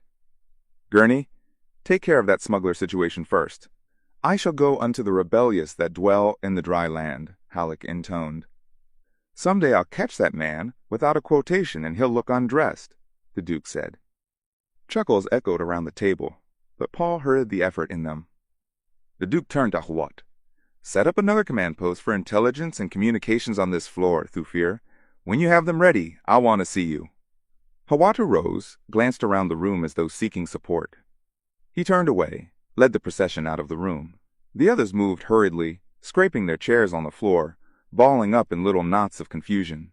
It ended up in confusion, Paul thought, staring at the backs of the last men to leave. Always before, staff had ended on an incisive air. This meeting had just seemed to trickle out, worn down by its own inadequacies, and with an argument to top it off. For the first time, Paul allowed himself to think about the real possibility of defeat, not thinking about it out of fear, or because of warnings such as that of the old Reverend Mother, but facing up to it because of his own assessment of the situation. My father is desperate, he thought. Things aren't going well for us at all. And Hawat Paul recalled how the old Mentat had acted during the conference, subtle hesitations, signs of unrest. Hawat was deeply troubled by something. Best you remain here the rest of the night, son, the Duke said. It'll be dawn soon anyway. I'll inform your mother. He got to his feet, slowly, stiffly. "Why don't you pull a few of these chairs together and stretch out on them for some rest?" "I'm not very tired, sir." "As you will." The Duke folded his hands behind him, began pacing up and down the length of the table. Like a caged animal, Paul thought. "Are you going to discuss the traitor possibility with Hawat?" Paul asked. The Duke stopped across from his son, spoke to the dark windows. "We've discussed the possibility many times." "The old woman seems so sure of herself," Paul said. "And the message, Mother—" "Precautions have been taken," the Duke said. He looked around the room, and Paul marked the hunted wildness in his father's eyes. "Remain here. There are some things about the command posts I want to discuss with Thufir." He turned, strode out of the room, nodding shortly to the door guards. Paul stared at the place where his father had stood. The space had been empty even before the Duke left the room. And he recalled the old woman's warning. For the father, nothing. Chapter 13. On that first day when Muad'Dib rode through the streets of Arrakeen with his family, some of the people along the way recalled the legends in the prophecy, and they ventured to shout, "Mahdi!" But their shout was more a question than a statement, for as yet they could only hope he was the one foretold as the Lisan al-Ghaib, the voice from the outer world. Their attention was focused too on the mother, because they had heard she was a Bene Gesserit, and it was obvious to them that she was like the other Lisan al-Ghaib. From Manual of Muad'Dib by the Princess Irulan. The Duke found Thufir Hawat alone in the corner room, to which a guard directed him. There was the sound of men setting up communications equipment in an adjoining room, but this place was fairly quiet. The Duke glanced around as Hawat arose from a paper-cluttered table. It was a green-walled enclosure, with, in addition to the table, 3 suspensor chairs from which the Harkonnen H had been hastily removed, leaving an imperfect color patch. "The chairs are liberated but quite safe," Hawat said. "Where is Paul, sire?" "I left him in the conference room. I'm hoping he'll get some rest without me there to distract him." Hawat nodded, crossed to the door to the adjoining room, closed it, shutting off the noise of static and electronic sparking. "Thufir," Leto said, "the Imperial and Harkonnen stockpiles of spice attract my attention." "My lord!" The Duke pursed his lips. "Storehouses are susceptible to destruction." He raised a hand as Hawat started to speak. "Ignore the Emperor's horde. He'd secretly enjoy it if the Harkonnens were embarrassed. And can the Baron object if something is destroyed which he cannot openly admit that he has?" Hawat shook his head. "We've few men to spare, sire. Use some of Idaho's men. And perhaps some of the Fremen would enjoy a trip off-planet. A raid on Giedi Prime, there are tactical advantages to such a diversion, Thufir." "As you say, my lord." Hawat turned away, and the Duke saw evidence of nervousness in the old man, thought, perhaps he suspects I distrust him. He must know I've private reports of traitors. Well, best quiet his fears immediately. "Thufir," he said, "since you're one of the few I can trust completely, there's another matter bears discussion. We both know how constant a watch we must keep to prevent traitors from infiltrating our forces. But I have 2 new reports." Hawat turned, stared at him, and Leto repeated the stories Paul had brought. Instead of bringing on the intense mentat concentration, the reports only increased Hawat's agitation. Leto studied the old man and, presently, said, "You've been holding something back, old friend. I should have suspected when you were so nervous during staff. What is it that was too hot to dump in front of the full conference?" Hawat's Sappho-stained lips were pulled into a prim, straight line, with tiny wrinkles radiating into them. They maintained their wrinkled stiffness as he said, "My lord, I don't quite know how to broach this." "We've suffered many a scar for each other, Thufir," the Duke said. "You know you can broach any subject with me." Hawat continued to stare at him, thinking, "This is how I like him best. This is the man of honor who deserves every bit of my loyalty and service. Why must I hurt him?" "Well?" Leto demanded. Hawat shrugged. "It's a scrap of a note. We took it from a Harkonnen courier. The note was intended for an agent named Pardee. We've good reason to believe Pardee was top man in the Harkonnen underground here. The note, it's a thing that could have great consequence or no consequence. It's susceptible to various interpretations. What's the delicate content of this note?" "Scrap of a note, my lord. Incomplete. It was on mnemic film with the usual destruction capsule attached." We stopped the acid action just short of full erasure, leaving only a fragment. The fragment, however, is extremely suggestive. Yes? Hawat rubbed at his lips. It says, Ito will never suspect, and when the blow falls on him from a beloved hand, its source alone should be enough to destroy him. The note was under the Baron's own seal, and I've authenticated the seal. Your suspicion is obvious, the Duke said, and his voice was suddenly cold. I'd sooner cut off my arms than hurt you, Hawat said. My lord, what if, quote, the Lady Jessica, Leto said, and he felt anger consuming him. Couldn't you wring the facts out of this Pardee? Unfortunately, Pardee no longer was among the living when we intercepted the courier. The courier, I'm certain, did not know what he carried. I see. Leto shook his head, thinking, what a slimy piece of business. There can't be anything in it. I know, my woman. My lord, if... No, the Duke barked. There's a mistake here that... We cannot ignore it, my lord. She's been with me for 16 years. There have been countless opportunities for you yourself investigated the school and the woman. Hawat spoke bitterly. Things have been known to escape me. It's impossible, I tell you. The Harkonnens want to destroy the Atreides line, meaning Paul, too. They've already tried once. Could a woman conspire against her own son? Perhaps she doesn't conspire against her son, and yesterday's attempt could have been a clever sham. It couldn't have been a sham. Sire, she isn't supposed to know her parentage, but what if she does know? What if she were an orphan, say, orphaned by an Atreides? She'd have moved long before now. Poison in my drink, a stiletto at night. Who has had better opportunity? The Harkonnens mean to destroy you, my lord. Their intent is not just to kill. There's a range of fine distinctions in Conley. This could be a work of art among vendettas. The Duke's shoulders slumped. He closed his eyes, looking old and tired. It cannot be, he thought. The woman has opened her heart to me. What better way to destroy me than to sow suspicion of the woman I love? He asked. An interpretation I've considered, Hawat said. Still, the Duke opened his eyes, stared at Hawat, thinking, let him be suspicious. Suspicion is his trade, not mine. Perhaps if I appear to believe this, that will make another man careless. What do you suggest? The Duke whispered. For now, constant surveillance, my lord. She should be watched at all times. I will see it's done unobtrusively. Idaho would be the ideal choice for the job. Perhaps in a week or so we can bring him back. There's a young man we've been training in Idaho's troop who might be ideal to send to the Fremen as a replacement. He's gifted in diplomacy. Don't jeopardize our foothold with the Fremen. Of course not, sire. And what about Paul? Perhaps we could alert Dr. Yue. Leto turned his back on Hawat. I leave it in your hands. I shall use discretion, my lord. At least I can count on that, Leto thought. And he said, I will take a walk. If you need me, I'll be within the perimeter. The guard can. My lord, before you go, I have a film clip you should read. It's a first approximation analysis on the Fremen religion. You'll recall you asked me to report on it. The Duke paused, spoke without turning. Will it not wait? Of course, my lord. You asked what they were shouting, though. It was, Mahdi! They directed the term at the young master. When they...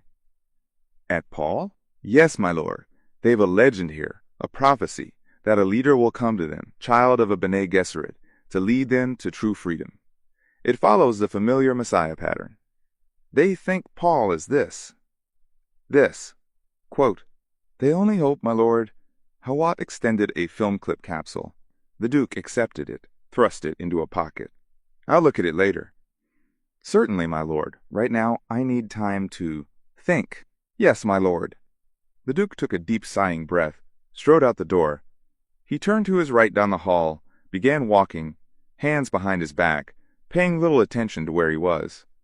There were corridors and stairs and balconies and halls. People who saluted and stood aside for him.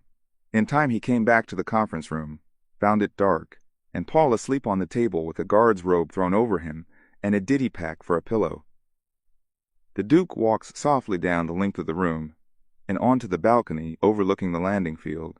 A guard at the corner of the balcony, recognizing the Duke by the dim reflection of lights from the field, snapped to attention. At ease, the Duke murmured. He leaned against the cold metal of the balcony rail. A pre-dawn hush had come over the desert basin. He looked up. Straight overhead, the stars were a sequin shawl flung over blue-black. Low on the southern horizon, the night's second moon peered through a thin dust haze, an unbelieving moon that looked at him with a cynical light. As the Duke watched, the moon dipped beneath the shield wall cliffs, frosting them, and in the sudden intensity of darkness he experienced a chill. He shivered. Anger shot through him. The Harkonnens have hindered and hounded and hunted me for the last time, he thought. They are dung heaps with village provost minds. Here I make my stand. And he thought with a touch of sadness, I must rule with eye and claw as the hawk among lesser birds. Unconsciously, his hand brushed the hawk emblem on his tunic. To the east, the night grew a faggot of luminous gray, then seashell opalescence that dimmed the stars. There came the long, bell-tolling movement of dawn, striking across a broken horizon. It was a scene of such beauty it caught all his attention. Some things beg our likeness, he thought. He had never imagined anything here could be as beautiful as that shattered red horizon and the purple and ochre cliffs.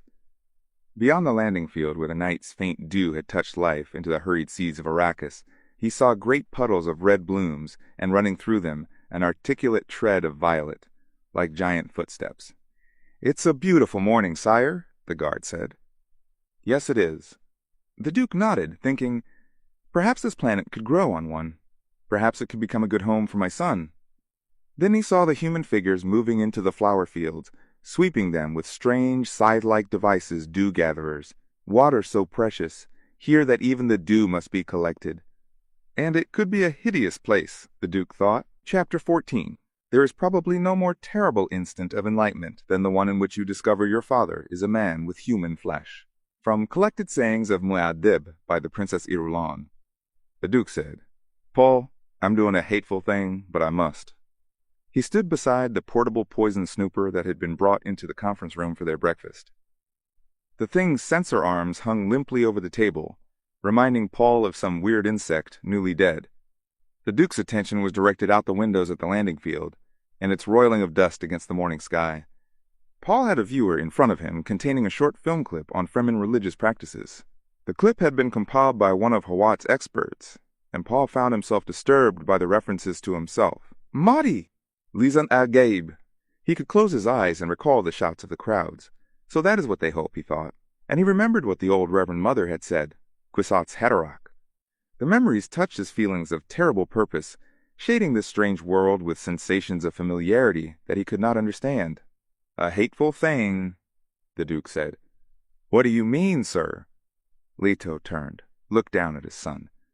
"Because the Harkonnens think to trick me by making me distrust your mother. They don't know that I'd sooner distrust myself." "I don't understand, sir."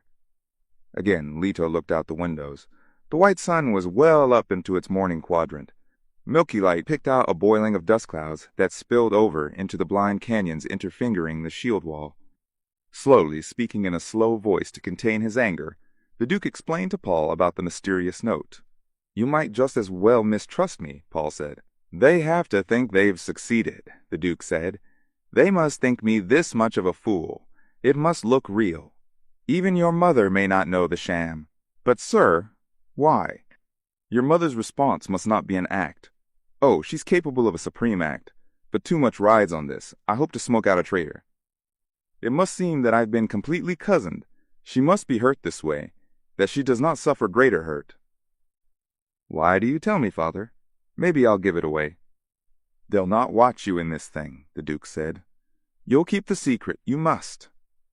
He walked to the windows, spoke without turning. "This way. If anything should happen to me, you can tell her the truth that I never doubted her, not for the smallest instant. I should want her to know this." Paul recognized the death thoughts in his father's words, spoke quickly. "Nothing's going to happen to you, sir. Be silent, son." Paul stared at his father's back, seeing the fatigue in the angle of the neck, and the line of the shoulders, and the slow movements. "You're just tired, father." "I am tired," the Duke agreed. "I'm morally tired. The melancholy degeneration of the great houses has afflicted me at last, perhaps. And we were such strong people once." Paul spoke in quick anger. "Our house hasn't degenerated, hasn't it?" The Duke turned, faced his son, revealing dark circles beneath hard eyes, a cynical twist of mouth. "I should wed your mother, make her my duchess. Yet my unwedded state gives some houses hope They may yet ally with me through their marriageable daughters." He shrugged. Mother has explained this to me. Nothing wins more loyalty for a leader than an air of bravura, the Duke said. I therefore cultivate an air of bravura. You lead well, Paul protested. You govern well. Men follow you willingly and love you. My propaganda corps is one of the finest, the Duke said. Again, he turned to stare out at the basin. There's greater possibility for us here on Arrakis than the Imperium could ever suspect. Yet sometimes I think it'd have been better if we'd run for it, gone renegade. Sometimes I wish we could sink back into anonymity among the people, become less exposed to, quote, Father. Yes, I am tired, the Duke said. Did you know we're using spice residue as raw material and already have our own factory to manufacture film base? Sir?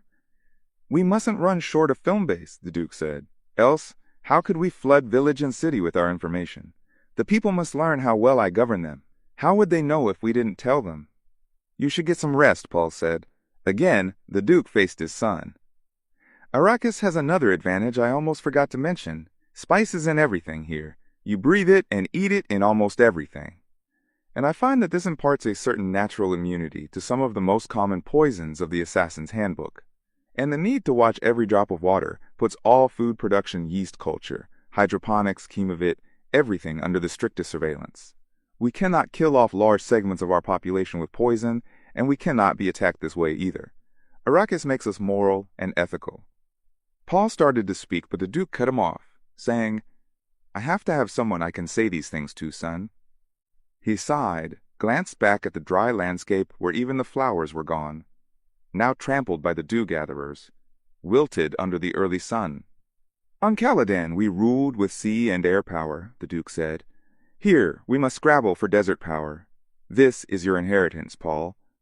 What is to become of you if anything happens to me? You'll not be a renegade house, but a guerrilla house, running, hunted. Paul groped for words, could find nothing to say. He had never seen his father this despondent. To hold Arrakis, the Duke said, one is faced with decisions that may cost one his self-respect. He pointed out the window to the Atreides green and black banner, hanging limply from a staff at the edge of the landing field. That honorable banner could come to mean many evil things. Paul swallowed in a dry throat. His father's words carried futility, a sense of fatalism that left the boy with an empty feeling in his chest. The Duke took an anti-fatigue tablet from a pocket, gulped it dry. Power and fear, he said, the tools of statecraft. I must order new emphasis on guerrilla training for you. That film clip there, they call you Mahdi Lisan al-Gaib as a last resort. You might capitalize on that. Paul stared at his father, watching the shoulders straighten as the tablet did its work, but remembering the words of fear and doubt.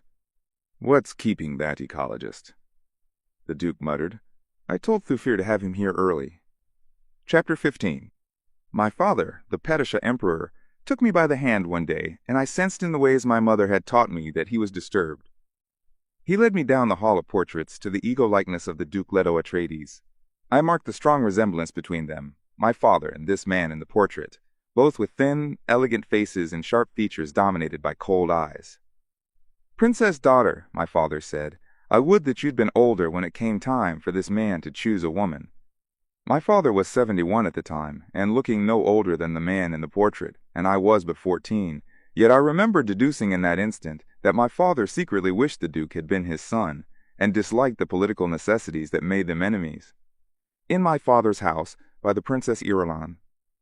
His first encounter with the people he had been ordered to betray left Dr. Kynes shaken. He prided himself on being a scientist to whom legends were merely interesting clues, pointing toward cultural roots. Yet the boy fitted the ancient prophecy so precisely. He had the questing eyes, and the air of reserved candor. Of course, the prophecy left certain latitude as to whether the Mother Goddess would bring the Messiah with her, or produce him on the scene. Still, there was this odd correspondence between prediction and persons. They met in mid-morning outside the Arrakeen Landing Field's administration building. An unmarked ornithopter squatted nearby, humming softly on standby, like a somnolent insect. An Atreides guard stood beside it with bared sword and the faint air distortion of a shield around him. Kynes sneered at the shield pattern, thinking, Arrakis has a surprise for them there. The planetologist raised a hand, signaled for his Fremen guard to fall back. He strode on ahead toward the building's entrance, the dark hole in plastic-coated rock. So exposed, that monolithic building, he thought. So much less suitable than a cave. Movement within the entrance caught his attention. He stopped, taking the moment to adjust his robe and the set of his stillsuit at the left shoulder. The entrance doors swung wide. Atreides guards emerged swiftly, all of them heavily armed slow-pellet stunners, swords and shields. Behind them came a tall man, hawk-faced, dark of skin and hair.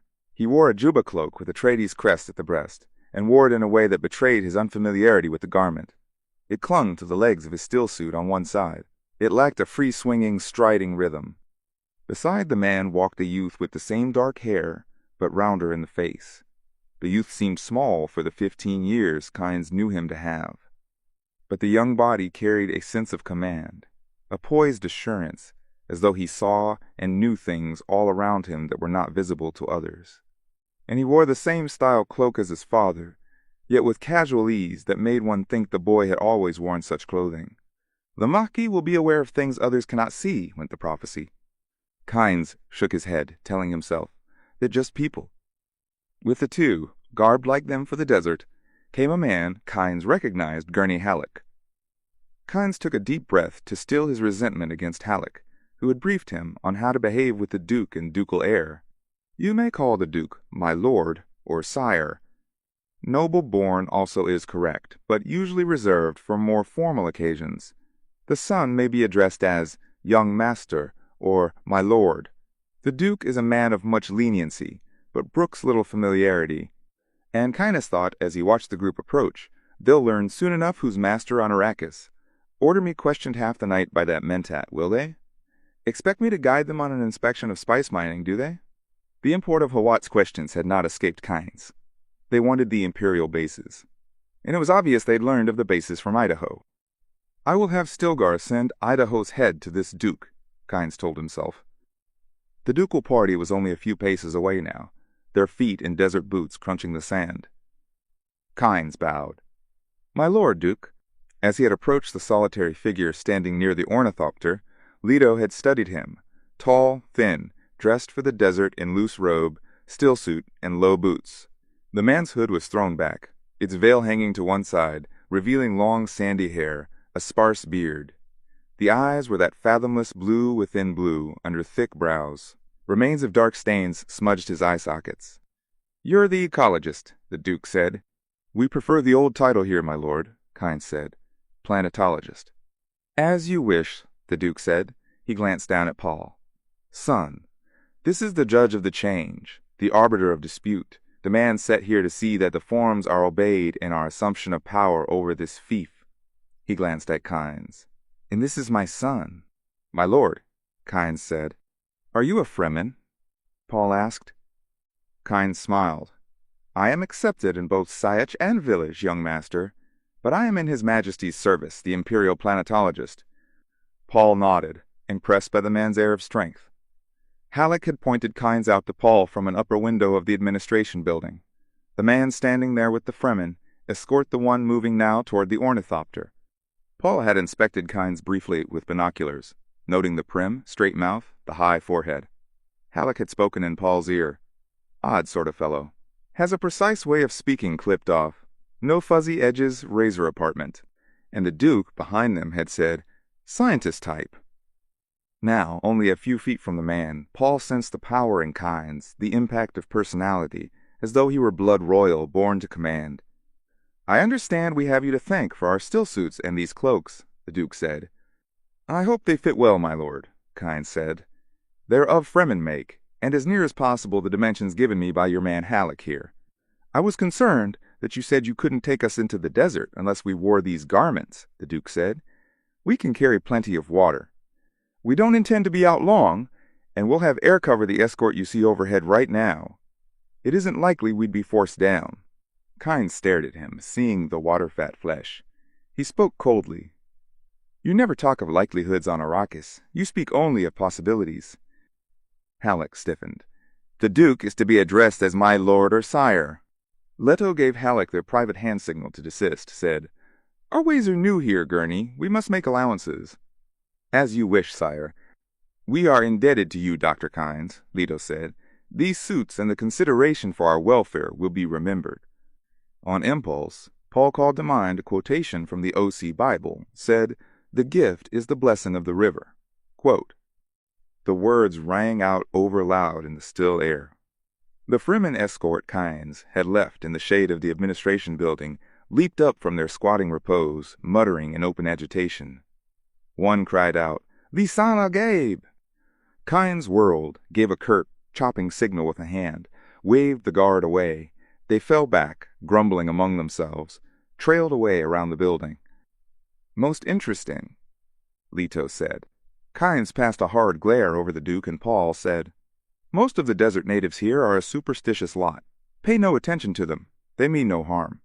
But he thought of the words of the legend. "They will greet you with holy words, and your gifts will be a blessing." Leto's assessment of Kynes, based partly on Hawat's brief verbal report, guarded and full of suspicions, suddenly crystallized. The man was Fremen. Kynes had come with a Fremen escort, which could mean simply that the Fremen were testing their new freedom to enter urban areas, but it had seemed an honor guard. And by his manner, Kynes was a proud man, accustomed to freedom, his tongue and his manner guarded only by his own suspicions. Paul's question had been direct and pertinent. Kynes had gone native. "Shouldn't we be going, sire?" Halleck asked. The Duke nodded. "I'll fly my own thopter. Kynes can sit up front with me to direct me. You and Paul take the rear seats." "One moment, please," Kynes said. "With your permission, sire, I must check the security of your suits." The Duke started to speak, but Kynes pressed on. "I have concern for my own flesh as well as yours, my lord. I'm well aware of whose throat would be slit should harm befall you two while you're in my care." The Duke frowned, thinking, how delicate this moment. If I refuse, it may offend him, and this could be a man whose value to me is beyond measure. Yet, to let him inside my shield, touching my person when I know so little about him. The thoughts flicked through his mind with decision hard on their heels. "We're in your hands," the Duke said. He stepped forward, opening his robe, saw Halleck come up on the balls of his feet, poised and alert, but remaining where he was. "And, if you be so kind," the Duke said, "I'd appreciate an explanation of the suit from one who lives so intimately with it." "Certainly," Kynes said. He felt up under the robe for the shoulder seals, speaking as he examined the suit. "It's basically a micro-sandwich, a high-efficiency filter and heat exchange system." He adjusted the shoulder seals. The skin contact layer's porous. Perspiration passes through it, having cooled the body. Near normal evaporation process. The next two layers. Kynes tightened the chest fit. Quote dot. Include heat exchange filaments and salt precipitators. Salts reclaimed. The Duke lifted his arms at a gesture, said, "Most interesting." "Breathe deeply," Kynes said. The Duke obeyed. Kynes studied the underarm seals, adjusted one. "Motions of the body, especially breathing," he said, "and some osmotic action provide the pumping force." He loosened the chest fit slightly. Reclaimed water circulates to catch pockets, from which you draw it through this tube in the clip at your neck. The Duke twisted his chin in and down to look at the end of the tube. "Efficient and convenient," he said. "Good engineering." Kynes knelt, examined the leg seals. "Urine and feces are processed in the thigh pads," he said, and stood up, felt the neck fitting, lifted a sectioned flap there. "In the open desert, you wear this filter across your face, this tube in the nostrils, with these plugs to ensure a tight fit. Breathe in through the mouth filter, out through the nose tube. With a Fremen suit in good working order, you won't lose more than a thimbleful of moisture a day, even if you're caught in the Great Erg." "A thimbleful a day," the Duke said. Kynes pressed a finger against the suit's forehead pad, said, "This may rub a little. If irritates you, please tell me. I could slip patch it a bit tighter." "My thanks," the Duke said. He moved his shoulders in the suit as Kynes stepped back, realizing that it did feel better now, tighter and less irritating. Kynes turned to Paul. "Now let's have a look at you, lad." A good man, but he'll have to learn to address us properly, the Duke thought. Paul stood passively as Kynes inspected the suit. It had been an odd sensation, putting on the crinkling, slick surface garment. In his foreconsciousness had been the absolute knowledge that he had never before worn a stillsuit. Yet each motion of adjusting the adhesion tabs under Gurney's inexpert guidance had seemed natural, instinctive. When he had tightened the chest to gain maximum pumping action from the motion of breathing, he had known what he did and why. When he had fitted the neck and forehead tabs tightly, he had known it was to prevent friction blisters. Kynes straightened, stepped back with a puzzled expression. "You've worn a still suit before?" he asked. "This is the first time. Then someone adjusted it for you?" "No." "Your desert boots are fitted slip fashion at the ankles. Who told you to do that?" "It seemed the right way." "That it most certainly is." And Kynes rubbed his cheek, thinking of the legend, "He shall know your ways as though born to them." "We waste time," the Duke said. He gestured to the waiting "thopter," led the way, accepting the guard's salute with a nod. He climbed in, fastened his safety harness, checked controls and instruments. The craft creaked as the others clambered aboard. Kynes fastened his harness, focused on the padded comfort of the aircraft, soft luxury of gray-green upholstery, gleaming instruments, the sensation of filtered and washed air in his lungs as doors slammed and vent fans whirred alive. "So soft," he thought. "All secure, sire," Halleck said. Leto fed power to the wings, felt them cup and dip once, twice. They were airborne in 10 meters, wings feathered tightly, and afterjets thrusting them upward in a steep, hissing climb. "Southeast, over the shield wall," Kynes said. "That's where I told your sandmaster to concentrate his equipment." "Right." The Duke banked into his air cover, the other craft taking up their guard positions as they headed southeast. "The design and manufacture of these still suits bespeaks a high degree of sophistication," the Duke said. "Someday I may show you a science factory," Kynes said. "I would find that interesting," the Duke said. "I note that suits are manufactured also in some of the garrison cities." "Inferior copies," Kynes said. "Any Dune man who values his skin wears a Fremen suit. And it'll hold your water loss to a thimbleful a day? Properly suited, your forehead capped tight, all seals in order, your major water loss is through the palms of your hands," Kynes said. "You can wear suit gloves if you're not using your hands for critical work, but most Fremen in the open desert rub their hands with juice from the leaves of the creosote bush. It inhibits perspiration." The Duke glanced down to the left at the broken landscape of the shield wall, chasms of tortured rock, patches of yellow-brown crossed by black lines of fault shattering. It was as though someone had dropped this ground from space and left it where it smashed. They crossed a shallow basin, with the clear outline of gray sand spreading across it from a canyon opening to the south. The sand fingers ran out into the basin, a dry delta outlined against darker rock. Kynes sat back, thinking about the water-fat flesh he had felt beneath the still suits. They wore shield belts over their robes, slow pellet stunners at the waist, coin-sized emergency transmitters on cords around their necks. Both the Duke and his son carried knives and wrist sheaths, and the sheaths appeared well worn. The people struck Kynes as a strange combination of softness and armed strength. There was a poise to them totally unlike the Harkonnens. "When you report to the Emperor on the change of government here, will you say we observed the rules?" Leto asked. He glanced at Kynes, back to their course. "The Harkonnens left. You came," Kynes said. "And is everything as it should be?" Leto asked.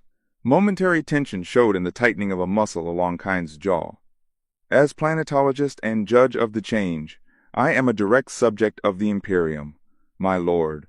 The Duke smiled grimly. "But we both know the realities. I remind you that His Majesty supports my work." "Indeed. And what is your work?" In the brief silence, Paul thought, "He's pushing this Kynes too hard."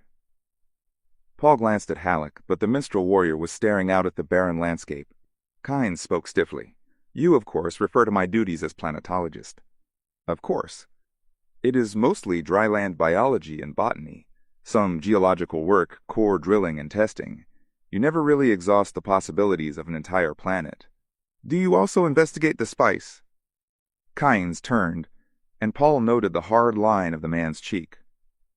"A curious question, my lord. Bear in mind, Kynes, that this is now my fief. My methods differ from those of the Harkonnens. I don't care if you study the spice as long as I share what you discover." He glanced at the planetologist. "The Harkonnens discouraged investigation of the spice, didn't they?" Kynes stared back without answering. "You may speak plainly," the Duke said, "without fear for your skin." "The Imperial Court is indeed a long way off," Kynes muttered, and he thought, What does this water-soft invader expect? Does he think me fool enough to enlist with him? The Duke chuckled, keeping his attention on their course. I detect a sour note in your voice, sir. We've waded in here with our mob of tame killers, E.H., and we expect you to realize immediately that we're different from the Harkonnens. I've seen the propaganda you flooded into Sea-Etchin Village, Kynes said.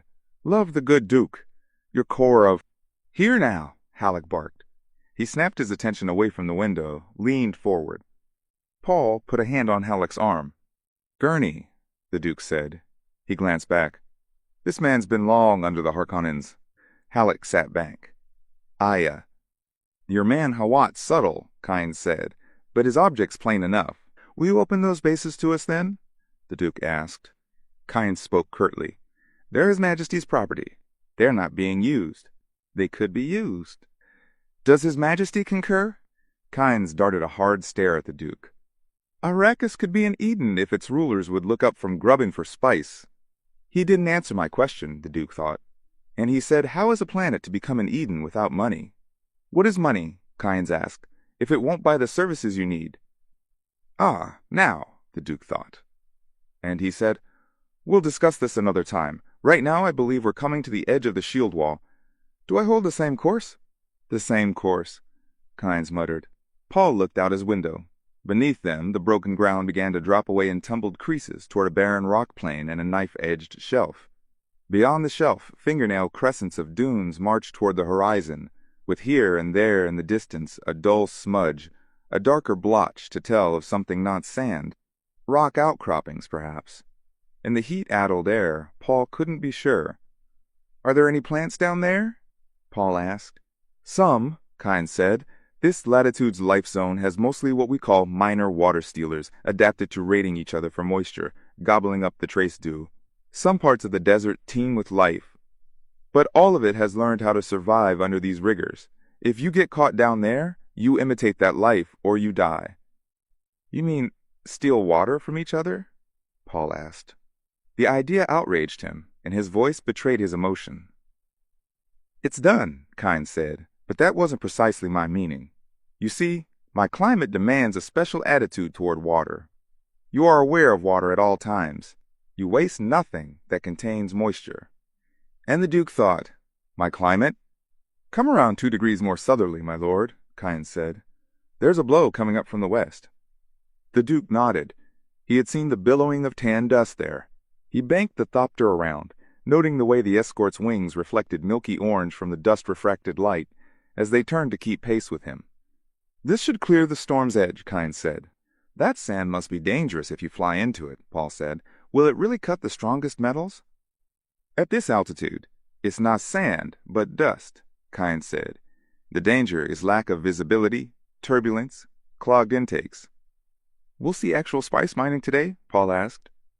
Very likely, Kynes said. Paul sat back. He had used the questions and hyper-awareness to do what his mother called registering the person.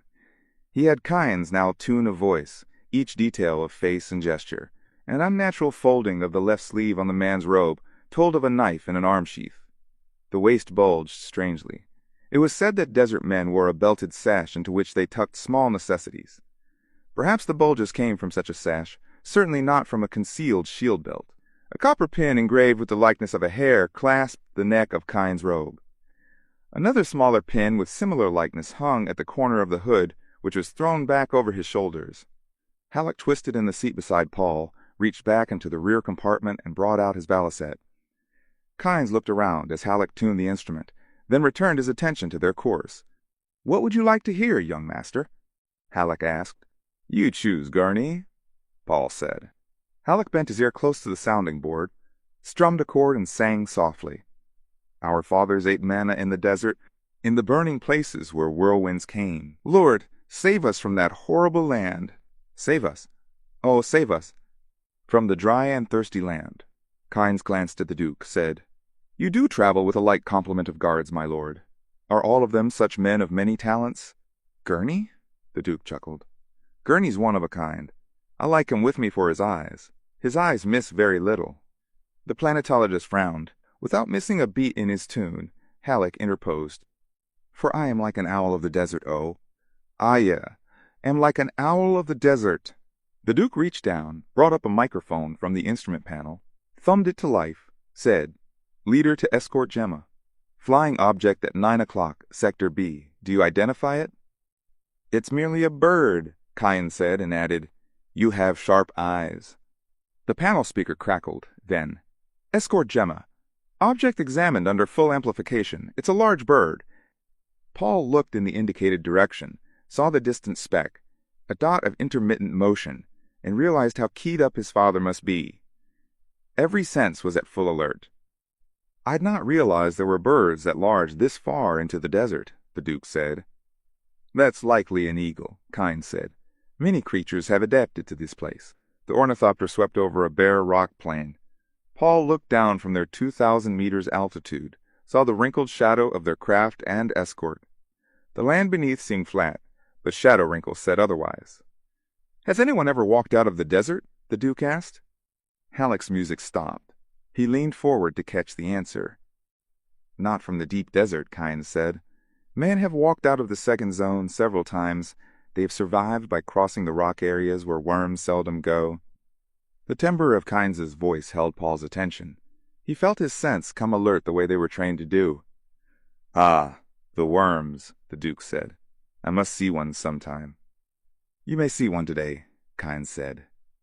"Wherever there is spice, there are worms." "Always?" Halleck asked. "Always." "Is there a relationship between worm and spice?" the Duke asked. Kynes turned, and Paul saw the pursed lips as the man spoke. "They defend spice sands. Each worm has a territory. As to the spice, who knows? Worm specimens we've examined lead us to suspect complicated chemical interchanges within them. We find traces of hydrochloric acid in the ducts, more complicated acid forms elsewhere. I'll give you my monograph on the subject." "And does shields no defense?" the Duke asked. "Shields!" Kynes sneered. "Activate a shield within the worm zone and you seal your fate. Worms ignore territory lines, come from far around to attack a shield. No man wearing a shield has ever survived such attack." "How are worms taken, then?" "High-voltage electrical shock applied separately to each ring segment is the only known way of killing and preserving an entire worm," Kynes said. "They can be stunned and shattered by explosives, but each ring segment has a life of its own. Barring atomics, I know of no explosive powerful enough to destroy a large worm entirely. They're incredibly tough." "Why hasn't an effort been made to wipe them out?" Paul asked. "Too expensive," Kynes said. "Too much area to cover." Paul leaned back in his corner. His truth sense, awareness of tone shadings, told him that Kynes was lying and telling half-truths. And he thought, if there's a relationship between spice and worms, killing the worms would destroy the spice. "No one will have to walk out of the desert soon," the Duke said. "Trip these little transmitters at our necks, and a rescue is on its way. All our workers will be wearing them before long. We're setting up a special rescue service." "Very commendable," Kynes said. "Your tone says you don't agree," the Duke said. "Agree? Of course I agree. But it won't be much use. Static electricity from sandstorms masks out many signals. Transmitters short out. They've been tried here before, you know. Arrakis is tough on equipment. And if a worm's hunting you, there's not much time. Frequently, you have no more than 15 or 20 minutes. "What would you advise?" the Duke asked. "You ask my advice?" "As planetologist, yes." "You'd follow my advice?" "If I found it sensible." "Very well, my lord. Never travel alone." The Duke turned his attention from the controls. "That's all?" "That's all. Never travel alone." "What if you're separated by a storm and forced down?" Halleck asked. "Isn't there anything you could do?" "Anything covers much territory," Kynes said. "What would you do?" Paul asked. Kynes turned a hard stare at the boy, brought his attention back to the Duke. "I'd remember to protect the integrity of my still suit. If I were outside the worm zone or in rock, I'd stay with the ship. If I were down in open sand, I'd get away from the ship as fast as I could. About 1,000 meters would be far enough. Then I'd hide beneath my robe. A worm would get the ship, but it might miss me." "Then what?" Halleck asked. Kynes shrugged. "Wait for the worm to leave." "That's all?" Paul asked. "When the worm has gone, one may try to walk out," Kynes said. "You must walk softly, avoid drum sands, tidal dust basin's head for the nearest rock zone. There are many such zones. You might make it." "Drum sand?" Halleck asked. A condition of sand compaction, Kynes said. The slightest step sets it drumming. Worms always come to that. And a tidal dust basin? The Duke asked. Certain depressions in the desert have filled with dust over the centuries. Some are so vast they have currents and tides. All will swallow the unwary who step into them. Halleck sat back, resumed strumming the balisette. Presently he sang, Wild beasts of the desert do hunt there, waiting for the innocents to pass. Oh, tempt not the gods of the desert, lest you seek a lonely epitaph. The perils of the... He broke off, leaned forward. Dust cloud ahead, sire. I see it, Gurney. That's what we seek, Kynes said. Paul stretched up in the seat to peer ahead, saw a rolling yellow cloud low on the desert surface, some 30 kilometers ahead. One of your factory crawlers, Kynes said. It's on the surface, and that means it's on spice. The cloud has vented sand being expelled after the spice has been centrifugally removed. There's no other cloud quite like it. Aircraft over it, the Duke said. I see 2, 3, 4 spotters, Kynes said. They're watching for worm sign. Worm sign? The Duke asked. A sand wave moving toward the crawler. They'll have seismic probes on the surface, too. Worms sometimes travel too deep for the wave to show. Kynes swung his gaze around the sky. Should be a carry-all wing around, but I don't see it. The worm always comes, E.H., Halleck asked. Always. Paul leaned forward, touched Kynes' shoulder. How big an area does each worm stake out? Kynes frowned. The child kept asking adult questions. That depends on the size of the worm. What's the variation? The Duke asked. Big ones may control 300 or 400 square kilometers. Small ones. He broke off as the Duke kicked on the jet brakes. The ship bucked as its tail pods whispered to silence. Stub wings elongated, cupped the air.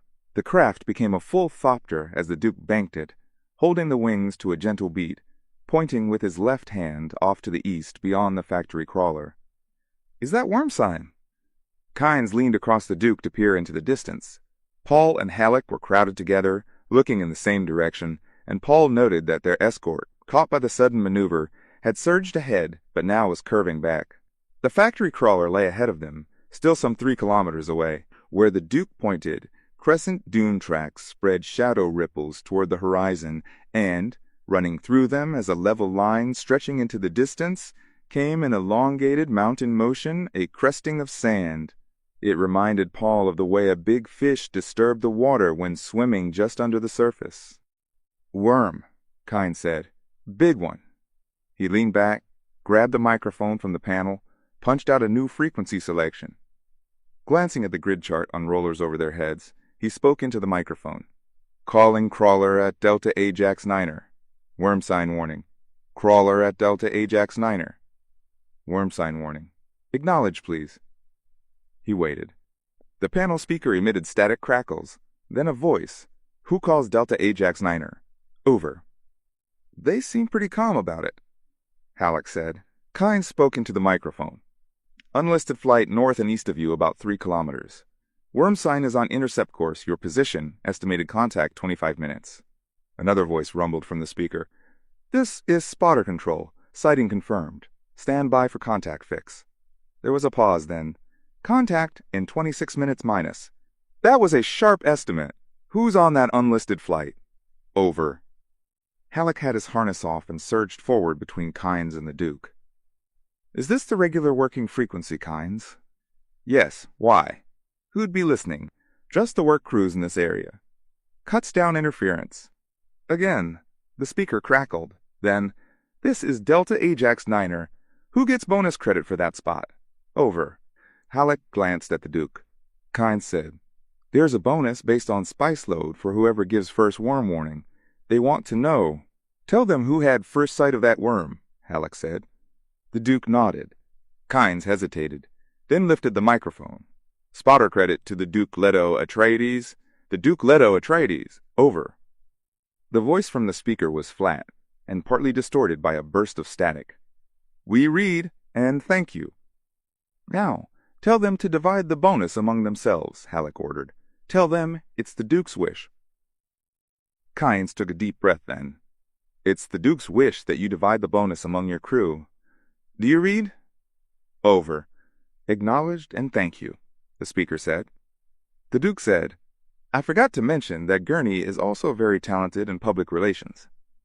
Kynes turned a puzzled frown on Halleck. This lets the men know their Duke is concerned for their safety, Halleck said. Word will get around. It was on an area working frequency not likely Harkonnen agents heard.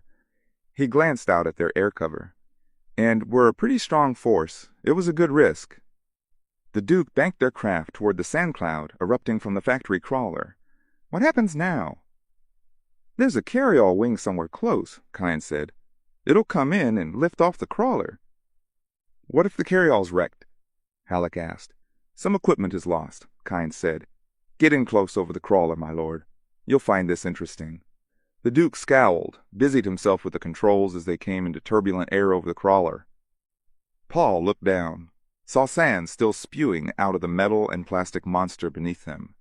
It looked like a great tan and blue beetle with many wide tracks extending on arms around it. He saw a giant inverted funnel snout poked into dark sand in front of it. Rich spice bed by the color, Kynes said. They'll continue working until the last minute. The Duke fed more power to the wings, stiffened them for a steeper descent as he settled lower in a circling glide above the crawler. A glance left and right showed his cover holding altitude and circling overhead. Paul studied the yellow cloud belching from the crawler's pipe vents, looked out over the desert at the approaching worm track. Shouldn't we be hearing them call in the carryall? Halleck asked. They usually have the wing on a different frequency, Kynes said. Shouldn't they have 2 carryalls standing by for every crawler? The Duke asked. There should be 26 men on that machine down there, not to mention cost of equipment. Kynes said, You don't have enough X. He broke off as the speaker erupted with an angry voice. Any of you see the wing? He isn't answering. A garble of noise crackled from the speaker, drowned in an abrupt override signal, then silence and the first voice. Report by the numbers. Over. This is spotter control. Last I saw, the wing was pretty high and circling off northwest. I don't see him now. Over. Spotter 1, negative. Over. Spotter 2, negative. Over. Spotter 3, negative. Over. Silence. The Duke looked down. His own craft's shadow was just passing over the crawler. Only 4 spotters, is that right? Correct, Kynes said. There are 5 in our party, the Duke said. Our ships are larger. We can crowd in 3 extra each. Their spotters ought to be able to lift off 2 each. Paul did the mental arithmetic, said. That's 3 short. Why don't they have 2 carryalls to each crawler? Barked the Duke. You don't have enough extra equipment, Kynes said. All the more reason we should protect what we have. Where could that carryall go? Halleck asked. Could have been forced down somewhere out of sight, Kynes said. The Duke grabbed the microphone, hesitated with thumb poised over its switch. How could they lose sight of a carryall? They keep their attention on the ground looking for worm sign, Kynes said. The Duke thumbed the switch, spoke into the microphone. This is your Duke. We are coming down to take off Delta Ajax Niner's crew. All spotters are ordered to comply. Spotters will land on the east side. We will take the west. Over. He reached down, punched out his own command frequency, repeated the order for his own air cover, handed the microphone back to Kynes. Kynes returned to the working frequency, and a voice blasted from the speaker. Almost a full load of spice? We have almost a full load. We can't leave that for a damned worm. Over. Damn the spice, the Duke barked. He grabbed back the microphone, said, We can always get more spice. There are seats in our ships for all but 3 of you. Draw straws or decide any way you like who's to go. But you're going, and that's an order. He slammed the microphone back into Kynes' hands, muttered, Sorry, as Kynes shook an injured finger. How much time? Paul asked. 9 minutes, Kynes said. The Duke said, This ship has more power than the others. If we took off under jet with 3/4 wings, we could crowd in an additional man. That sand's soft, Kynes said.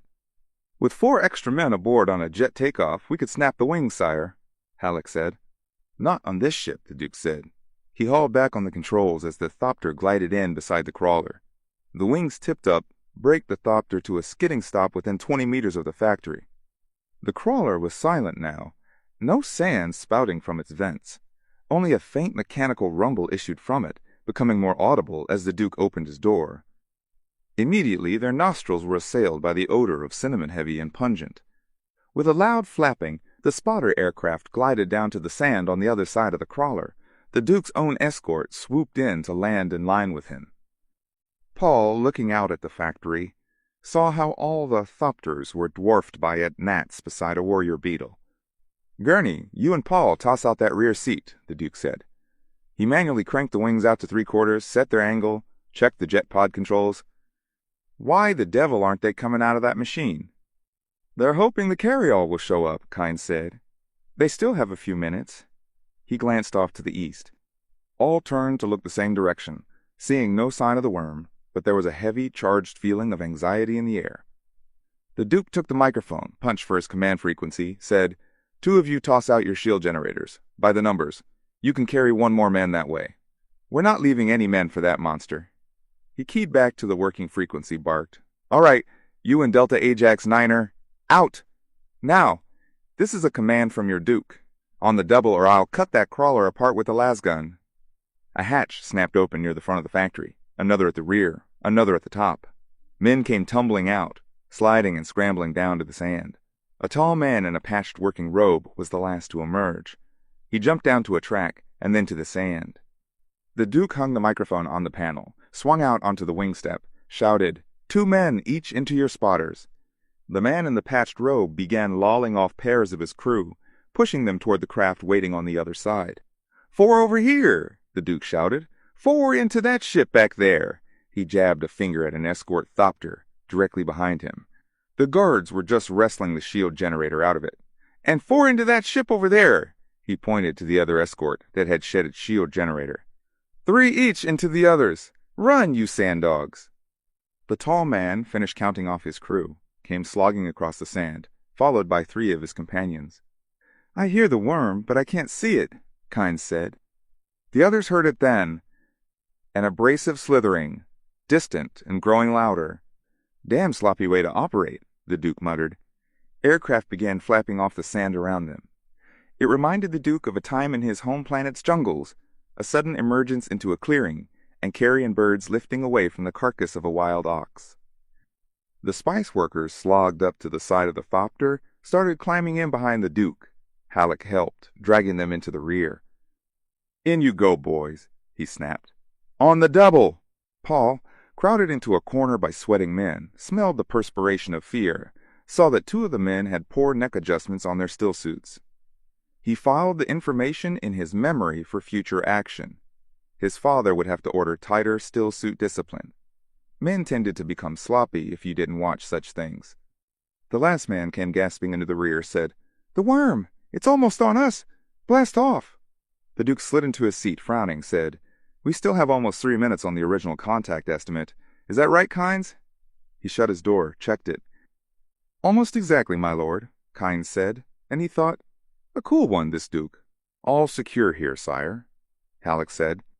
The Duke nodded, watched the last of his escort take off. He adjusted the igniter, glanced once more at wings and instruments, punched the jet sequence. The takeoff pressed the Duke and Kynes deep into their seats, compressed the people in the rear. Kynes watched the way the Duke handled the controls, gently, surely. The thopter was fully airborne now, and the Duke studied his instruments, glanced left and right at his wings. "She's very heavy, sire," Halleck said. "Well within the tolerances of this ship," the Duke said. "You didn't really think I'd risk this cargo, did you, Gurney?" Halleck grinned, said, "Not a bit of it, sire." The Duke banked his craft in a long, easy curve, climbing over the crawler. Paul, crushed into a corner beside a window, stared down at the silent machine on the sand. The worm sign had broken off about 400 meters from the crawler. And now, there appeared to be turbulence in the sand around the factory. "The worm is now beneath the crawler," Kynes said. "You are about to witness a thing few have seen." Flecks of dust shadowed the sand around the crawler now. The big machine began to tip down to the right. A gigantic sand whirlpool began forming there to the right of the crawler. It moved faster and faster. Sand and dust filled the air now for hundreds of meters around. Then they saw it. A wide hole emerged from the sand. Sunlight flashed from glistening white spokes within it. The hole's diameter was at least twice the length of the crawler, Paul estimated. He watched as the machine slid into that opening in a billow of dust and sand. The hole pulled back. "Gods, what a monster!" muttered a man beside Paul. "Got all our flog and spice," growled another. "Someone is going to pay for this," the Duke said. "I promise you that." By the very flatness of his father's voice, Paul sensed the deep anger. He found that he shared it. This was criminal waste. In the silence that followed, they heard Kynes. "Bless the Maker and his water," Kynes murmured. "Bless the coming and going of him. May his passage cleanse the world. May he keep the world for his people." "What's that you're saying?" the Duke asked. But Kynes remained silent. Paul glanced at the men crowded around him. They were staring fearfully at the back of Kynes' head. One of them whispered, "Lie it!" Kynes turned, scowling. The man sank back, abashed. Another of the rescued men began coughing dry and rasping. Presently he gasped, "Curse this hellhole!" The tall Dune man who had come last out of the crawler said, "Be you still, Coss. You but worsen your cough." He stirred among the men until he could look through them at the back of the Duke's head. "You be the Duke Leto, I warrant," he said. "It's to you we give thanks for our lives. We were ready to end it there until you came along." "Quiet, man, and let the Duke fly his ship," Halleck muttered. Paul glanced at Halleck. He, too, had seen the tension wrinkles at the corner of his father's jaw. One walked softly when the Duke was in a rage. Leto began easing his quote, "Thopter" out of its great banking circle, stopped at a new sign of movement on the sand. The worm had withdrawn into the depths, and now, near where the crawler had been, two figures could be seen moving north away from the sand depression. They appeared to glide over the surface with hardly a lifting of dust to mark their passage. "Who's that down there?" the Duke barked.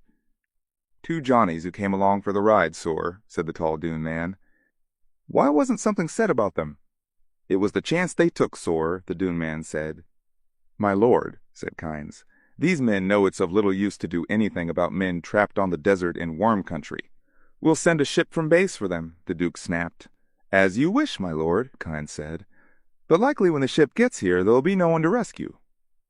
"We'll send a ship anyway," the Duke said. "They were right beside where the worm came up," Paul said. "How'd they escape?" "The sides of the hole cave in and make the distances deceptive," Kynes said.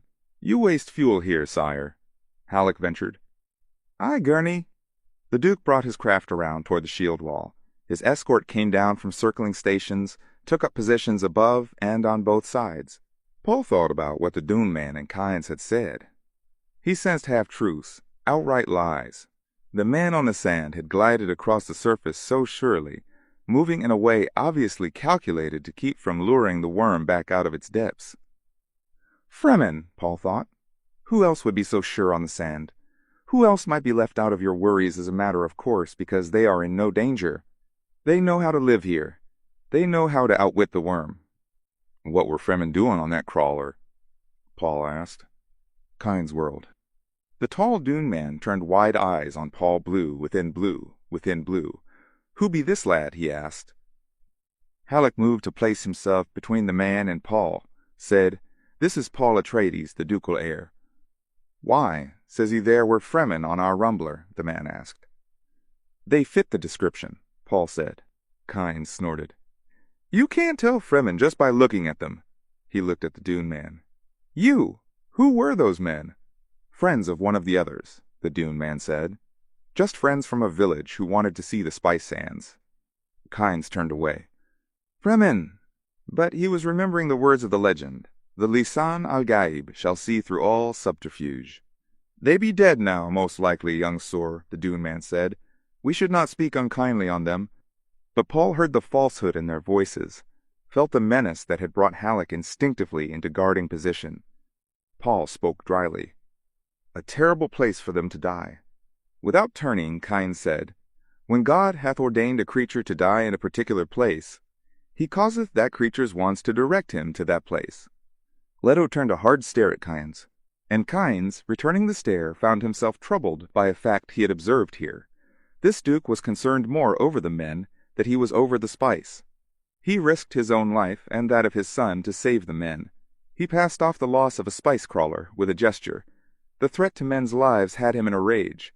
A leader such as that would command fanatic loyalty. He would be difficult to defeat. Against his own will and all previous judgments, Kynes admitted to himself, "I like this Duke." Chapter 16. Greatness is a transitory experience. It is never consistent. It depends in part upon the myth-making imagination of humankind. The person who experiences greatness must have a feeling for the myth he is in. He must reflect what is projected upon him, and he must have a strong sense of the sardonic. This is what uncouples him from belief in his own pretensions. The sardonic is all that permits him to move within himself. Without this quality, even occasional greatness will destroy a man. From Collected Sayings of Muad'Dib by the Princess Irulan. In the dining hall of the Arakean great house, suspenser lamps had been lighted against the early dark. They cast their yellow glows upward onto the black bull's head with its bloody horns, and onto the darkly glistening oil painting of the old Duke. Beneath these talismans, white linen shone around the burnished reflections of the Atreides silver, which had been placed in precise arrangements along the great table, little archipelagos of service waiting beside crystal glasses, each setting squared off before a heavy wooden chair. The classic central chandelier remained unlighted, and its chain twisted upward into shadows where the mechanism of the poisoned snooper had been concealed. Pausing in the doorway to inspect the arrangements, the Duke thought about the poisoned snooper and what it signified in his society. All of the pattern, he thought. You can plumb us by our language, the precise and delicate delineations for ways to administer treacherous death. Will someone try shamirki tonight, poison in the drink? Or will it be Chama's poison in the food? He shook his head. Beside each plate on the long table stood a flagon of water. There was enough water along the table, the Duke estimated, to keep a poor Arakeen family for more than a year. Flanking the doorway in which he stood were broad, laving basins of ornate yellow and green tile. Each basin had its rack of towels. It was the custom, the housekeeper had explained, for guests as they entered to dip their hands ceremoniously into a basin, slop several cups of water onto the floor, dry their hands on a towel, and fling the towel into the growing puddle at the door. After the dinner, beggars gathered outside to get the water squeezings from the towels. How typical of a Harkonnen fief, the Duke thought. Every degradation of the spirit that can be conceived. He took a deep breath, feeling rage tighten his stomach. "The custom stops here," he muttered. He saw a serving woman, one of the old and gnarled ones the housekeeper had recommended, hovering at the doorway from the kitchen across from him. The Duke signaled with upraised hand. She moved out of the shadows, scurried around the table toward him, and he noted the leathery face, the blue within blue eyes. "My lord wishes?" She kept her head bowed, eyes shielded. He gestured. "Have these basins and towels removed." "But, noble-born—" She looked up, mouth gaping. "I know the custom," he barked. "Take these basins to the front door. While we're eating and until we've finished, each beggar who calls may have a full cup of water. Understood?" Her leathery face displayed a twisting of emotions. Dismay, anger. With sudden insight, Leto realized that she must have planned to sell the water squeezings from the foot-trampled towels, wringing a few coppers from the wretches who came to the door. Perhaps that also was a custom. His face clouded, and he growled, "I'm posting a guard to see that my orders are carried out to the letter." He whirled, strode back down the passage to the great hall. Memories rolled in his mind like the toothless mutterings of old women. He remembered open water and waves, days of grass instead of sand-dazed summers that had whipped past him like windstorm leaves. All gone. "I'm getting old," he thought. "I've felt the cold hand of my mortality. And in what? An old woman's greed." In the great hall, the Lady Jessica was the center of a mixed group standing in front of the fireplace. An open blaze crackled there, casting flickers of orange light onto jewels and laces and costly fabrics. He recognized in the group a stillsuit manufacturer down from Carthage, an electronics equipment importer, a water shipper whose summer mansion was near his polar cap factory, a representative of the Guild Bank, lean and remote, that one, a dealer in replacement parts for spice mining equipment, a thin and hard-faced woman whose escort service for off-planet visitors reputedly operated as cover for various smuggling, spying, and blackmail operations. Most of the women in the hall seemed cast from a specific type decorative, precisely turned out, an odd mingling of untouchable sensuousness. Even without her position as hostess, Jessica would have dominated the group, he thought. She wore no jewelry and had chosen warm colors, a long dress, almost the shade of the open blaze, and an earth-brown band around her bronzed hair. He realized she had done this to taunt him subtly, a reproof against his recent pose of coldness. She was well aware that he liked her best in these shades, that he saw her as a rustling of warm colors. Nearby, more an outflanker than a member of the group, stood Duncan Idaho in glittering dress uniform, flat face unreadable, the curling black hair neatly combed. He had been summoned back from the Fremen and had his orders from Hawat. Under pretext of guarding her, you will keep the Lady Jessica under constant surveillance. The Duke glanced around the room. There was Paul in the corner, surrounded by a fawning group of the younger Arakeen Riches, and, aloof among them, 3 officers of the house troop. The Duke took particular note of the young women. What a catch a ducal heir would make. But Paul was treating all equally, with an air of reserved nobility. He'll wear the title well, the Duke thought, and realized with a sudden chill that this was another death thought. Paul saw his father in the doorway, avoided his eyes. He looked around at the clusterings of guests, the jeweled hands clutching drinks, and the unobtrusive inspections with tiny remote-cast snoopers. Seeing all the chattering faces, Paul was suddenly repelled by them. They were cheap masks, locked on festering thoughts, voices gabbling to drown out the loud silence in every breast. I'm in a sour mood, he thought, and wondered what Gurney would say to that. He knew his mood's source. He hadn't wanted to attend this function, but his father had been firm. You have a place, a position to uphold. You're old enough to do this.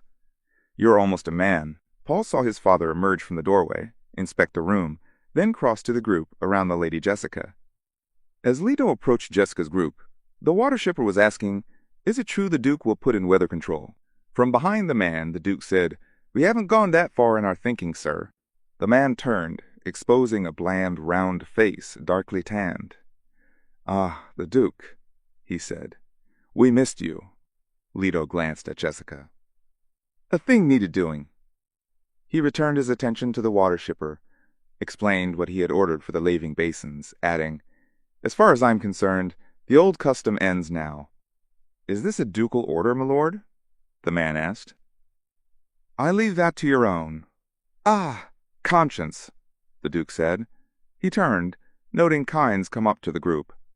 One of the women said, "I think it's a very generous gesture giving water to the—" Someone shushed her. The Duke looked at Kynes, noting that the planetologist wore an old-style dark brown uniform with epaulets of the imperial civil servant and a tiny gold teardrop of rank at his collar. The water shipper asked in an angry voice, "Does the Duke imply criticism of our custom?" "This custom has been changed," Leto said. He nodded to Kynes, marked the frown on Jessica's face, thought, "A frown does not become her, but it'll increase rumors of friction between us." "With the Duke's permission," the water shipper said, "I'd like to inquire further about customs." Leto heard the sudden oily tone in the man's voice, noted the watchful silence in this group, the way heads were beginning to turn toward them around the room. "Isn't it almost time for dinner?" Jessica asked.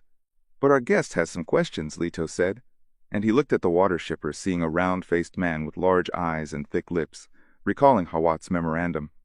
"And this water shipper is a man to watch Linger Butte, remember the name. The Harkonnens used him, but never fully controlled him."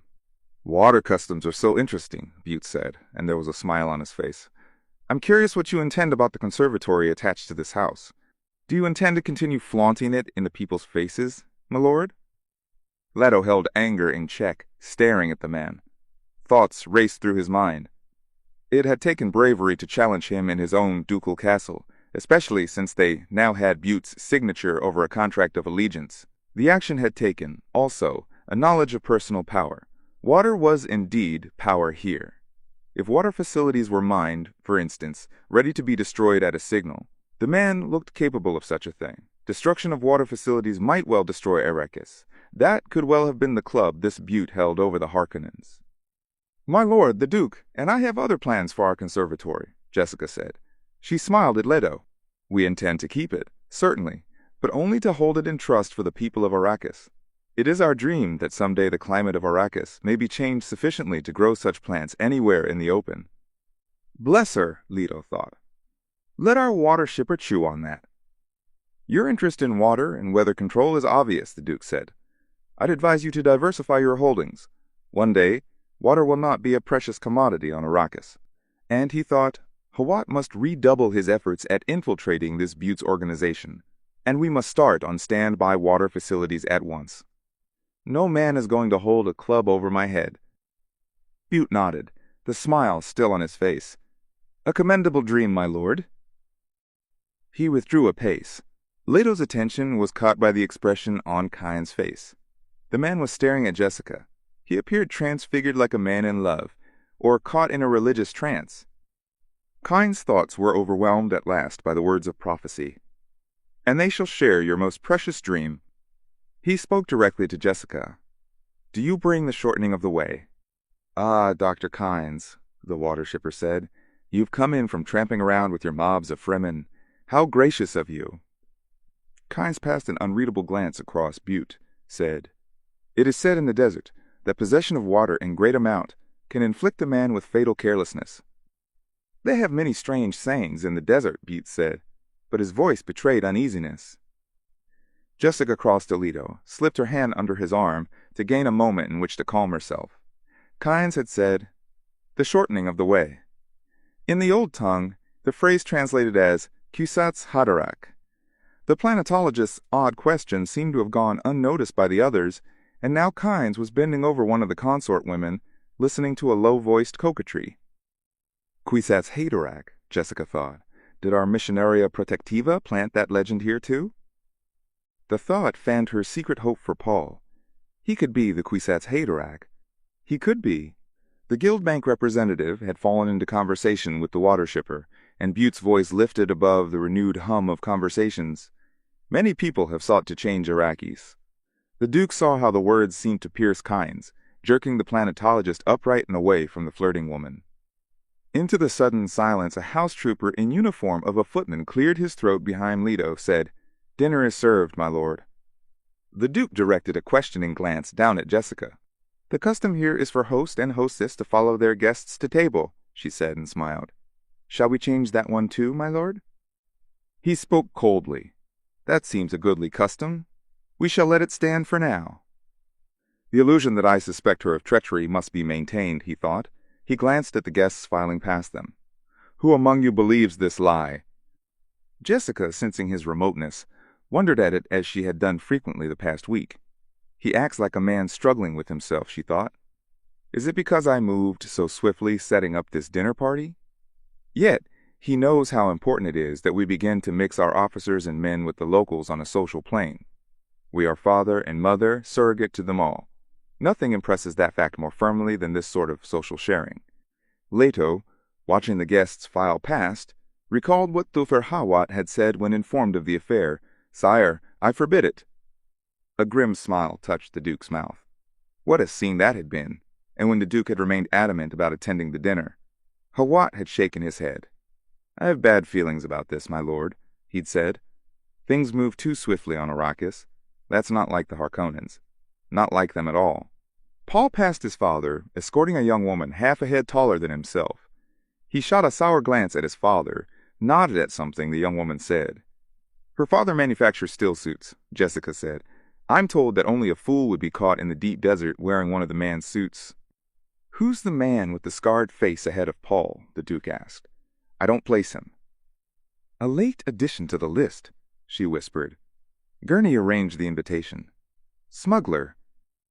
Gurney arranged? At my request. It was cleared with Hawat, although I thought Hawat was a little stiff about it. The smuggler's called Tuek, Esmar Tuek. He's a power among his kind. They all know him here. He's dined at many of the houses. Why is he here? Everyone here will ask that question, she said. Tuek will sow doubt and suspicion just by his presence. He'll also serve notice that you're prepared to back up your orders against graft by enforcement from the smuggler's end as well. This was the point Hawat appeared to like. I'm not sure I like it. He nodded to a passing couple, saw only a few of their guests remain to precede them. Why didn't you invite some Fremen? There's Kynes, she said. Yes, there's Kynes, he said. Have you arranged any other little surprises for me? He led her into step behind the procession. All else is most conventional, she said. And she thought, my darling, can't you see that this smuggler controls fast ships, that he can be bribed? We must have a way out, a door of escape from Arrakis, if all else fails us here. As they emerged into the dining hall, she disengaged her arm, allowed Leto to seat her. He strode to his end of the table. A footman held his chair for him. The others settled with a swishing of fabrics, a scraping of chairs, but the Duke remained standing.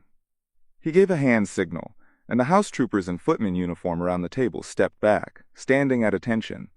Uneasy silence settled over the room. Jessica, looking down the length of the table, saw a faint trembling at the corners of Leto's mouth, noted the dark flush of anger on his cheeks. What has angered him? She asked herself.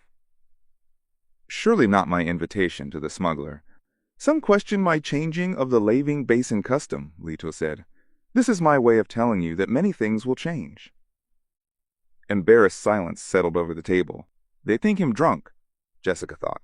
Leto lifted his water flagon, held it aloft where the suspenser, lights shot beams of reflection off it. As a chevalier of the Imperium, then, he said, I give you a toast. The others grasped their flagons, all eyes focused on the Duke. In the sudden stillness, a suspenser light drifted slightly in an errant breeze from the serving kitchen hallway. Shadows played across the Duke's hawk features. Here I am, and here I remain, he barked. There was an abortive movement of flagons, toward mouths, stopped as the Duke remained with arm upraised. My toast is one of those maxims so dear to our hearts. Business makes progress, fortune passes everywhere. Quote, he sipped his water. The others joined him. Questioning glances passed among them. Gurney, the Duke called. From an alcove at Leto's end of the room came Halleck's voice. Here, my lord. Give us a tune, Gurney. A minor chord from the balisette floated out of the alcove. Servants began putting plates of food on the table at the Duke's gesture, releasing them roast desert hare and sauce cepeda, a plumage Syrian, chukka under glass, coffee with melange, a rich cinnamon odor from the spice wafted across the table, a true potaway served with sparkling Caledon wine. Still, the Duke remained standing. As the guests waited, their attention torn between the dishes placed before them and the standing Duke, Leto said, in olden times, it was the duty of the host to entertain his guests with his own talents. His knuckles turned white, so fiercely did he grip his water flagon. I cannot sing, but I give you the words of Gurney's song. Consider it another toast, a toast to all who've died, bringing us to this station. An uncomfortable stirring sounded around the table. Jessica lowered her gaze, glanced at the people seated nearest her. There was the round-faced water shipper and his woman, the pale and austere Guild Bank representative. He seemed a whistle-faced scarecrow with his eyes fixed on Leto. The rugged and scar-faced Tuck, his blue within blue eyes downcast. Review, friends troops long past review, the Duke intoned. All to fate a weight of pains and dollars, their spirits wear our silver collars. Review, friends troops long past review. Each a dot of time without pretense or guile. With them passes the lure of fortune. Review, friends troops long past review. When our time ends on its rictus smile, we'll pass the lure of fortune. The Duke allowed his voice to trail off on the last line, took a deep drink from his water flagon, slammed it back onto the table. Water slopped over the brim onto the linen. The others drank in embarrassed silence. Again, the Duke lifted his water flagon, and this time emptied its remaining half onto the floor, knowing that the others around the table must do the same. Jessica was first to follow his example. There was a frozen moment before the others began emptying their flagons. Jessica saw how Paul, seated near his father, was studying the reactions around him. She found herself also fascinated by what her guests' actions revealed, especially among the women. This was clean, potable water, not something already cast away in a sopping towel. Reluctance to just discard it exposed itself in trembling hands, delayed reactions, nervous laughter, and violent obedience to the necessity. One woman dropped her flagon, looked the other way as her male companion recovered it. Kynes, though, caught her attention most sharply. The planetutologist hesitated, then emptied his flagon into a container beneath his jacket. He smiled at Jessica as he caught her watching him, raised the empty flagon to her in a silent toast. He appeared completely unembarrassed by his action. Halleck's music still wafted over the room, but it had come out of its minor key, lilting and lively now as though he were trying to lift the mood. Let the dinner commence, the Duke said, and sank into his chair. He's angry and uncertain, Jessica thought. The loss of that factory crawler hit him more deeply than it should have. It must be something more than that loss. He acts like a desperate man. She lifted her fork, hoping in the motion to hide her own sudden bitterness. Why not? He is desperate. Slowly at first, then with increasing animation, the dinner got underway. The still soup manufacturer complimented Jessica on her chef and wine. "We brought both from Caladan," she said. "Superb," he said, tasting the chukka. "Simply superb, and not a hint of melange in it. One gets so tired of the spice and everything." The Guild Bank representative looked across at Kynes. "I understand, Dr. Kynes, that another factory crawler has been lost to a worm." "News travels fast," the Duke said.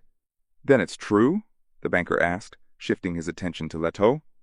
"Of course it's true," the Duke snapped. "The blasted carry-all disappeared.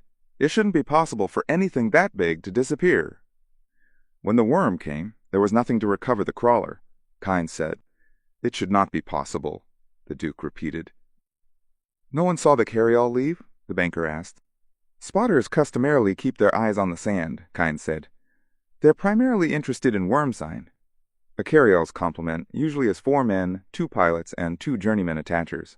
If 1 or even 2 of this crew were in the pay of the Duke's foes— "Oh, I see," the banker said.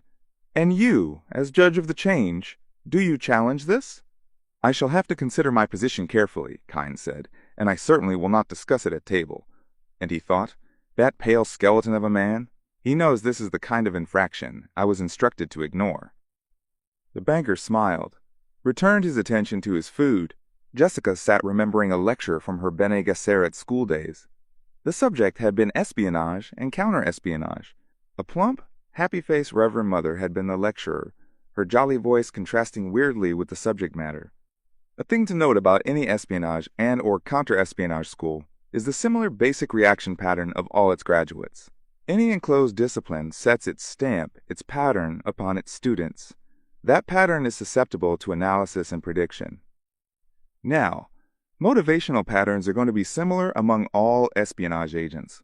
That is to say, there will be certain types of motivation that are similar, despite differing schools or opposed aims. You will study first how to separate this element for your analysis in the beginning, through interrogation patterns that betray the inner orientation of the interrogators. Secondly, by close observation of language thought orientation of those under analysis. You will find it fairly simple to determine the root languages of your subjects, of course, both through voice inflection and speech pattern. Now, sitting at table with her son and her Duke and their guests, hearing that Guild Bank representative, Jessica felt a chill of realization. The man was a Harkonnen agent. He had the GD Prime speech pattern subtly masked, but exposed to her trained awareness as though he had announced himself. "Does this mean the Guild itself has taken sides against House Atreides?" she asked herself. The thought shocked her, and she masked her emotion by calling for a new dish, all the while listening for the man to betray his purpose. He will shift the conversation next to something seemingly innocent, but with ominous overtones, she told herself. It's his pattern. The banker swallowed, took a sip of wine, smiled at something said to him by the woman on his right. He seemed to listen for a moment to a man down the table who was explaining to the Duke that native Arrakeen plants had no thorns. "I enjoy watching the flights of birds on Arrakis," the banker said, directing his words at Jessica. "All of our birds, of course, are carrion eaters, and many exist without water, having become blood drinkers." The stillsuit manufacturer's daughter, seated between Paul and his father at the other end of the table, twisted her pretty face into a frown, said, "Oh, Sue, you say the most disgusting things." The banker smiled. "They call me Susu because I'm financial advisor to the Water Peddlers Union." And, as Jessica continued to look at him without comment, he added, "Because of the water seller's cry, Susu Sook." And he imitated the call with such accuracy that many around the table laughed. Jessica heard the boastful tone of voice, but noted most that the young woman had spoken on cue a set piece. She had produced the excuse for the banker to say what he had said. She glanced at Linger Butte.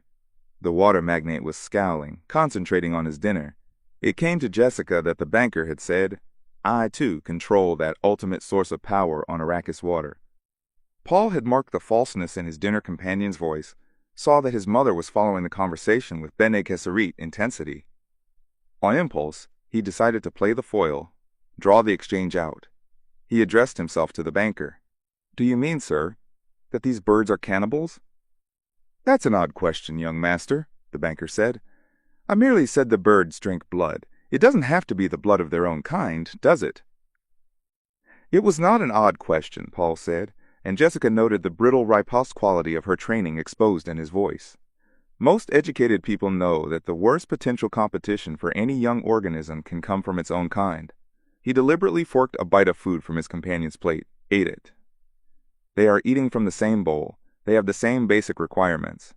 The banker stiffened, scowled at the Duke. Do not make the error of considering my son a child, the Duke said, and he smiled. Jessica glanced around the table, noted that Butte had brightened, that both Kynes and the smuggler, Tuek, were grinning. It's a rule of ecology, Kynes said, that the young master appears to understand quite well.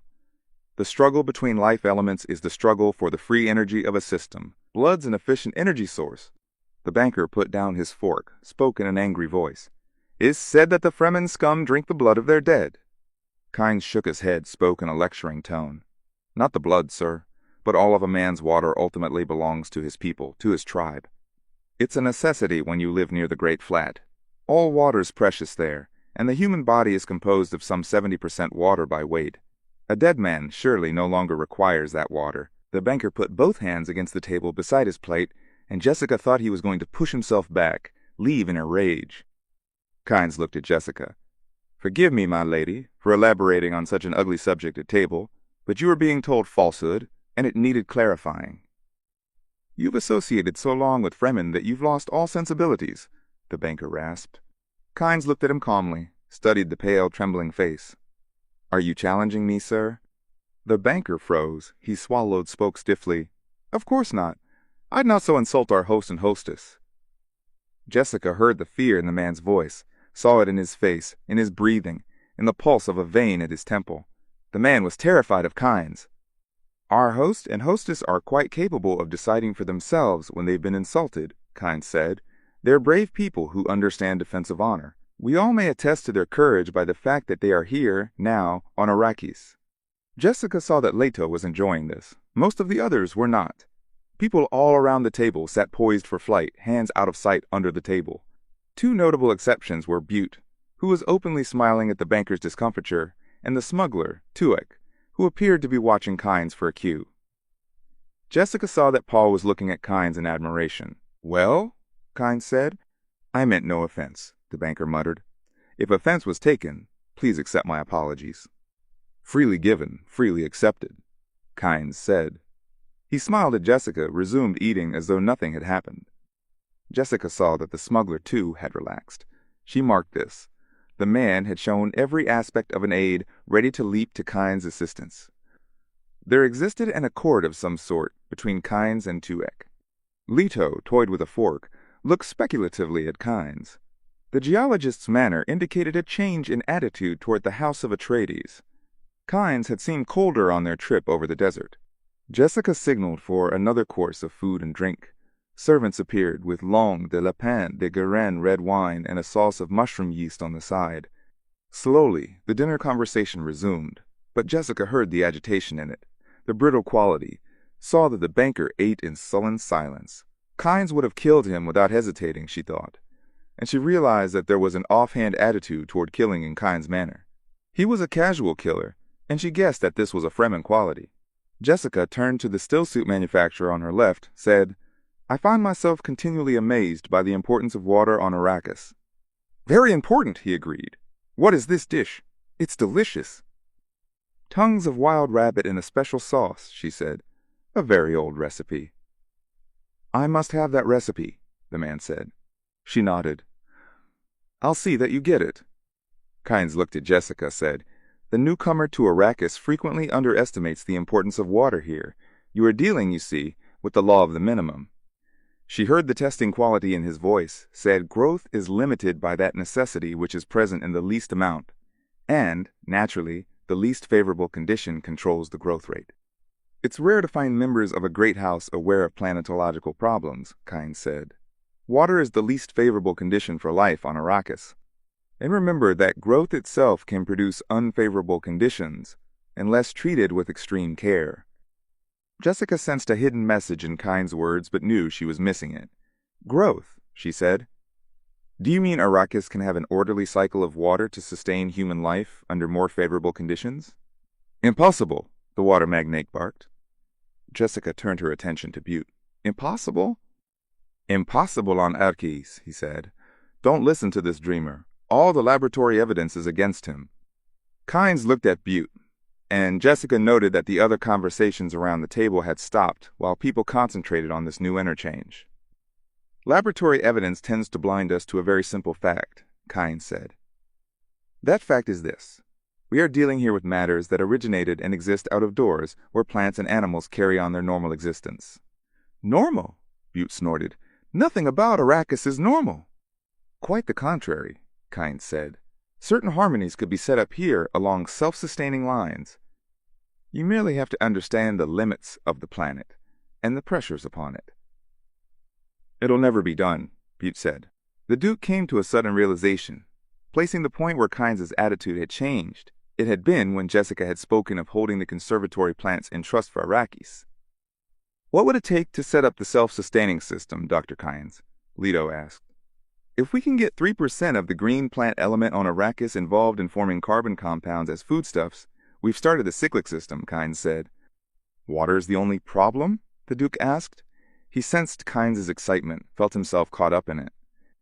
Water overshadows the other problems, Kynes said. This planet has much oxygen without its usual concomitants, widespread plant life, and large sources of free carbon dioxide from such phenomena as volcanoes. There are unusual chemical interchanges over large surface areas here. Do you have pilot projects? The Duke asked.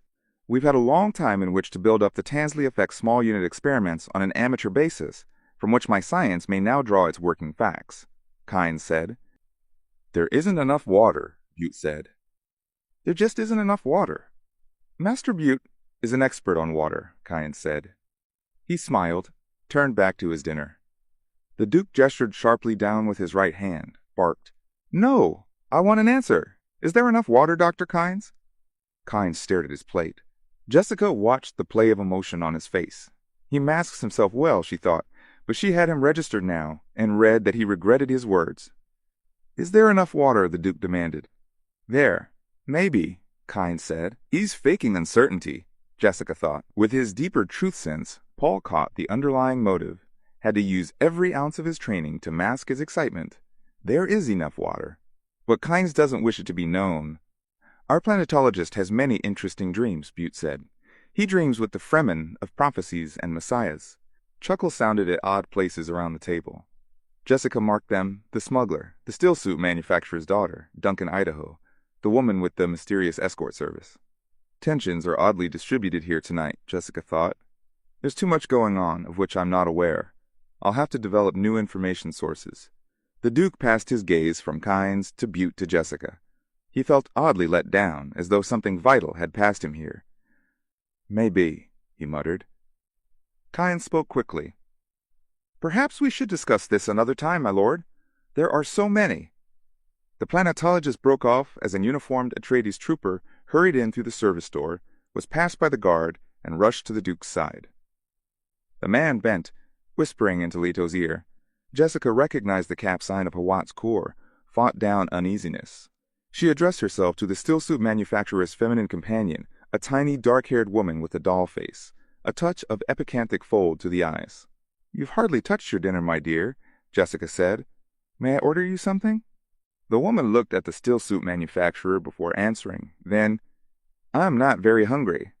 Abruptly, the Duke stood up beside his trooper, spoke in a harsh tone of command. Stay seated, everyone. You will have to forgive me, but a matter has arisen that requires my personal attention. He stepped aside. Paul, take over as host for me, if you please.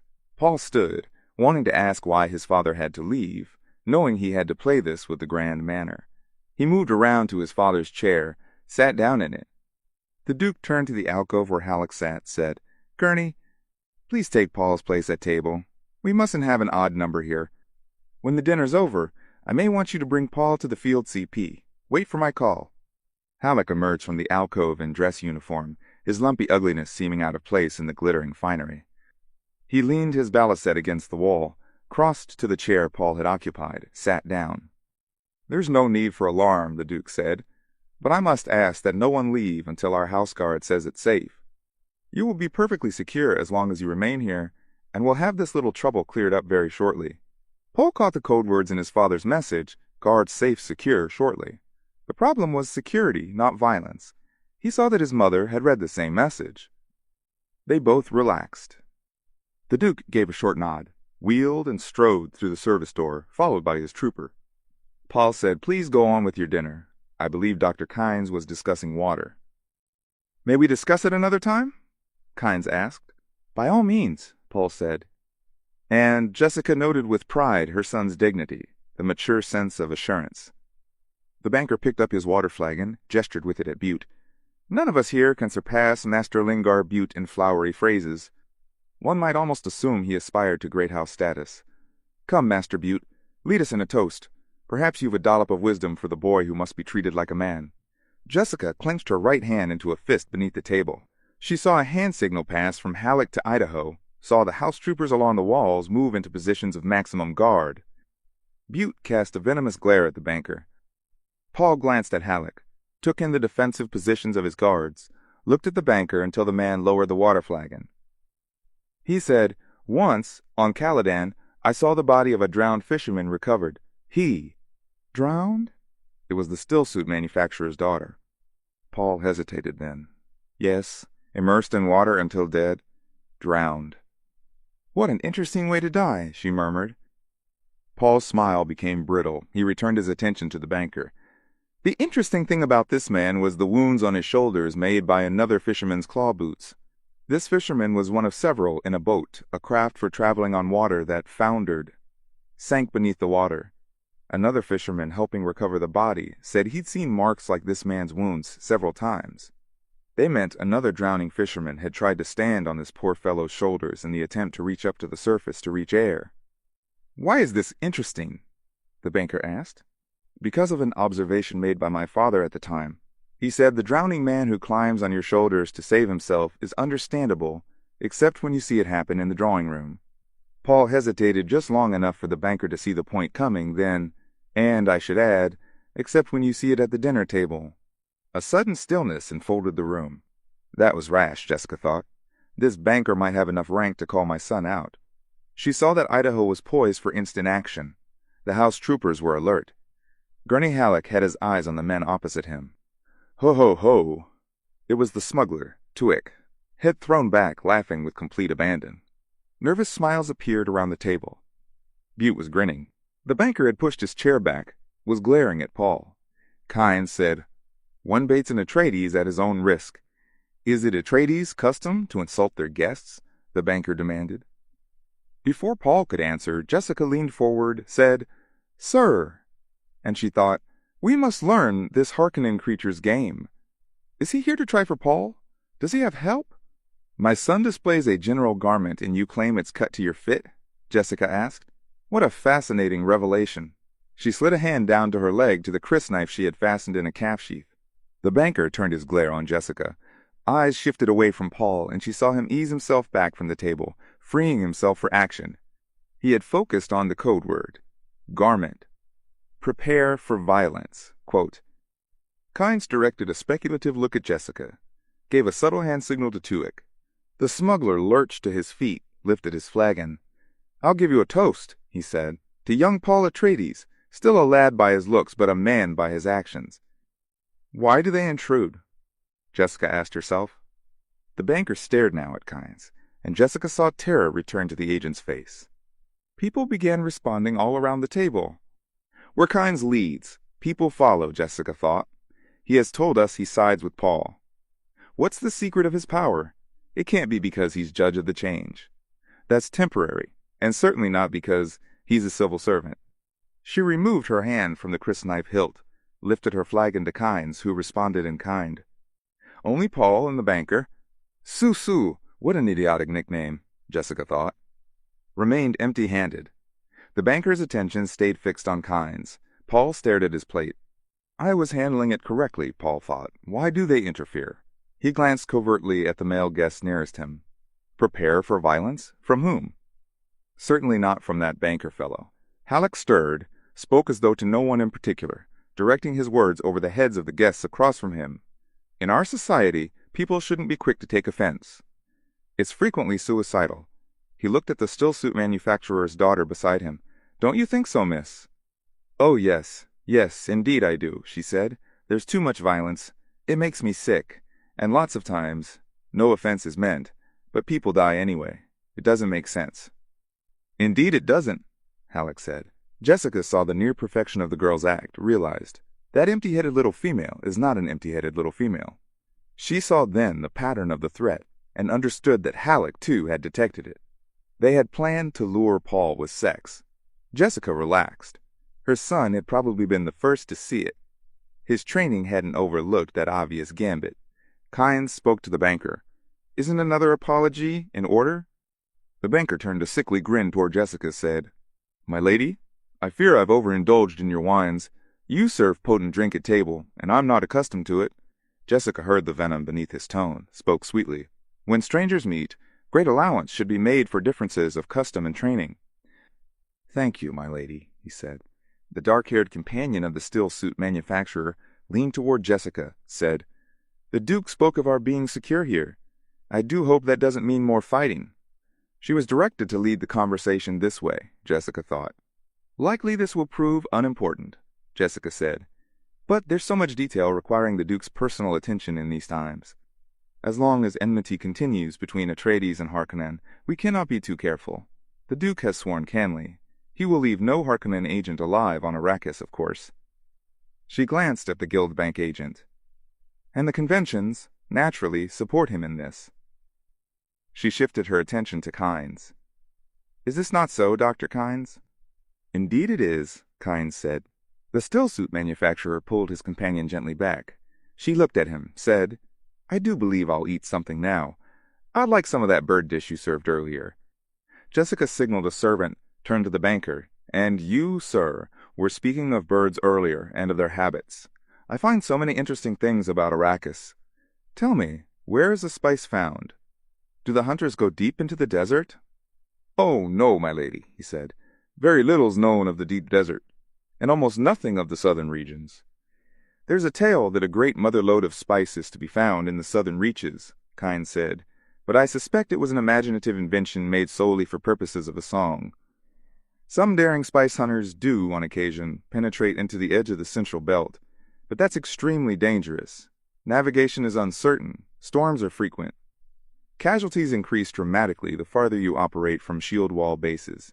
It hasn't been found profitable to venture too far south. Perhaps if we had a weather satellite." Quote, Butte looked up, spoke around a mouthful of food. "It said the Fremen travel there, but they go anywhere, and have hunted out soaks and sipwells, even in the southern latitudes." "Soaks and sipwells?" Jessica asked. Kynes spoke quickly. "Wild rumors, my lady. These are known on other planets, not on Arrakis. A soak is a place where water seeps to the surface, or near enough to the surface, to be found by digging according to certain signs. A sipwell is a form of soak where a person draws water through a straw. So it is said." "There's deception in his words," Jessica thought. "Why is he lying?" Paul wondered. "How very interesting," Jessica said. And she thought, "It is said, what a curious speech mannerism they have here. If they only knew what it reveals about their dependence on superstitions." "I've heard you have a saying," Paul said, "that polish comes from the cities, wisdom from the desert." "There are many sayings on Arrakis," Kynes said. Before Jessica could frame a new question, a servant bent over her with a note. She opened it, saw the Duke's handwriting and code signs, scanned it. "You'll all be delighted to know," she said, "that our Duke sends his reassurances. The matter which called him away has been settled. The missing carryall has been found. A Harkonnen agent and the crew overpowered the others and flew the machine to a smuggler's base, hoping to sell it there. Both man and machine were turned over to our forces." She nodded to Tuek. The smuggler nodded back. Jessica refolded the note, tucked it into her sleeve. "I'm glad it didn't come to open battle," the banker said. "The people have such hopes the Atreides will bring peace and prosperity." "Especially prosperity," Butte said. "Shall we have our dessert now?" Jessica asked. "I've had our chef prepare a Caladan sweet, pongee rice and sauce dulce." "It sounds wonderful," the still-suit manufacturer said. Would it be possible to get the recipe? Any recipe you desire, Jessica said, registering the man for later mention to Hawat. The stillsuit manufacturer was a fearful little climber and could be bought. Small talk resumed around her. Such a lovely fabric. He is having a setting made to match the jewel. We might try for a production increase next quarter. Quote, Jessica stared down at her plate, thinking of the coded part of Leto's message. The Harkonnens tried to get in a shipment of lasguns. We captured them. This may mean they've succeeded with other shipments. It certainly means they don't place much store in shields. Take appropriate precautions. Jessica focused her mind on lasguns, wondering. The white-hot beams of disruptive light could cut through any known substance, provided that substance was not shielded. The fact that feedback from a shield would explode both lasgun and shield did not bother the Harkonnens. Why? A lasgun shield explosion was a dangerous variable, could be more powerful than atomics, could kill only the gunner and his shielded target. The unknowns here filled her with uneasiness. Paul said, I never doubted we'd find the carry-all. Once my father moves to solve a problem, he solves it. This is a fact the Harkonnens are beginning to discover. He's boasting, Jessica thought. He shouldn't boast. No person will be sleeping far below ground level this night, as a precaution against lasguns, has the right to boast. Chapter 17. There is no escape we pay for the violence of our ancestors. Quote, from the collected sayings of Mu'addib by the Princess Irulan, Jessica heard the disturbance in the great hall, turned on the light beside her bed. The clock there had not been properly adjusted to local time, and she had to subtract 21 minutes to determine that it was about 2 a.m. The disturbance was loud and incoherent. Is this the Harkonnen attack? She wondered. She slipped out of bed, checked the screen monitors to see where her family was. The screen showed Paul asleep in the deep cellar room they'd hastily converted to a bedroom for him. The noise obviously wasn't penetrating to his quarters. There was no one in the Duke's room. His bed was unrumpled. Was he still at the field CP? There were no screens yet to the front of the house. Jessica stood in the middle of her room, listening. There was one shouting, incoherent voice. She heard someone call for Dr. Yue. Jessica found a robe, pulled it over her shoulders, pushed her feet into slippers, strapped the crysknife to her leg. Again, a voice called out for Yue. Jessica belted the robe around her, stepped into the hallway. Then the thought struck her. What if Leto's hurt? The hall seemed to stretch out forever under her running feet. She turned through the arch at the end, dashed past the dining hall and down the passage to the great hall, finding the place brightly lighted, all the wall suspensors glowing at maximum. To her, right near the front entry, she saw 2 house guards holding Duncan Idaho between them. His head lolled forward, and there was an abrupt, panting silence to the scene. One of the house guards spoke accusingly to Idaho. You see what you did? You woke the Lady Jessica. The great draperies billowed behind the men, showing that the front door remained open. There was no sign of the Duke or Yue. Mapes stood to one side, staring coldly at Idaho. She wore a long brown robe with serpentine design at the hem. Her feet were pushed into unlaced desert boots. So I woke the Lady Jessica, Idaho muttered. He lifted his face toward the ceiling, bellowed. My sword was furs-blooded on Grumman. Great mother, he's drunk, Jessica thought. Idaho's dark, round face was drawn into a frown. His hair, curling like the fur of a black goat, was plastered with dirt. A jagged rent in his tunic exposed an expanse of the dress shirt he had worn at the dinner party earlier. Jessica crossed to him. One of the guards nodded to her without releasing his hold on Idaho. We didn't know what to do with him, my lady. He was creating a disturbance out front, refusing to come inside. We were afraid locals might come along and see him. That wouldn't do at all. Give us a bad name here. Where has he been? Jessica asked. He escorted one of the young ladies home from the dinner, my lady. Hawat's orders. Which young lady? One of the escort wenches. You understand, my lady? He glanced at Mapes, lowered his voice. They're always calling on Idaho for special surveillance of the ladies. And Jessica thought, so they are. But why is he drunk? She frowned, turned to Mapes. Mapes, bring a stimulant. I'd suggest caffeine. Perhaps there's some of the spice coffee left. Mapes shrugged, headed for the kitchen. Her unlaced desert boots slapped against the stone floor. Idaho swung his unsteady head around to peer at an angle toward Jessica. Killed more'n 300 men for the Duke, he muttered. What I want to know is why Mir. Can't live on her TH ground here. Can't live on a ground here. What kind of place is ISS, huh? A sound from the side hall entry caught Jessica's attention. She turned, saw Yue crossing to them, his medical kit swinging in his left hand. He was fully dressed, looked pale, exhausted. The diamond tattoo stood out sharply on his forehead. TH good, Docker, Idaho shouted. What are you, Doc, splint and pill man? He turned blearily toward Jessica. Making a damn fool of myself, huh? Jessica frowned, remained silent, wondering, why would Idaho get drunk? Was he drugged? Too much spice beer, Idaho said, attempting to straighten. Mapes returned with a steaming cup in her hands, stopped uncertainly behind Yue. She looked at Jessica, who shook her head. Yue put his kit on the floor, nodded greeting to Jessica, said, Spice beer, EH? Best damn stuff ever tased, Idaho said. He tried to pull himself to attention. My sword was furs blooded on Grumman. Killed a Harkon. Harkon. Killed IMF TH Duke. Yue turned, looked at the cup in Mapes' hand. What is that? Caffeine, Jessica said. Yue took the cup, held it toward Idaho. Drink this, lad. Don't want any more drink. Drink it, I say. Idaho's head wobbled toward Yue, and he stumbled one step ahead, dragging the guards with him. I'm almighty fed up with pleasing TH Imperial Universe stock. Just once, we're going to do TH thing my way. After you drink this, Yue said, it's just caffeine.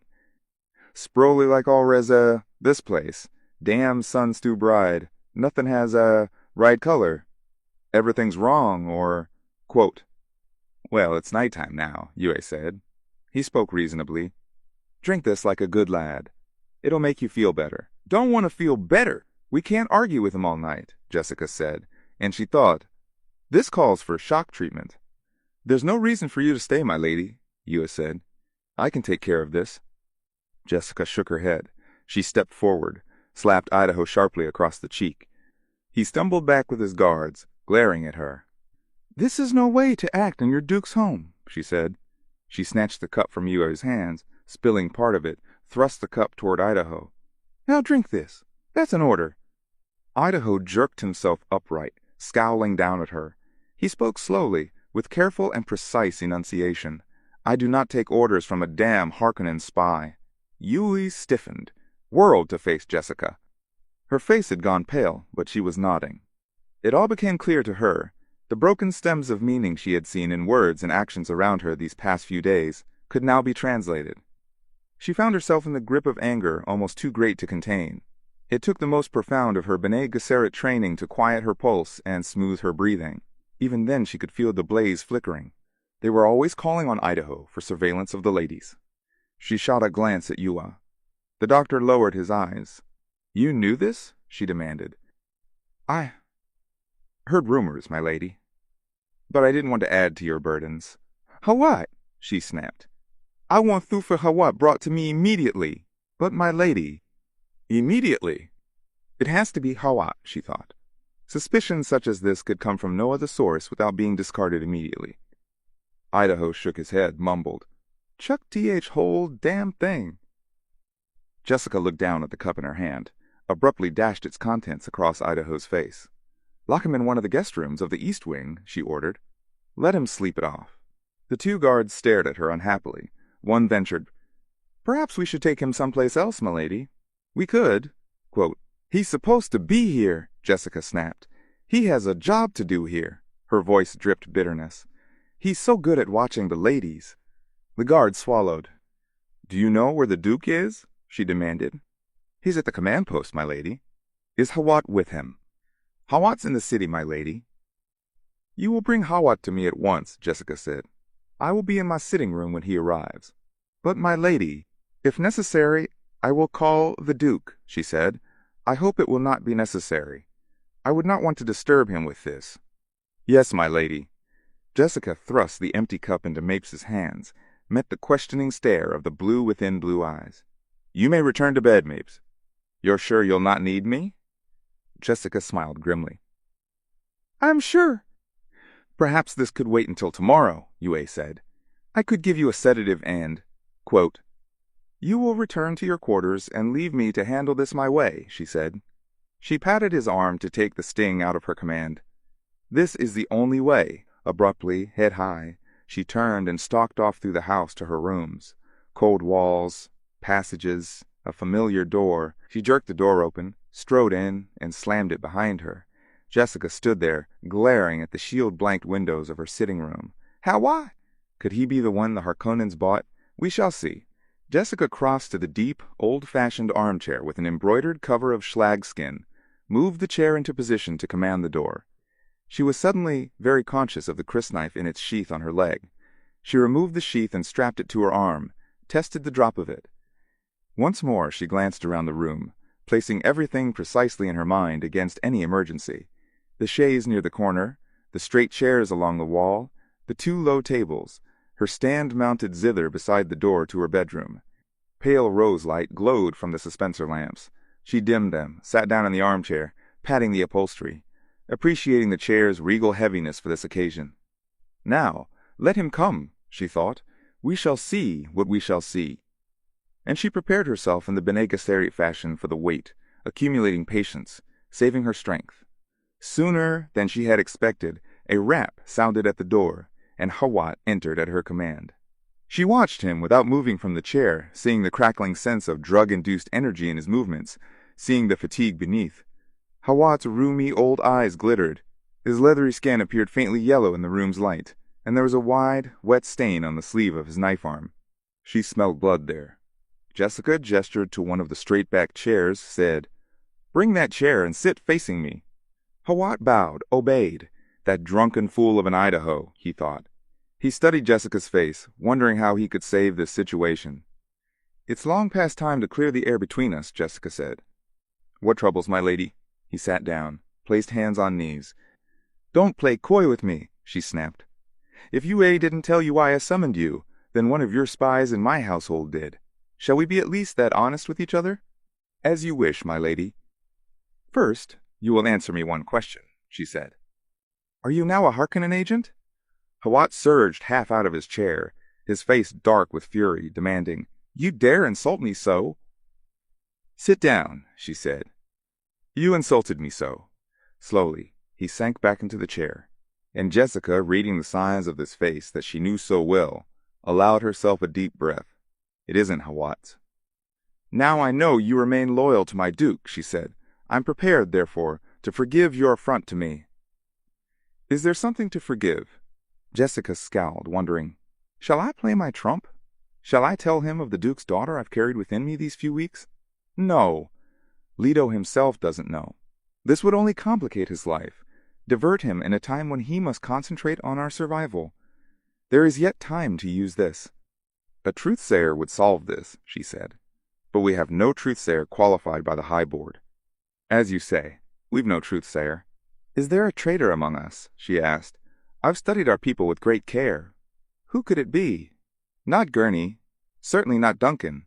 Their lieutenants are not strategically enough placed to consider. It's not you, Thufir. It cannot be Paul. I know it's not me. Dr. Yue, then? Shall I call him in and put him to the test?" "You know that's an empty gesture," Hawat said. "He's conditioned by the High College. That I know for certain. Not to mention that his wife was a Bene Gesserit slain by the Harkonnens," Jessica said.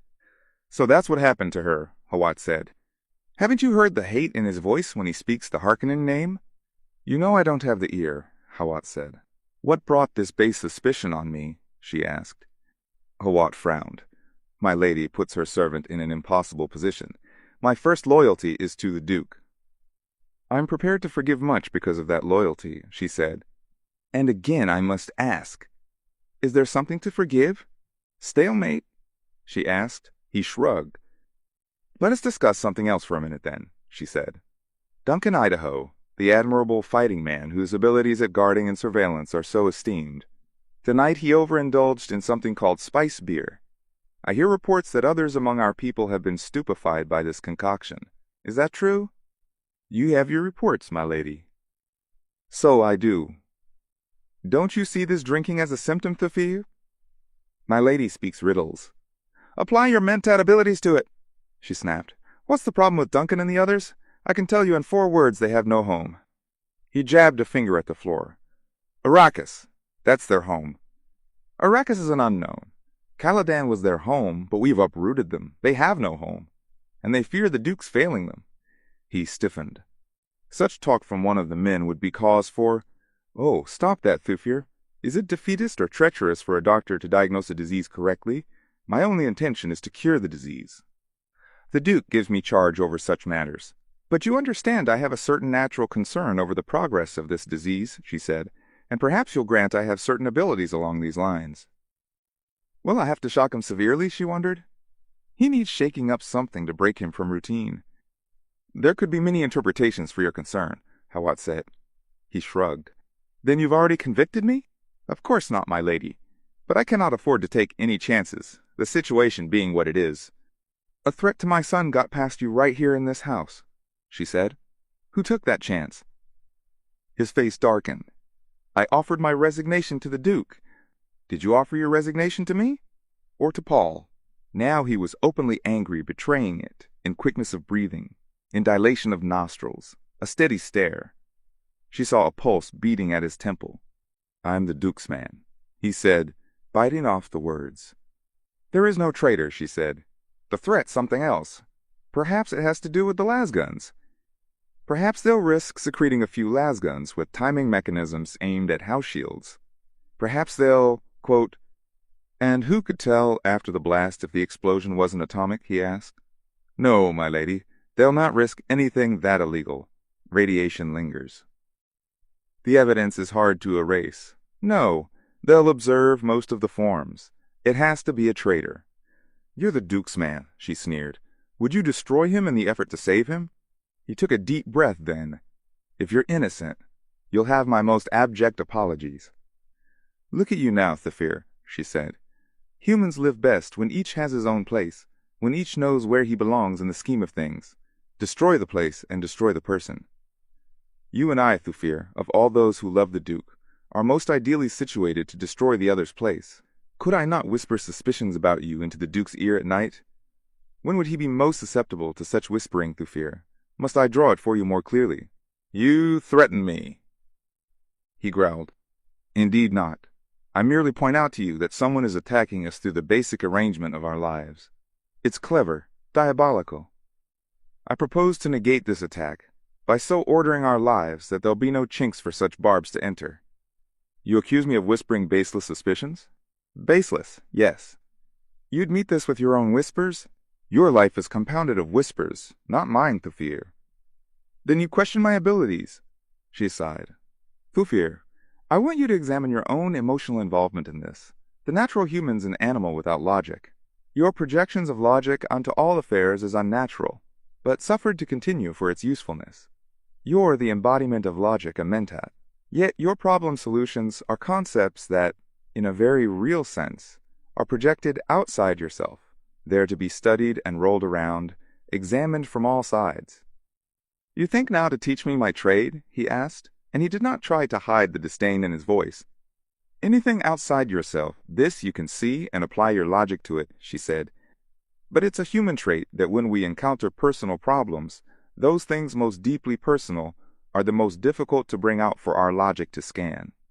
We tend to flounder around, blaming everything but the actual deep-seated thing that's really chewing on us. You're deliberately attempting to undermine my faith in my abilities as a mentat, he rasped.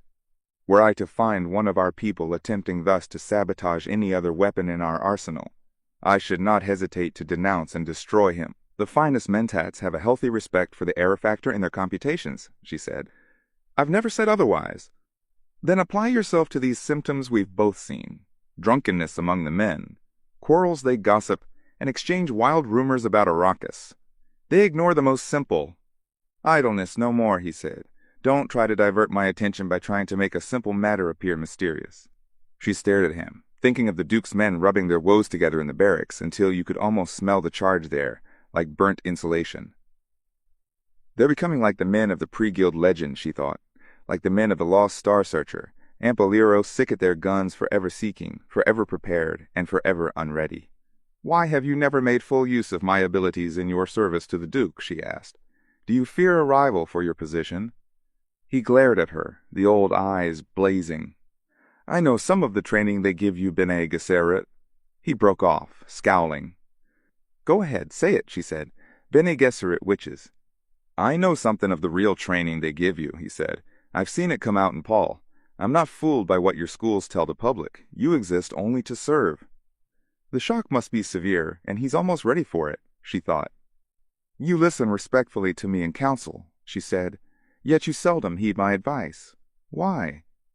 "I don't trust your Bene Gesserit motives," he said. "You may think you can look through a man. You may think you can make a man do exactly what you—" "You poor fool, Thufir," she raged. He scowled, pushing himself back in the chair. "Whatever rumors you've heard about our schools," she said, "the truth is far greater. If I wished to destroy the Duke, or you, or any other person within my reach, you could not stop me." And she thought, "Why do I let pride drive such words out of me? This is not the way I was trained. This is not how I must shock him." Hawat slipped a hand beneath his tunic, where he kept a tiny projector of poisoned darts.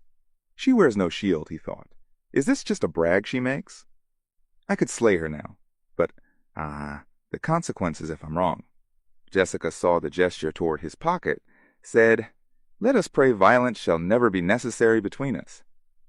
"A worthy prayer," he agreed. "Meanwhile, the sickness spreads among us," she said. "I must ask you again. Isn't it more reasonable to suppose the Harkonnens have planted this suspicion to pit the two of us against each other?" "We appear to have returned to stalemate," he said. She sighed, thinking, "He's almost ready for it." "The Duke and I are father and mother surrogates to our people," she said. "The positions—" "He hasn't married you," Hawat said. She forced herself to calmness, thinking, "A good riposte, that." "But he'll not marry anyone else," she said. "Not as long as I live. And we are surrogates, as I've said. To break up this natural order in our affairs, to disturb, disrupt, and confuse us, which target offers itself most enticingly to the Harkonnens?" He sensed the direction she was taking, and his brows drew down in a lowering scowl. "The Duke?" she asked. "Attractive target, yes, but no one, with the possible exception of Paul, is better guarded. Me? I tempt them, surely. But they must know the Bene Gesserit make difficult targets. And there's a better target, one whose duties create, necessarily, a monstrous blind spot, one to whom suspicion is as natural as breathing, one who builds his entire life on innuendo and mystery." She darted her right hand toward him. "You!" Hawat started to leap from his chair. "I have not dismissed you, Thufir," she flared. The old mentat almost fell back into the chair, so quickly did his muscles betray him. She smiled without mirth. "Now you know something of the real training they give us," she said. Hawat tried to swallow in a dry throat. Her command had been regal, peremptory, uttered in a tone and manner he had found completely irresistible. His body had obeyed her before he could think about it. Nothing could have prevented his response. Not logic, not passionate anger, nothing. To do what she had done spoke of a sensitive, intimate knowledge of the person thus commanded, a depth of control he had not dreamed possible. "I have said to you before that we should understand each other," she said. "I meant you should understand me. I already understand you. And I tell you now that your loyalty to the Duke is all that guarantees your safety with me." He stared at her, wet his lips with his tongue. "If I desired a puppet, the Duke would marry me," she said. "He might even think he did it of his own free will." Hawat lowered his head, looked upward through his sparse lashes. Only the most rigid control kept him from calling the guard. Control, and the suspicion now that woman might not permit it. His skin crawled with the memory of how she had controlled him. In the moment of hesitation, she could have drawn a weapon and killed him. Does every human have this blind spot? He wondered. Can any of us be ordered into action before he can resist? The idea staggered him. Who could stop a person with such power? "You've glimpsed a fist within the Bene Gesserit glove," she said. "Few glimpse it and live. And what I did was a relatively simple thing for us. You've not seen my entire arsenal. Think on that. Why aren't you out destroying the Duke's enemies?" he asked. "What would you have me destroy?" she asked. "Would you have me make a weakling of our Duke, have him forever leaning on me? But with such power, quote, 'Power is a two-edged sword, Thufir,' she said. You think. How easy for her to shape a human tool to thrust into an enemy's vitals. True, Thufir, even into your vitals. Yet, what would I accomplish? If enough of us Bene Gesserit did this, wouldn't it make all Bene Gesserit suspect? We don't want that, Thufir. We do not wish to destroy ourselves. She nodded. We truly exist only to serve. I cannot answer you, he said. You know I cannot answer. You'll say nothing about what has happened here to anyone, she said. I know you, Thufir. My lady. Again the old man tried to swallow in a dry throat. And he thought, she has great powers, yes. But would these not make her an even more formidable tool for the Harkonnens? The Duke could be destroyed as quickly by his friends as by his enemies, she said. I trust now you'll get to the bottom of this suspicion and remove it. If it proves baseless, he said. If, she sneered. If, he said. You are tenacious, she said. Cautious, he said, and aware of the error factor. Then I'll pose another question for you. What does it mean to you that you stand before another human, that you are bound and helpless and the other human holds a knife at your throat, yet this other human refrains from killing you, frees you from your bonds, and gives you the knife to use as you will? She lifted herself out of the chair, turned her back on him. You may go now, Thufir. The old mentat arose, hesitated, hand creeping toward the deadly weapon beneath his tunic. He was reminded of the bull ring and of the Duke's father, who'd been brave no matter what his other failings, and one day of the corrida long ago. The fierce black beast had stood there, head bowed, immobilized and confused. The old Duke had turned his back on the horns, cape thrown flamboyantly over one arm, while cheers rained down from the stands. I am the bull and she the matador, Hawat thought.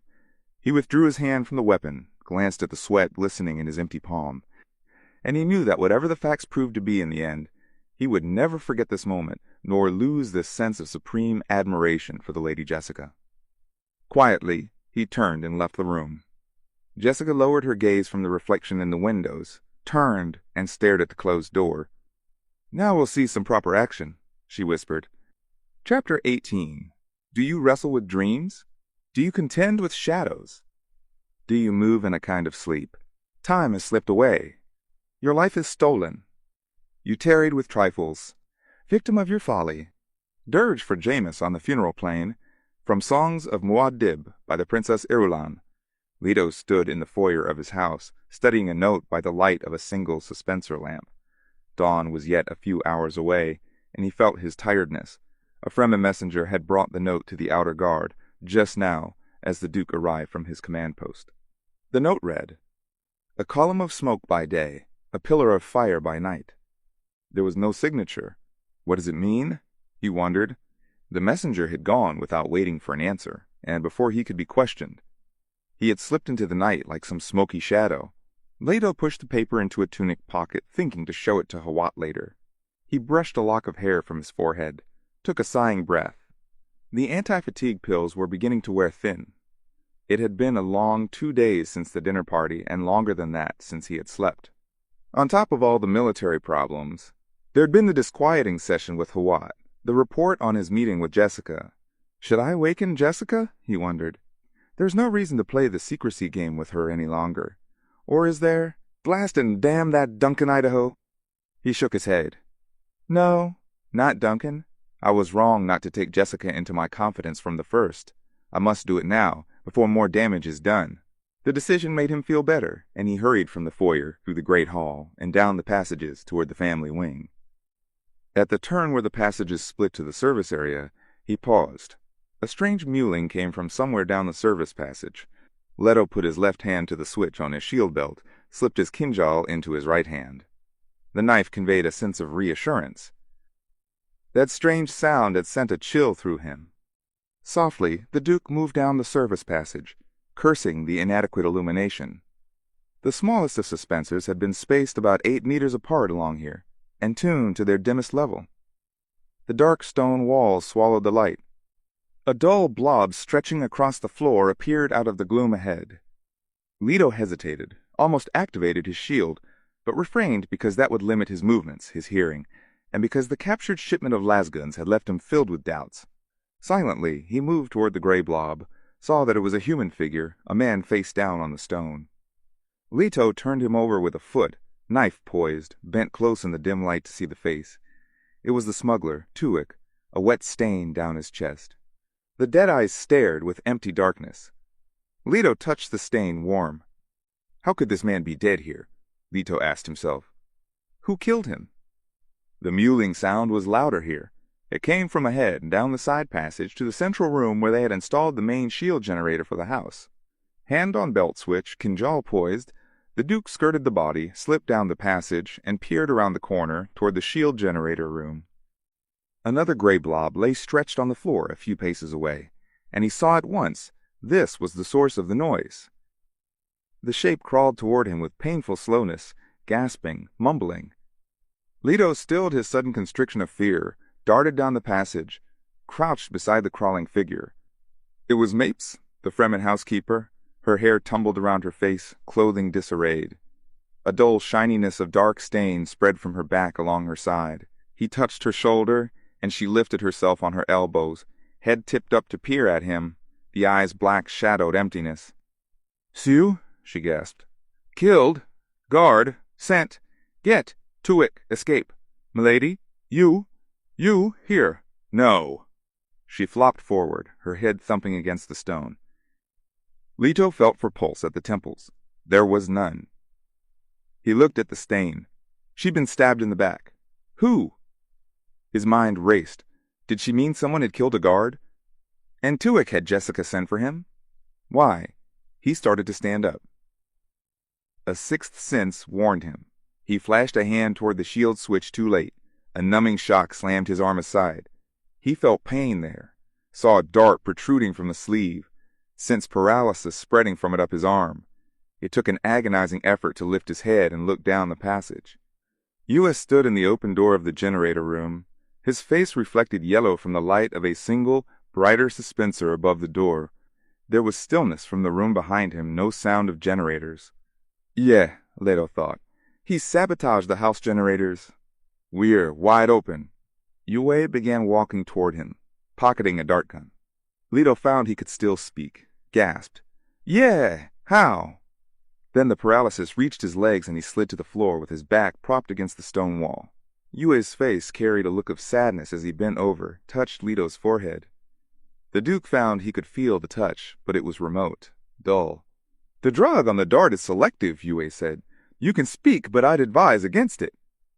He glanced down the hall and again bent over Leto, pulled out the dart, tossed it aside. The sound of the dart clattering on the stones was faint and distant to the Duke's ears.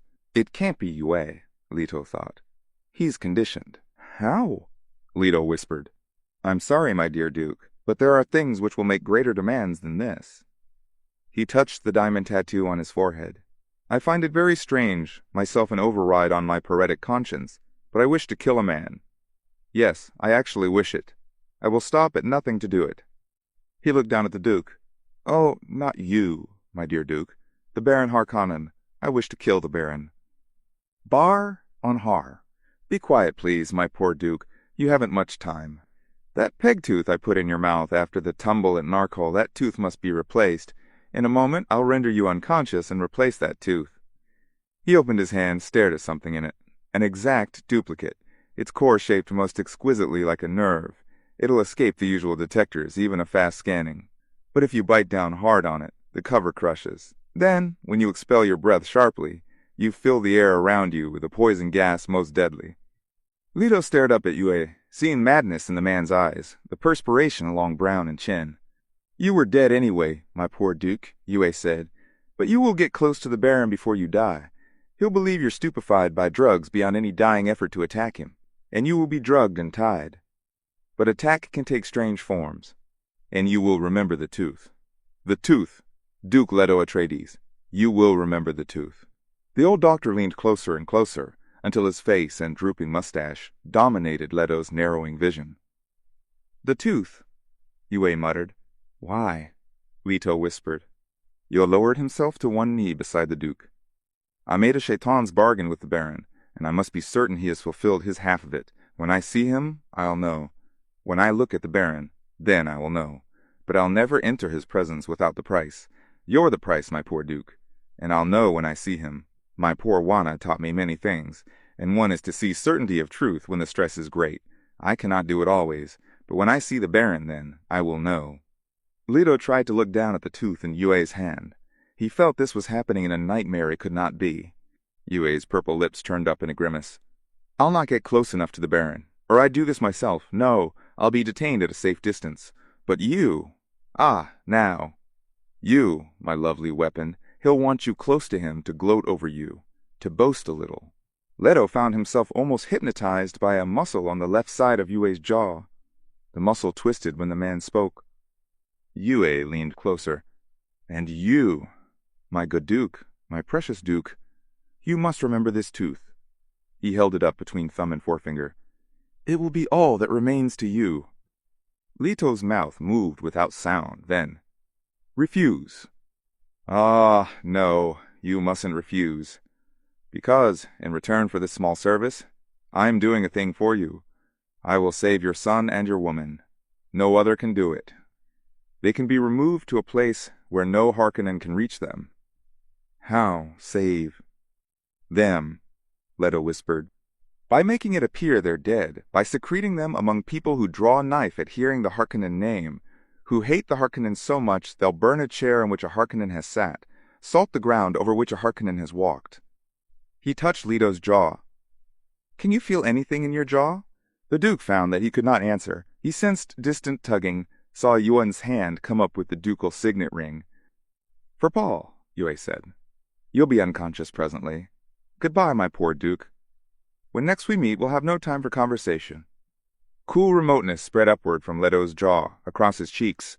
The shadowy hall narrowed to a pinpoint with Yue's purple lips centered in it. Remember the tooth, Yue hissed. The tooth! Chapter 19. There should be a science of discontent. People need hard times and oppression to develop psychic muscles. From Collected Sayings of Muad'Dib by the Princess Irulan. Jessica awoke in the dark, feeling premonition in the stillness around her. She could not understand why her mind and body felt so sluggish. Skin raspings of fear ran along her nerves. She thought of sitting up and turning on a light, but something stayed the decision. Her mouth felt strange. Lump, lump, lump, lump. It was a dull sound, directionless in the dark. Somewhere, the waiting moment was packed with time, with rustling needlestick movements. She began to feel her body, grew aware of bindings on wrists and ankles, a gag in her mouth. She was on her side, hands tied behind her. She tested the bindings, realized they were crimscale fiber, would only claw tighter as she pulled. And now, she remembered. There had been movement in the darkness of her bedroom. Something wet and pungent slapped against her face, filling her mouth, hands grasping for her. She had gasped one indrawn breath, sensing the narcotic in the wetness. Consciousness had receded, sinking her into a black bin of terror. It has come, she thought. How simple it was to subdue the Bene Gesserit. All it took was treachery. Hawat was right. She forced herself not to pull on her bindings. This is not my bedroom, she thought. They've taken me someplace else. Slowly, she marshaled the inner calmness. She grew aware of the smell of her own stale sweat with its chemical infusion of fear. Where is Paul? She asked herself. My son, what have they done to him? Calmness. She forced herself to it, using the ancient routines. But terror remained so near. Leto? Where are you, Leto? She sensed a diminishing in the dark. It began with shadows. Dimensions separated, became new thorns of awareness. White. A line under a door. I'm on the floor. People walking. She sensed it through the floor. Jessica squeezed back the memory of terror. I must remain calm, alert, and prepared. I may get only one chance. Again, she forced the inner calmness. The ungainly thumping of her heartbeats evened, shaping out time. She counted back. I was unconscious about an hour. She closed her eyes, focused her awareness onto the approaching footsteps. 4 people. She counted the differences in their steps. I must pretend I'm still unconscious. She relaxed against the cold floor, testing her body's readiness, heard a door open, sensed increased light through her eyelids. Feet approached. Someone standing over her. You are awake, rumbled a basso voice. Do not pretend. She opened her eyes. The Baron Vladimir Harkonnen stood over her. Around them she recognized the cellar room where Paul had slept, saw his cot at one side empty. Dispenser lamps were brought in by guards, distributed near the open door. There was a glare of light in the hallway beyond that hurt her eyes. She looked up at the Baron. He wore a yellow cape that bulged over his portable suspensors. The fat cheeks were two cherubic mounds beneath spider-black eyes. "The drug was timed," he rumbled. "We knew to the minute when you'd be coming out of it." "How could that be?" she wondered. "They'd have to know my exact weight, my metabolism, my yue." "Such a pity you must remain gagged," the Baron said. "We could have such an interesting conversation." "Yue's the only one it could be," she thought. "How?" The Baron glanced behind him at the door. "Come in, Piter." She had never before seen the man who entered to stand beside the Baron, but the face was known, and the man, Peter de Vries, the Mentat assassin. She studied him, hawk features, blue ink eyes that suggested he was a native of Arrakis, but subtleties of movement and stance told her he was not. And his flesh was too well firmed with water. He was tall, though slender, and something about him suggested effeminacy. "Such a pity we cannot have our conversation, my dear Lady Jessica," the Baron said. "However, I'm aware of your abilities." He glanced at the Mentat. "Isn't that true, Piter?" "As you say, Baron," the man said. The voice was tenor. It touched her spine with a wash of coldness. She had never heard such a chill voice. To one with the Bene Gesserit training, the voice screamed, "Killer!" "I have a surprise for Piter," the Baron said. "He thinks he has come here to collect his reward, you, Lady Jessica. But I wish to demonstrate a thing, that he does not really want you."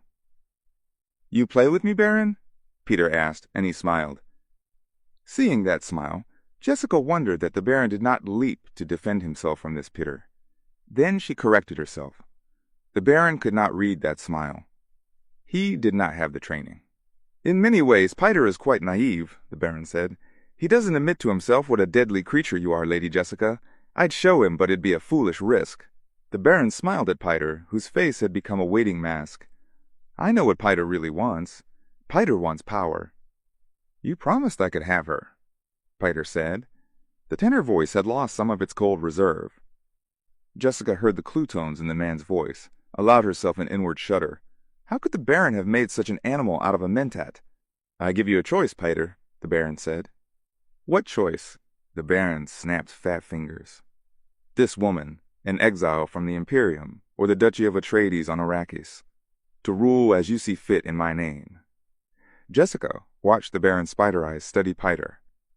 "You could be Duke here in all but name," the Baron said.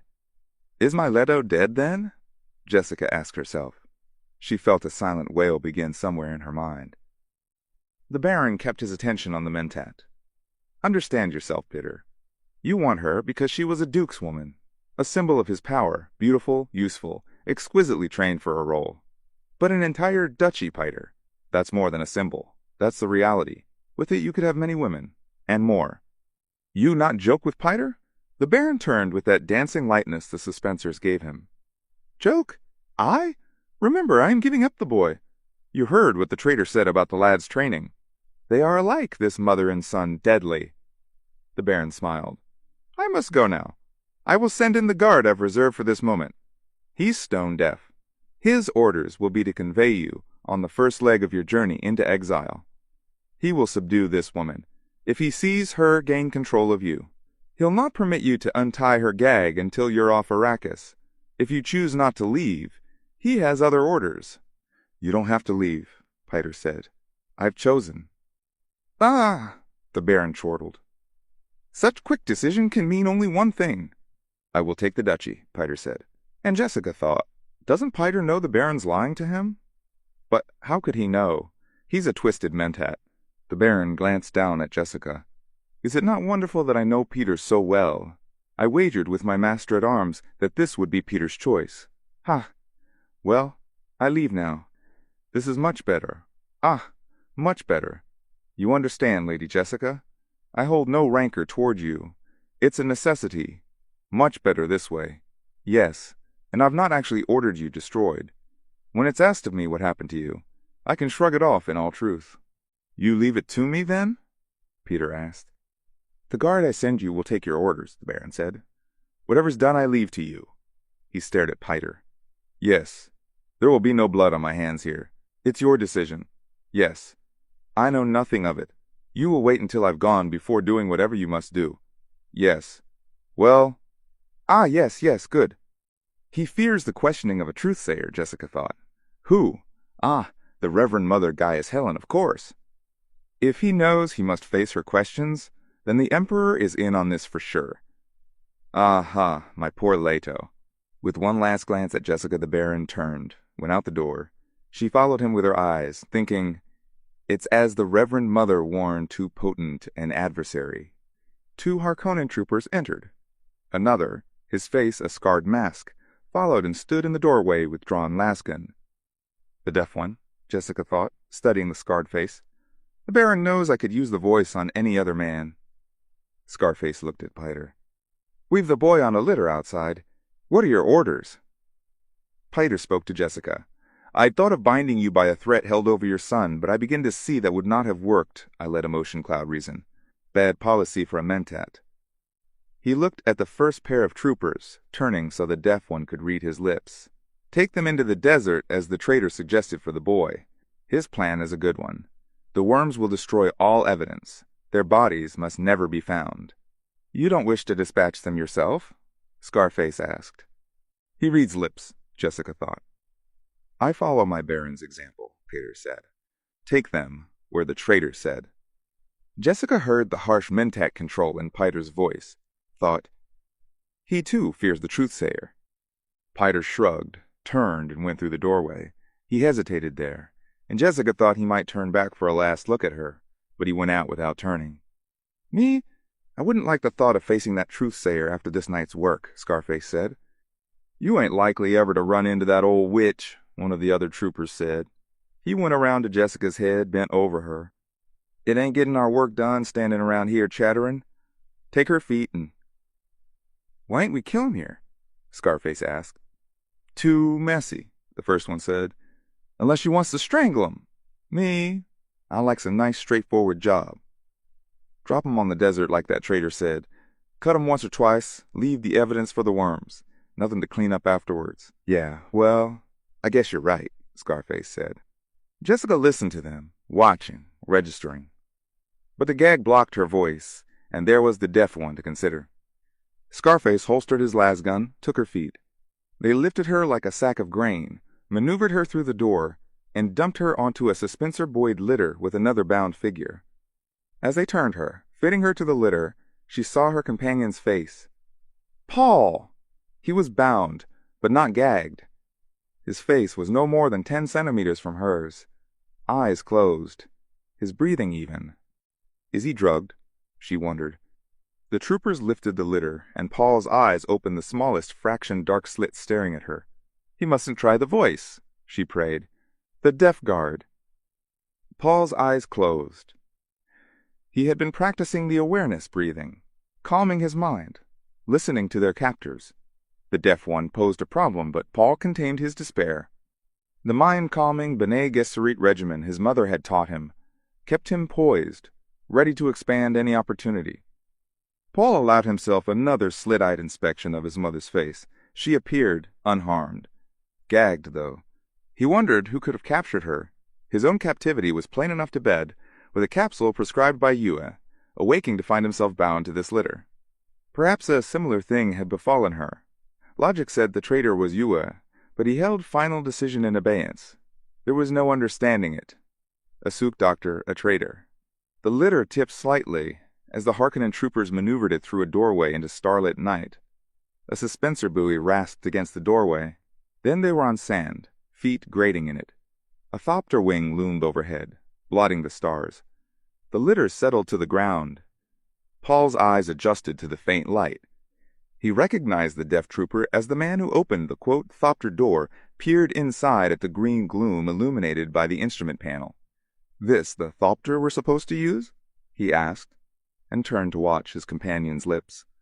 It's the one the traitor said was fixed for desert work, the other said. Scarface nodded. But it's one of them little liaison jobs. Ain't room in there for more'n them and 2 of us. 2's enough, said the litter-bearer, moving up close and presenting his lips for reading. We can take care of it from here on, Canet. The barony told me to make sure what happened to them 2, Scarface said. "What you so worried about?" asked another trooper from behind the litter bearer. "She is a Bene Gesserit witch," the deaf one said.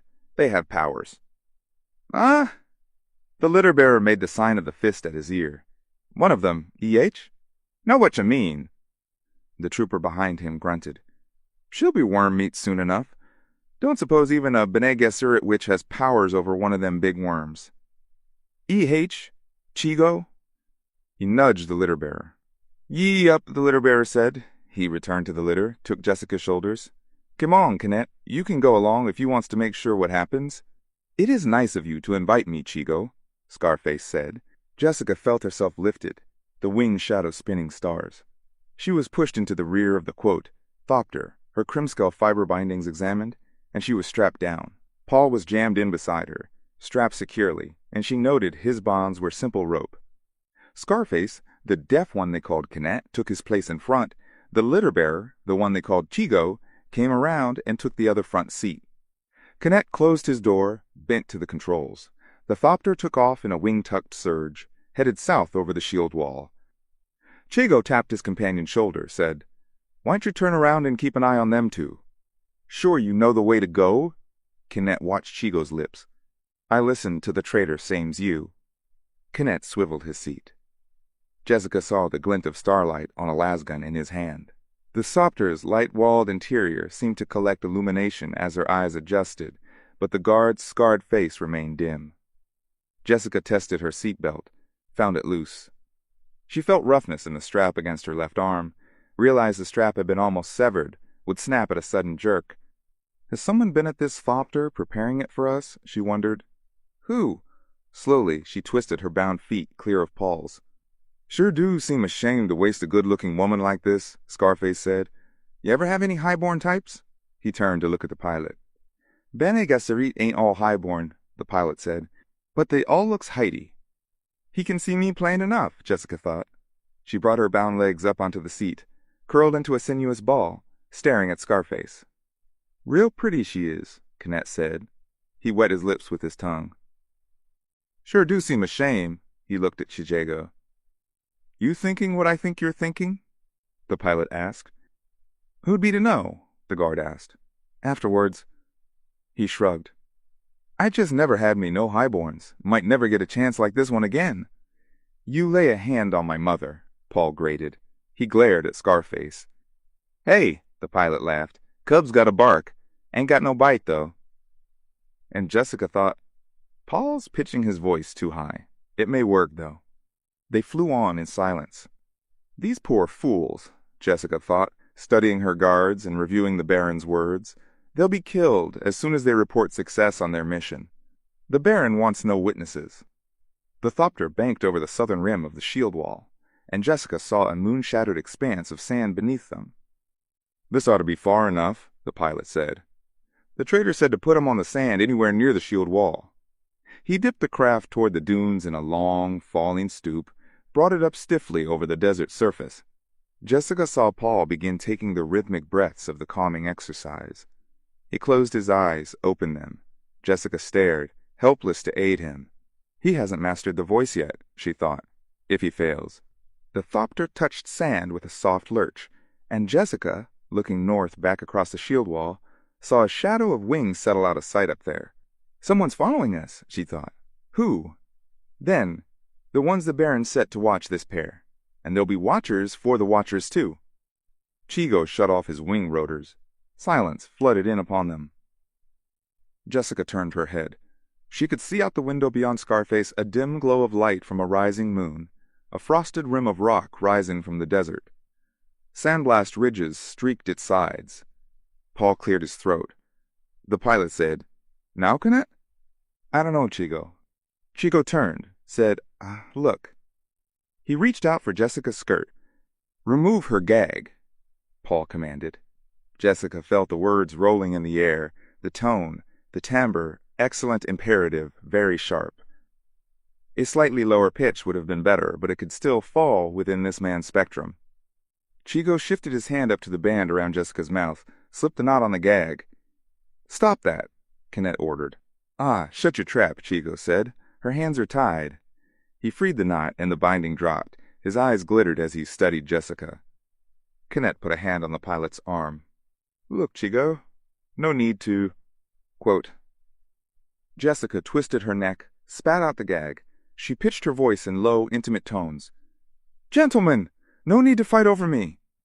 At the same time, she writhed sinuously for Kenneth's benefit. She saw them grow tense, knowing that in this instant they were convinced of the need to fight over her. Their disagreement required no other reason. In their minds, they were fighting over her. She held her face high in the instrument glow to be sure Kenneth would read her lips, said, "You mustn't disagree." They drew farther apart, glanced warily at each other. "Is any woman worth fighting over?" she asked. By uttering the words, by being there, she made herself infinitely worth their fighting. Paul clamped his lips tightly closed, forced himself to be silent. There had been the one chance for him to succeed with the voice. Now everything depended on his mother, whose experience went so far beyond his own. "Yeah," Scarface said. "No need to fight over."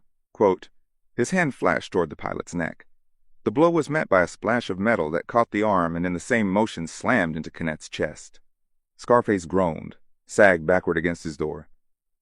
"Thought I was some dummy didn't know that trick," Chigo said. He brought back his hand, revealing the knife. It glittered in reflected moonlight. "Now for the cub," he said, and leaned toward Paul. "No need for that," Jessica murmured. Chigo hesitated. "Wouldn't you rather have me cooperative?" Jessica asked. "Give the boy a chance." Her lip curled in a sneer. "Little enough chance he'd have out there in that sand. Give him that and—" She smiled. "You could find yourself well rewarded." Chigo glanced left, right, returned his attention to Jessica. "I've heard me what can happen to a man in this desert," he said. "Boy might find the knife a kindness." "Is it so much I ask?" Jessica pleaded. "You're trying to trick me," Chigo muttered. "I don't want to see my son die," Jessica said. "Is that a trick?" Chigo moved back, elbowed the door latch. He grabbed Paul, dragged him across the seat, pushed him half out the door, and held the knife posed. "What'll you do, cub, if I cut your bonds?" "He'll leave here immediately and head for those rocks," Jessica said. "Is that what you'll do, cub?" Chigo asked. Paul's voice was properly surly. "Yes." The knife moved down, slashed the bindings of his legs. Paul felt the hand on his back to hurl him down onto the sand, feigned a lurch against the door frame for purchase, turned as though to catch himself, lashed out with his right foot. The toe was aimed with a precision that did credit to his long years of training, as though all of that training focused on this instant. Almost every muscle of his body cooperated in the placement of it. The tip struck the soft part of Chigo's abdomen just below the sternum, slammed upward with terrible force over the liver and through the diaphragm to crush the right ventricle of the man's heart. With one gurgling scream, the guard jerked backward across the seats. Paul, unable to use his hands, continued his tumble onto the sand, landing with a roll that took up the force and brought him back to his feet in one motion.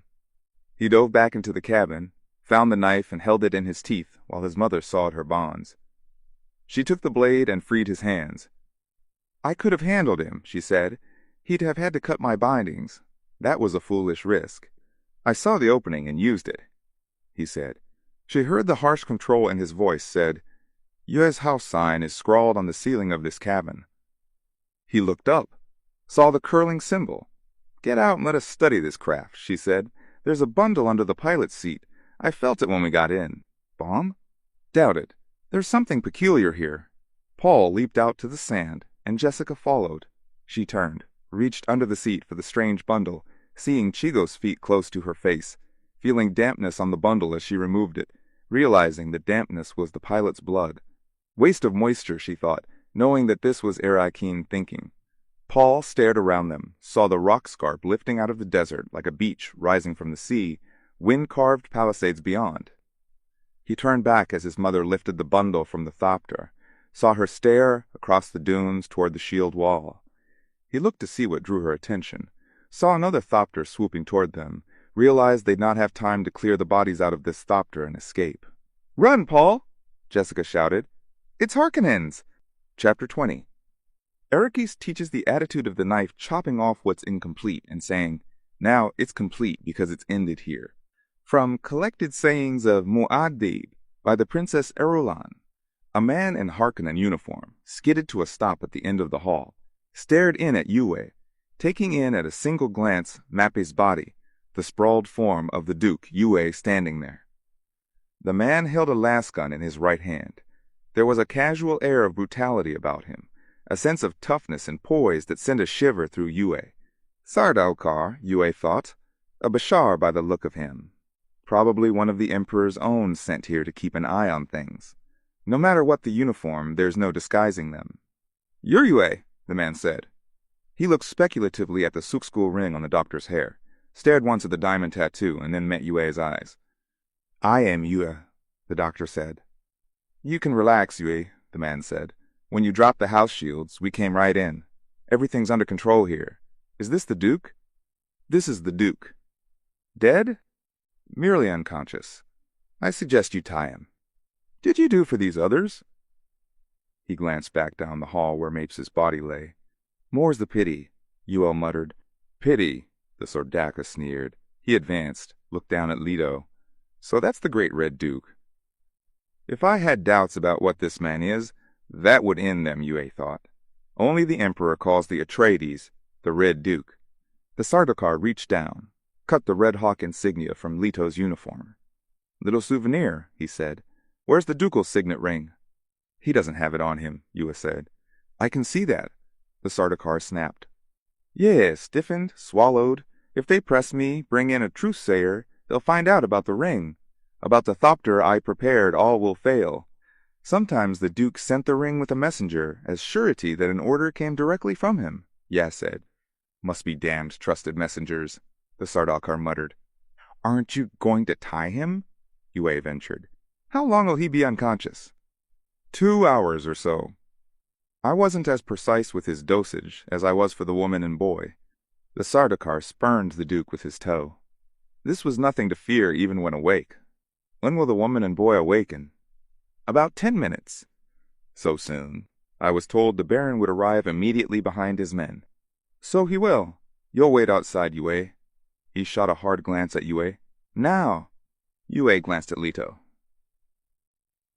"What about? Quote, he'll be delivered to the Baron all properly trussed like a roast for the oven." Again, the Sardaukar looked at the diamond tattoo on Yue's forehead. "You're known. You'll be safe enough in the halls. We've no more time for chit-chat, traitor. I hear the others coming." "Traitor," Yue thought.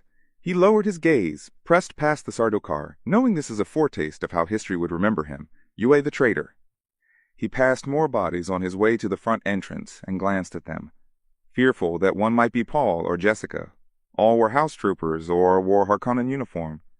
Harkonnen guards came alert, staring at him as he emerged from the front entrance into flame-lighted night. The palms along the road had been fired to illuminate the house. Black smoke from the flammables used to ignite the trees poured upward through orange flames. "It's the traitor," someone said. "The Baron will want to see you soon," another said. "I must get to the thopter," Yue thought. "I must put the ducal signet where Paul will find it." And fear struck him. If Idaho suspects me, or grows impatient, if he doesn't wait and go exactly where I told him, Jessica and Paul will not be saved from the carnage. I'll be denied even the smallest relief from my act. The Harkonnen guard released his arm, said, "Wait over there out of the way." Abruptly, Yue saw himself as cast away in this place of destruction, spared nothing, given not the smallest pity. Idaho must not fail. Another guard bumped into him, barked, "Stay out of the way, you!" "Even when they've profited by me, they despise me," Yue thought. He straightened himself as he was pushed aside, regained some of his dignity. "Wait for the Baron," a guard officer snarled. Yue nodded, walked with controlled casualness along the front of the house, turned the corner into shadows, out of sight of the burning palms. Quickly, every step betraying his anxiety, Yue made for the rear yard beneath the conservatory, where the thopter waited the craft they had placed there to carry away Paul and his mother. A guard stood at the open rear door of the house, his attention focused on the lighted hall, and men banging through there, searching from room to room. How confident they were. Yue hugged the shadows, worked his way around the thopter, eased open the door on the side away from the guard. He felt under the front seats for the friend kit he had hidden there, lifted a flap, and slipped in the ducal signet. He felt the crinkling of the spice paper there, the note he had written, pressed the ring into the paper. He removed his hand, resealed the pack. Softly, Yue closed the thopter door, worked his way back to the corner of the house, and around toward the flaming trees.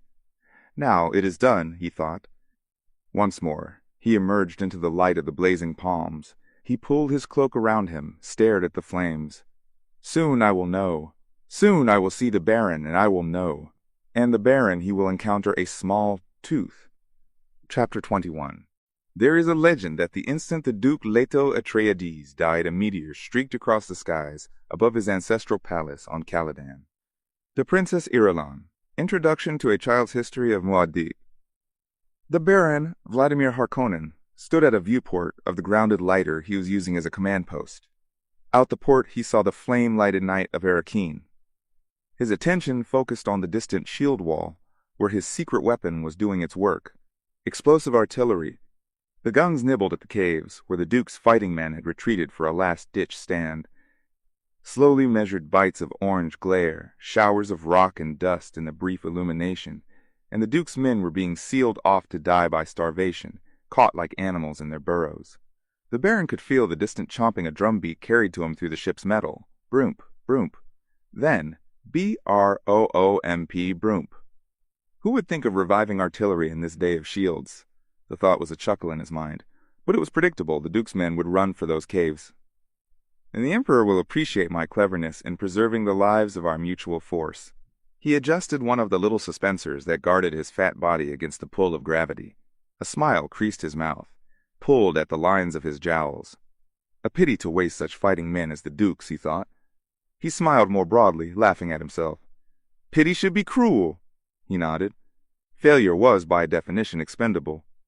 The whole universe sat there, open to the man who could make the right decisions. The uncertain rabbits had to be exposed, made to run for their burrows. Else how could you control them and breed them? He pictured his fighting men as bees routing the rabbits, and he thought, the day hums sweetly when you have enough bees working for you. A door opened behind him. The Baron studied the reflection in the night-blackened viewport before turning. Peter de Vries advanced into the chamber, followed by Uman Kudu, the captain of the Baron's personal guard. There was a motion of men just outside the door, the mutton faces of his guard, their expressions carefully sheep-like in his presence. The Baron turned. Peter touched finger forelock in his mocking salute.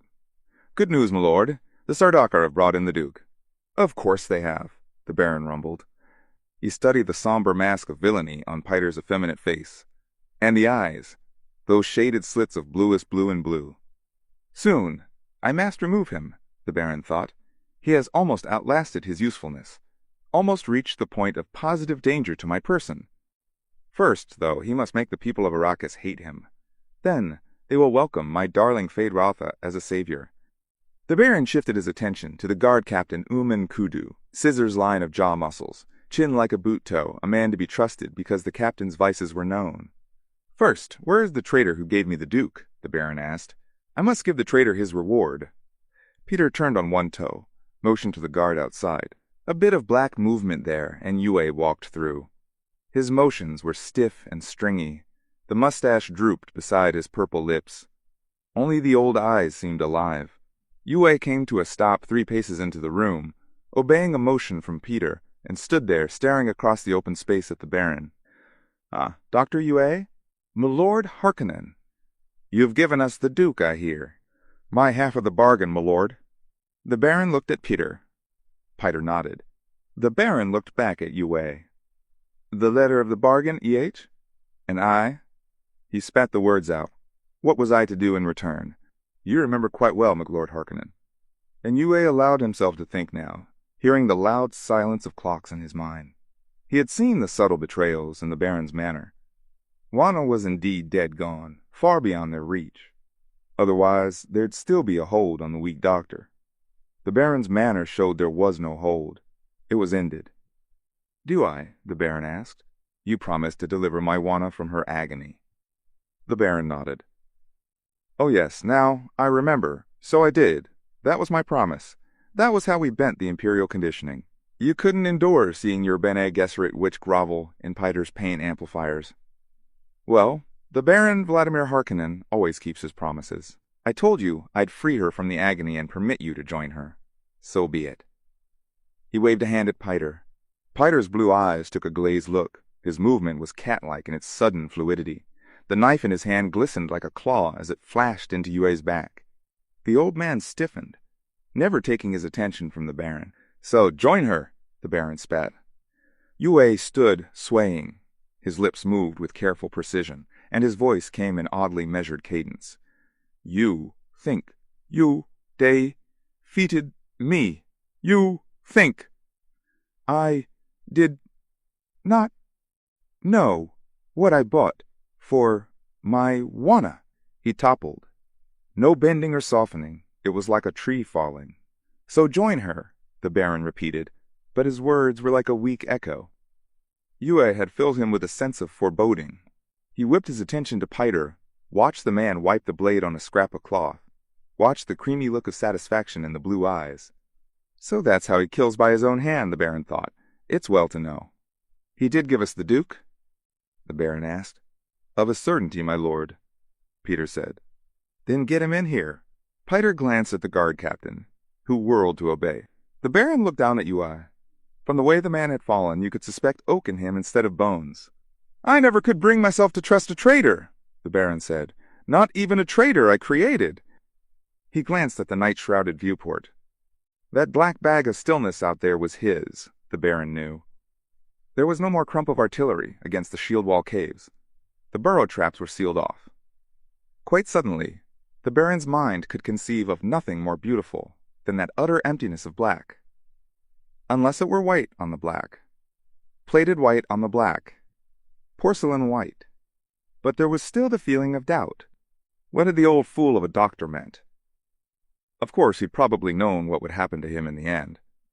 But that bit about thinking he'd been defeated, "You think you defeated me?" What had he meant? The Duke Leto Atreides came through the door. His arms were bound in chains, the eagle face streaked with dirt. His uniform was torn where someone had ripped off his insignia. There were tatters at his waist, where the shield belt had been removed without first freeing the uniform ties. The Duke's eyes held a glazed, insane look. "Well," the Baron said. He hesitated, drawing in a deep breath. He knew he had spoken too loudly. This moment, long envisioned, had lost some of its savor. "Damn that cursed doctor, through all eternity." "I believe the good Duke is drugged," Peter said. "That's how you caught him for us." Peter turned to the Duke. "Aren't you drugged, my dear Duke?" The voice was far away.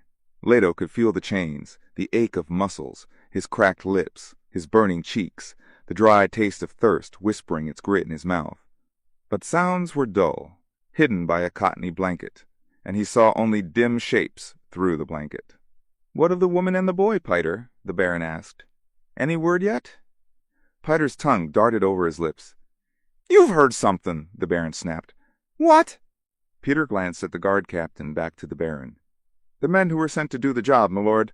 They've, been, found." "Well? They report everything satisfactory?" "They're dead, my lord." "Of course they are. What I want to know is—" "They were dead when found, my lord." The Baron's face went livid. "And the woman and boy?" "No sign, my lord, but there was a worm. It came while the scene was being investigated. Perhaps it's as we wished an accident. Possibly. We do not deal in possibilities, Peter. What of the missing Thopter? Does that suggest anything to my mentat?" "One of the Duke's men obviously escaped in it, my lord. Killed our pilot and escaped." "Which of the Duke's men?" "It was a clean, silent killing, my lord. Hawat, perhaps? Or that Halleck one. Possibly Idaho. Or any top lieutenant." "Possibilities," the Baron muttered. He glanced at the swaying, drugged figure of the Duke. "The situation is in hand, my lord," Piter said. "No, it isn't. Where is that stupid planetologist? Where is this man Kynes?" "We've word where to find him. And he's been sent for, my lord."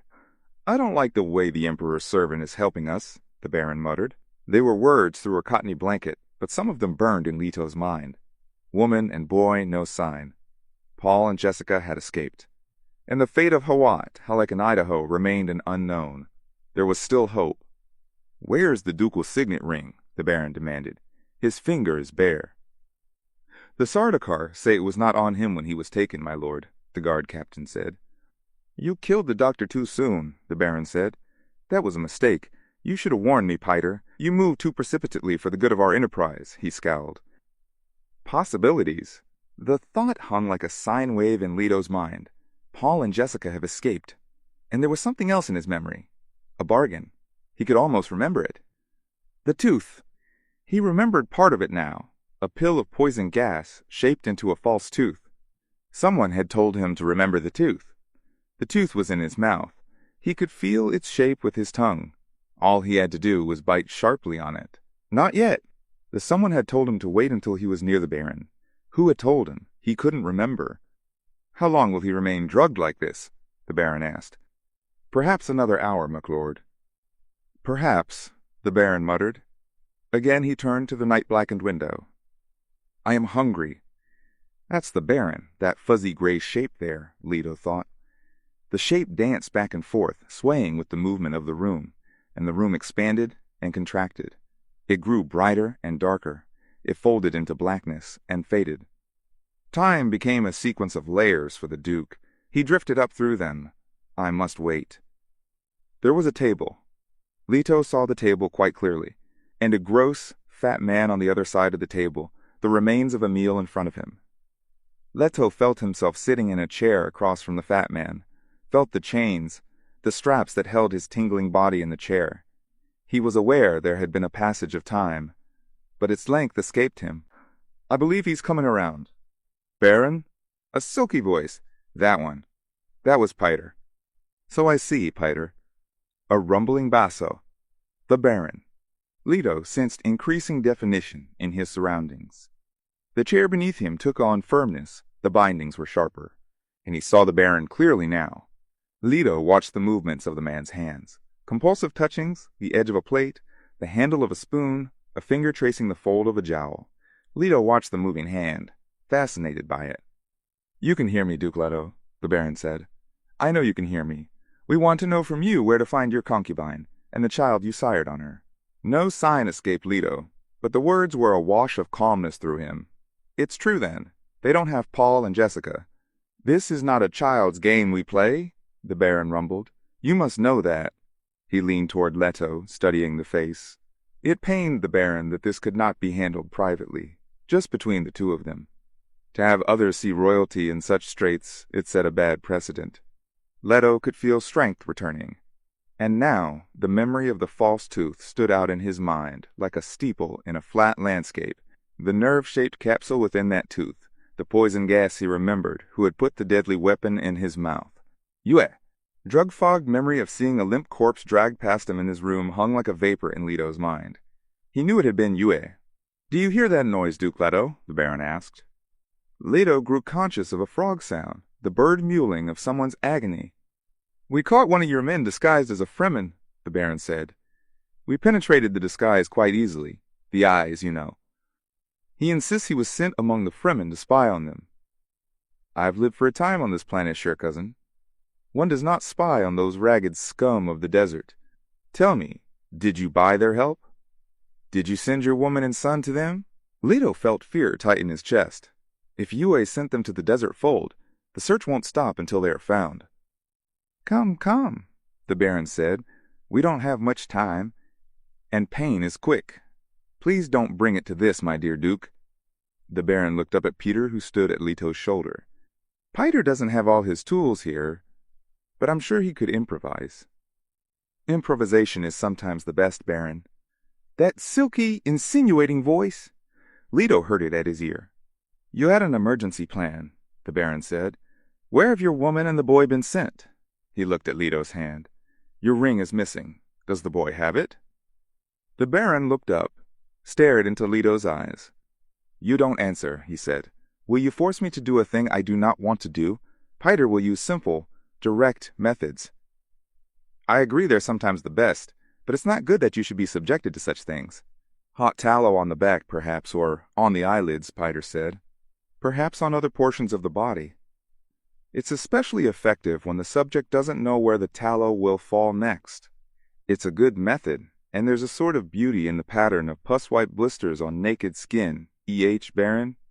Exquisite, the Baron said, and his voice sounded sour. Those touching fingers? Leto watched the fat hands, the glittering jewels on baby fat hands, their compulsive wandering. The sounds of agony coming through the door behind him gnawed at the Duke's nerves. Who is it they caught? He wondered. Could it have been Idaho? Believe me, cher cousin, the Baron said, I do not want it to come to this.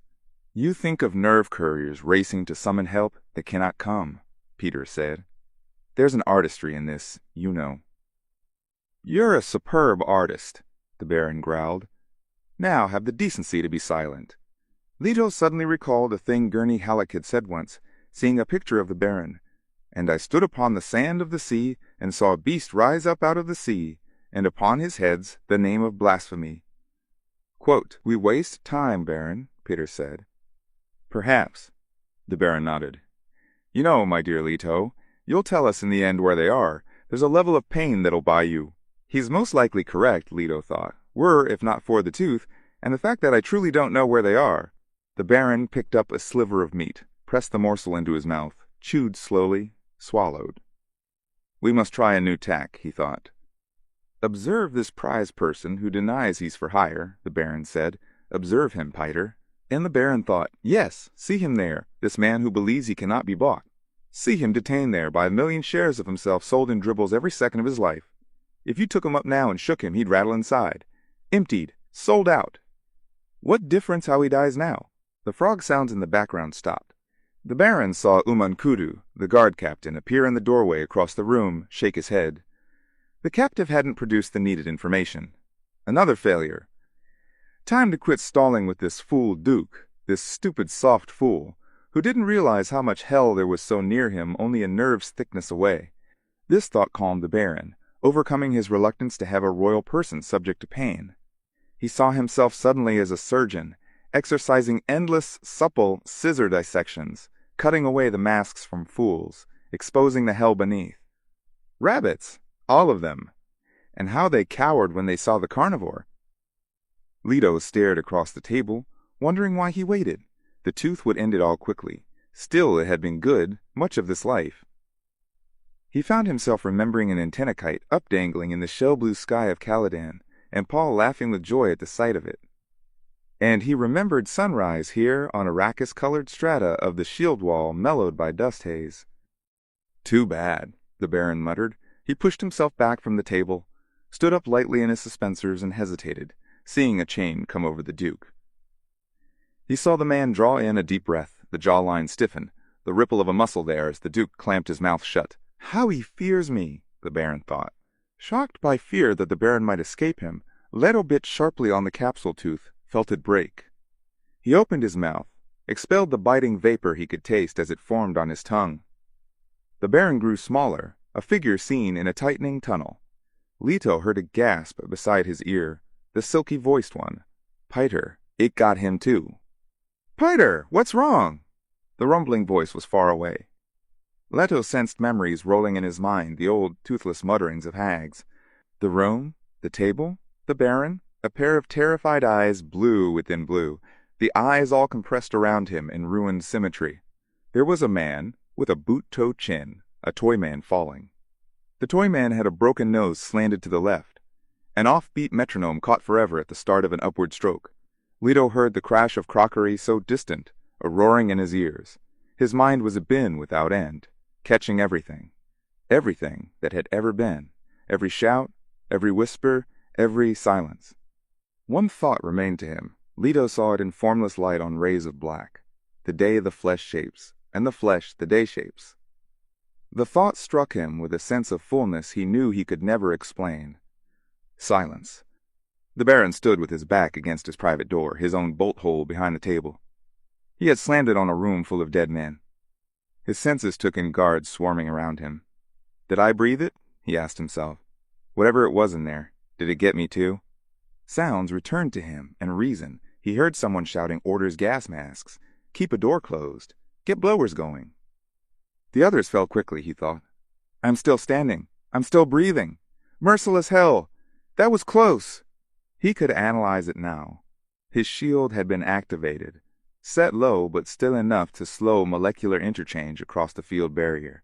And he had been pushing himself away from the table. That and Piter's shocked gasp, which had brought the guard captain darting forward into his own doom. Chance, and the warning in a dying man's gasp, these had saved him.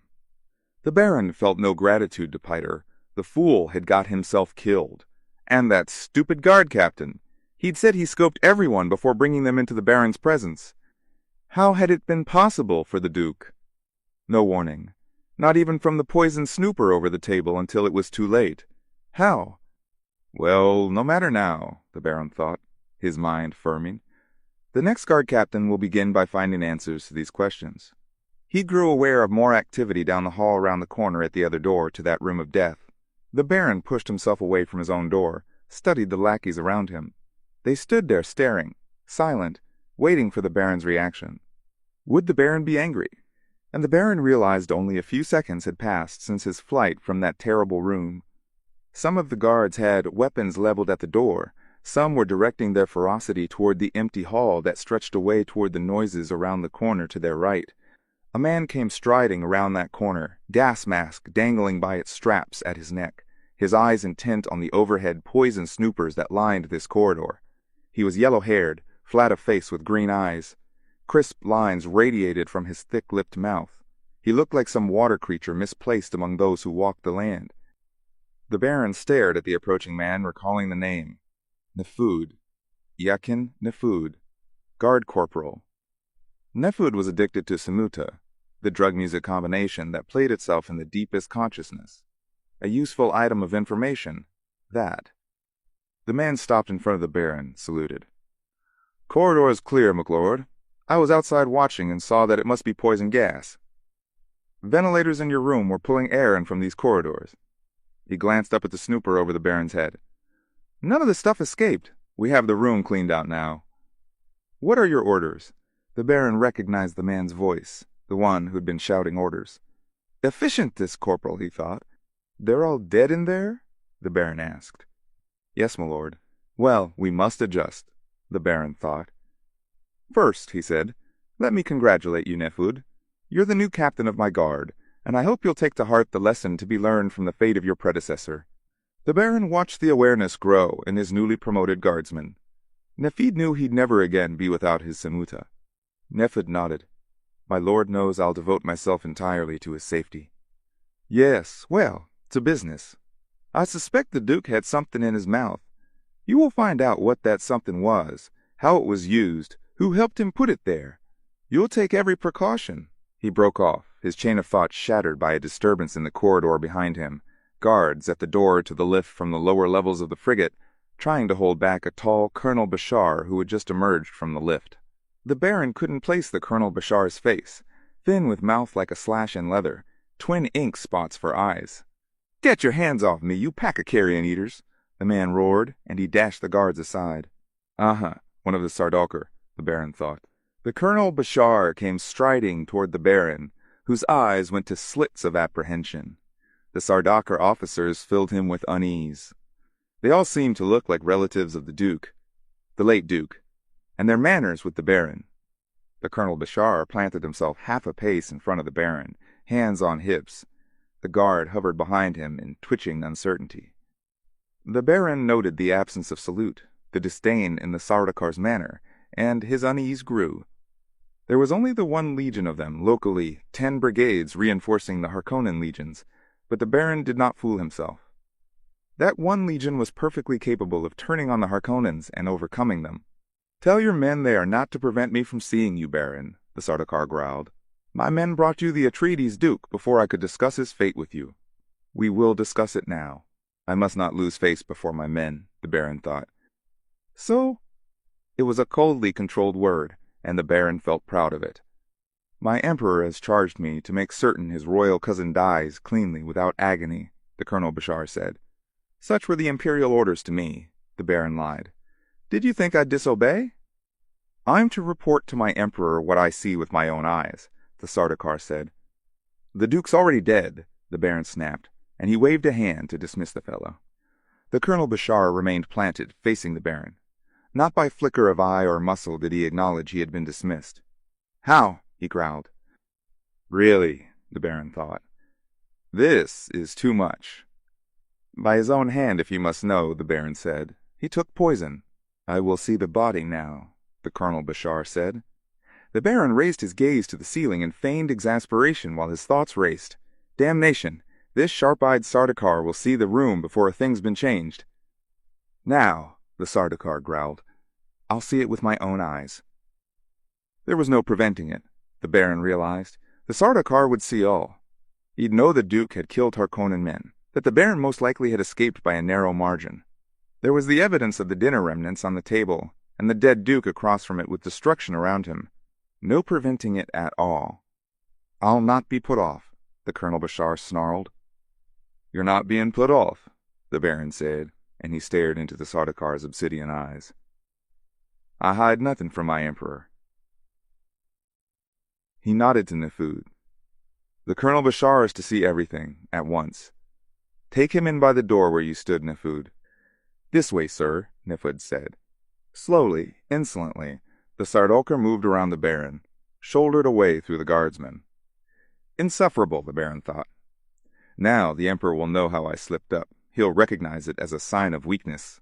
And it was agonizing to realize that the Emperor and his Sardaukar were alike in their disdain for weakness.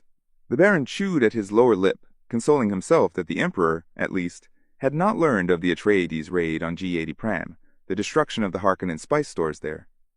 Damn that slippery Duke.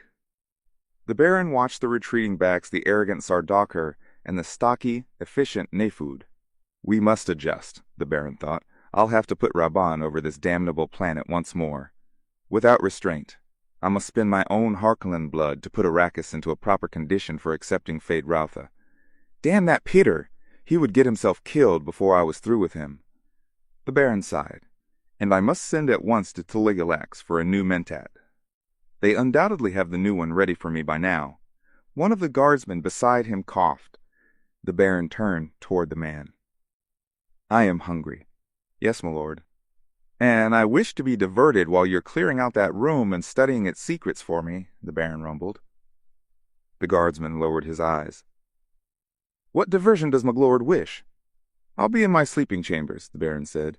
Bring me that young fellow we bought on Gamont, the one with the lovely eyes. Drug him well. I don't feel like wrestling. Yes, my lord. The Baron turned away, began moving with his bouncing, suspensor-buoyed pace toward his chambers. Yes, he thought, the one with the lovely eyes, the one who looked so much like the young Paul Atreides. Chapter 22. O Seas of Caladan, O people of Duke Leto, Citadel of Leto fallen, fallen forever. From Songs of Muad'Dib, by the Princess Irulan. Paul felt that all his past, every experience before this night, had become sand-curling in an hourglass. He sat near his mother, hugging his knees within a small fabric and plastic hutment, a still tent that had come, like the Fremen clothing they now wore, from the pack left in the Thopter. There was no doubt in Paul's mind who had put the Fremkit there, who had directed the course of the, quote, Thopter carrying them captive. Yue. The traitor doctor had sent them directly into the hands of Duncan Idaho. Paul stared out the transparent end of the still tent at the moon-shadowed rocks that ringed this place where Idaho had hidden them. Hiding like a child when I'm now the Duke, Paul thought. He felt the thought gall him, but could not deny the wisdom in what they did. Something had happened to his awareness this night. He saw with sharpened clarity every circumstance and occurrence around him. He felt unable to stop the inflow of data or the cold precision with which each new item was added to his knowledge, and the computation was centered in his awareness. It was Mentat power and more. Paul thought back to the moment of impotent rage as the strange Thopter dived out of the night onto them, stooping like a giant hawk above the desert with wind screaming through its wings. The thing in Paul's mind had happened then. The Thopter had skidded and slewed across a sand ridge toward the running figures, his mother and himself. Paul remembered how the smell of burned sulfur from abrasion of Thopter skids against sand had drifted across them.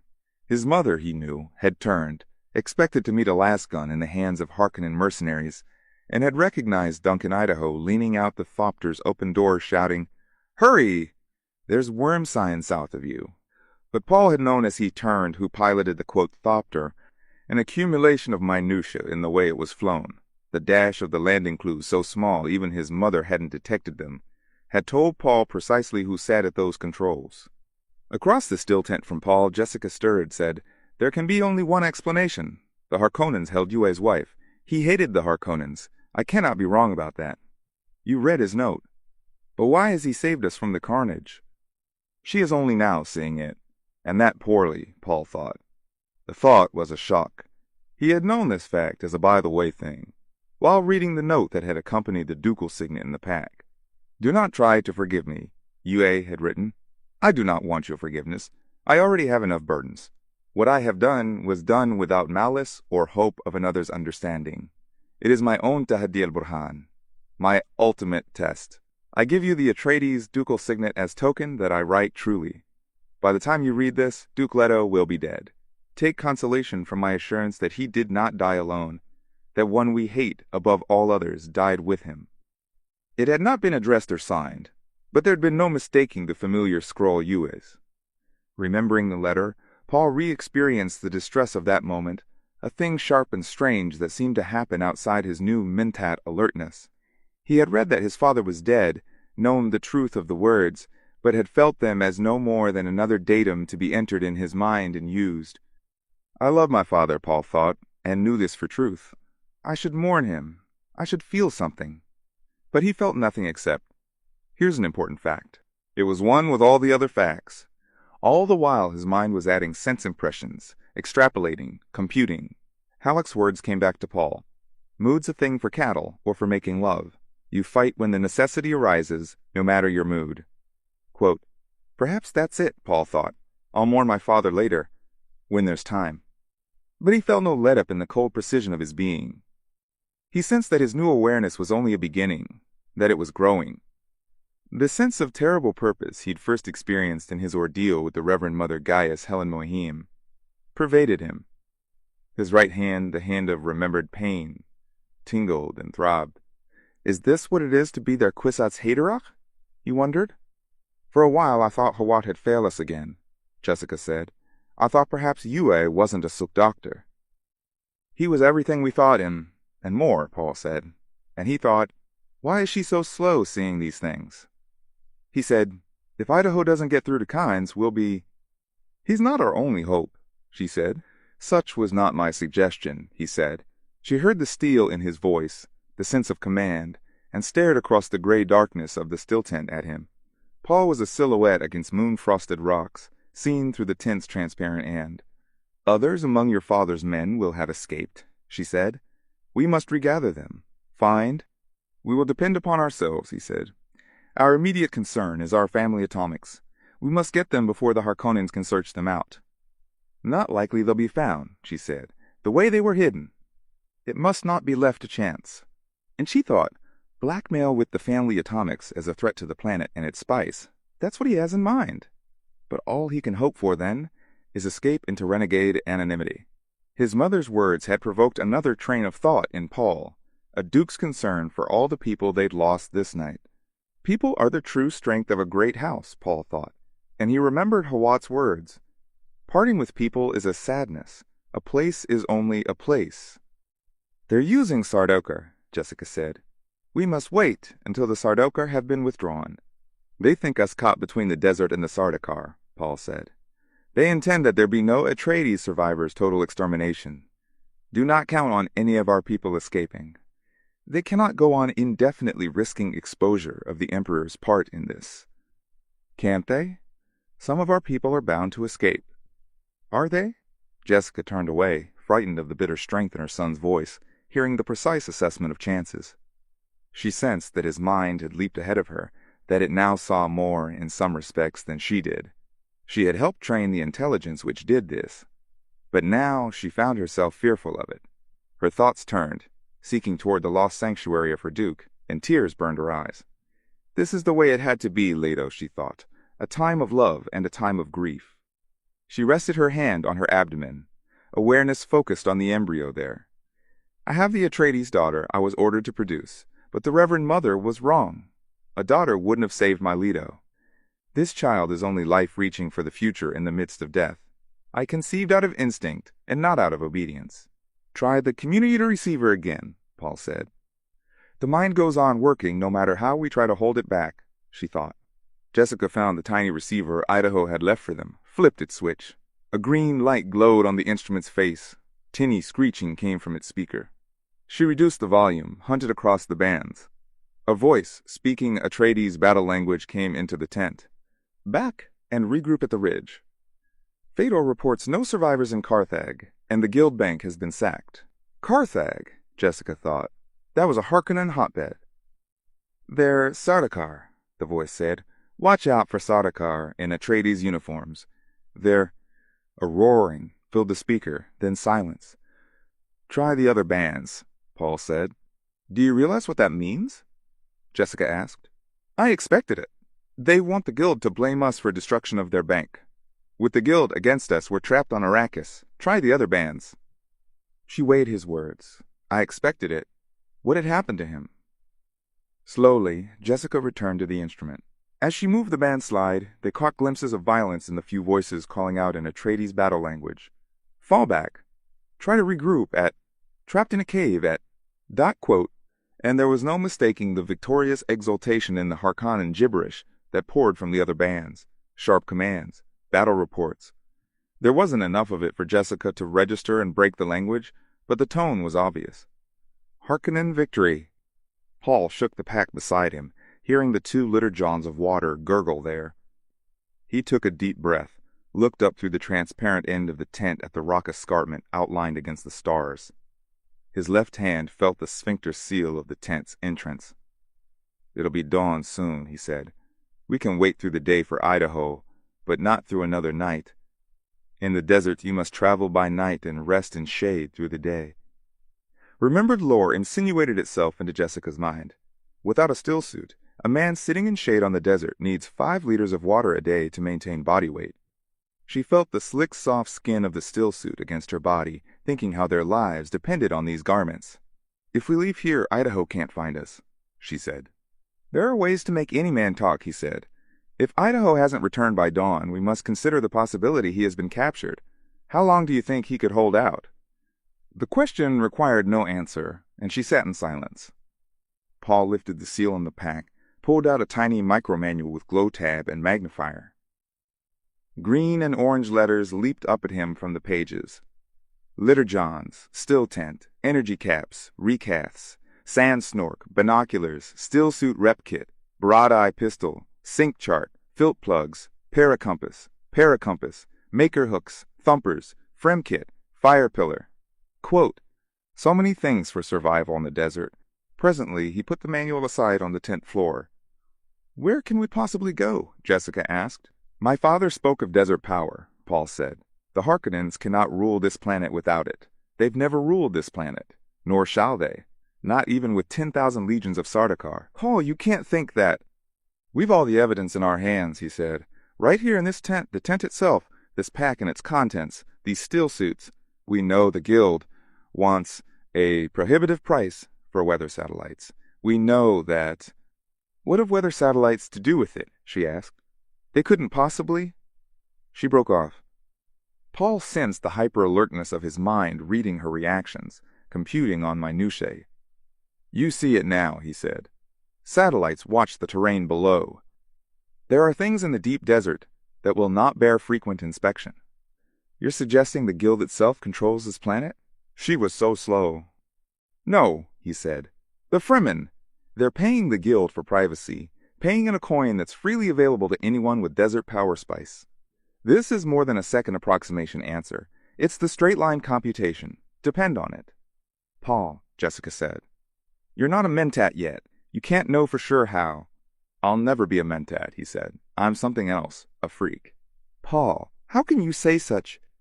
Leave me alone. He turned away from her, looking out into the night. Why can't I mourn? He wondered. He felt that every fiber of his being craved this release, but it would be denied him forever. Jessica had never heard such distress in her son's voice. She wanted to reach out to him, hold him, comfort him, help him, but she sensed there was nothing she could do. He had to solve this problem by himself. The glowing tab of the Fremkit manual between them on the tent floor caught her eye. She lifted it, glanced at the flyleaf, reading, Manual of the Friendly Desert, the place full of life. Here are the ayat and burhan of life.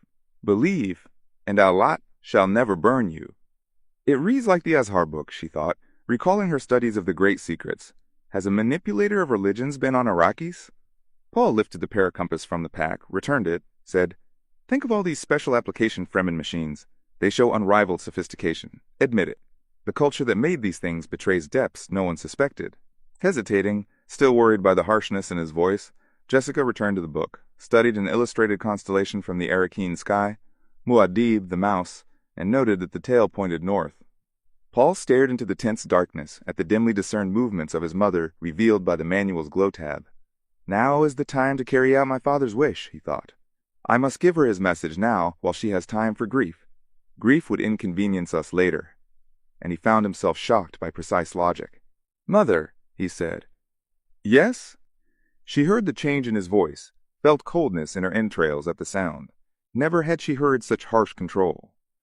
"My father is dead," he said. She searched within herself for the coupling of fact and fact and fact, the Bene Gesserit way of assessing data, and it came to her, the sensation of terrifying loss. Jessica nodded, unable to speak. "My father charged me once," Paul said, "to give you a message if anything happened to him. He feared you might believe he distrusted you." That useless suspicion, she thought. "He wanted you to know he never suspected you," Paul said, and explained the deception, adding, "He wanted you to know he always trusted you completely, always loved you and cherished you. He said he would sooner have mistrusted himself, and he had but one regret that he never made you his duchess." She brushed the tears coursing down her cheeks, thought, "What a stupid waste of the body's water." But she knew this thought for what it was, the attempt to retreat from grief into anger. "Leto, my Leto," she thought, "what terrible things we do to those we love." With a violent motion, she extinguished the little manual's glow tab. Sobs shook her. Paul heard his mother's grief and felt the emptiness within himself. "I have no grief," he thought. Why? He felt the inability to grieve as a terrible flaw. "A time to get and time to lose," Jessica thought, quoting to herself from the OC Bible. "A time to keep and a time to cast away, a time for love and a time to hate, a time of war and a time of peace." Quote. Paul's mind had gone on in its chilling precision. He saw the avenues ahead of them on this hostile planet. Without even the safety valve of dreaming, he focused his prescient awareness, seeing it as a computation of most probable futures, but with something more, an edge of mystery, as though his mind dipped into some timeless stratum and sampled the winds of the future. Abruptly, as though he had found a necessary key, Paul's mind climbed another notch in awareness. He felt himself clinging to this new level, clutching at a precarious hold and peering about.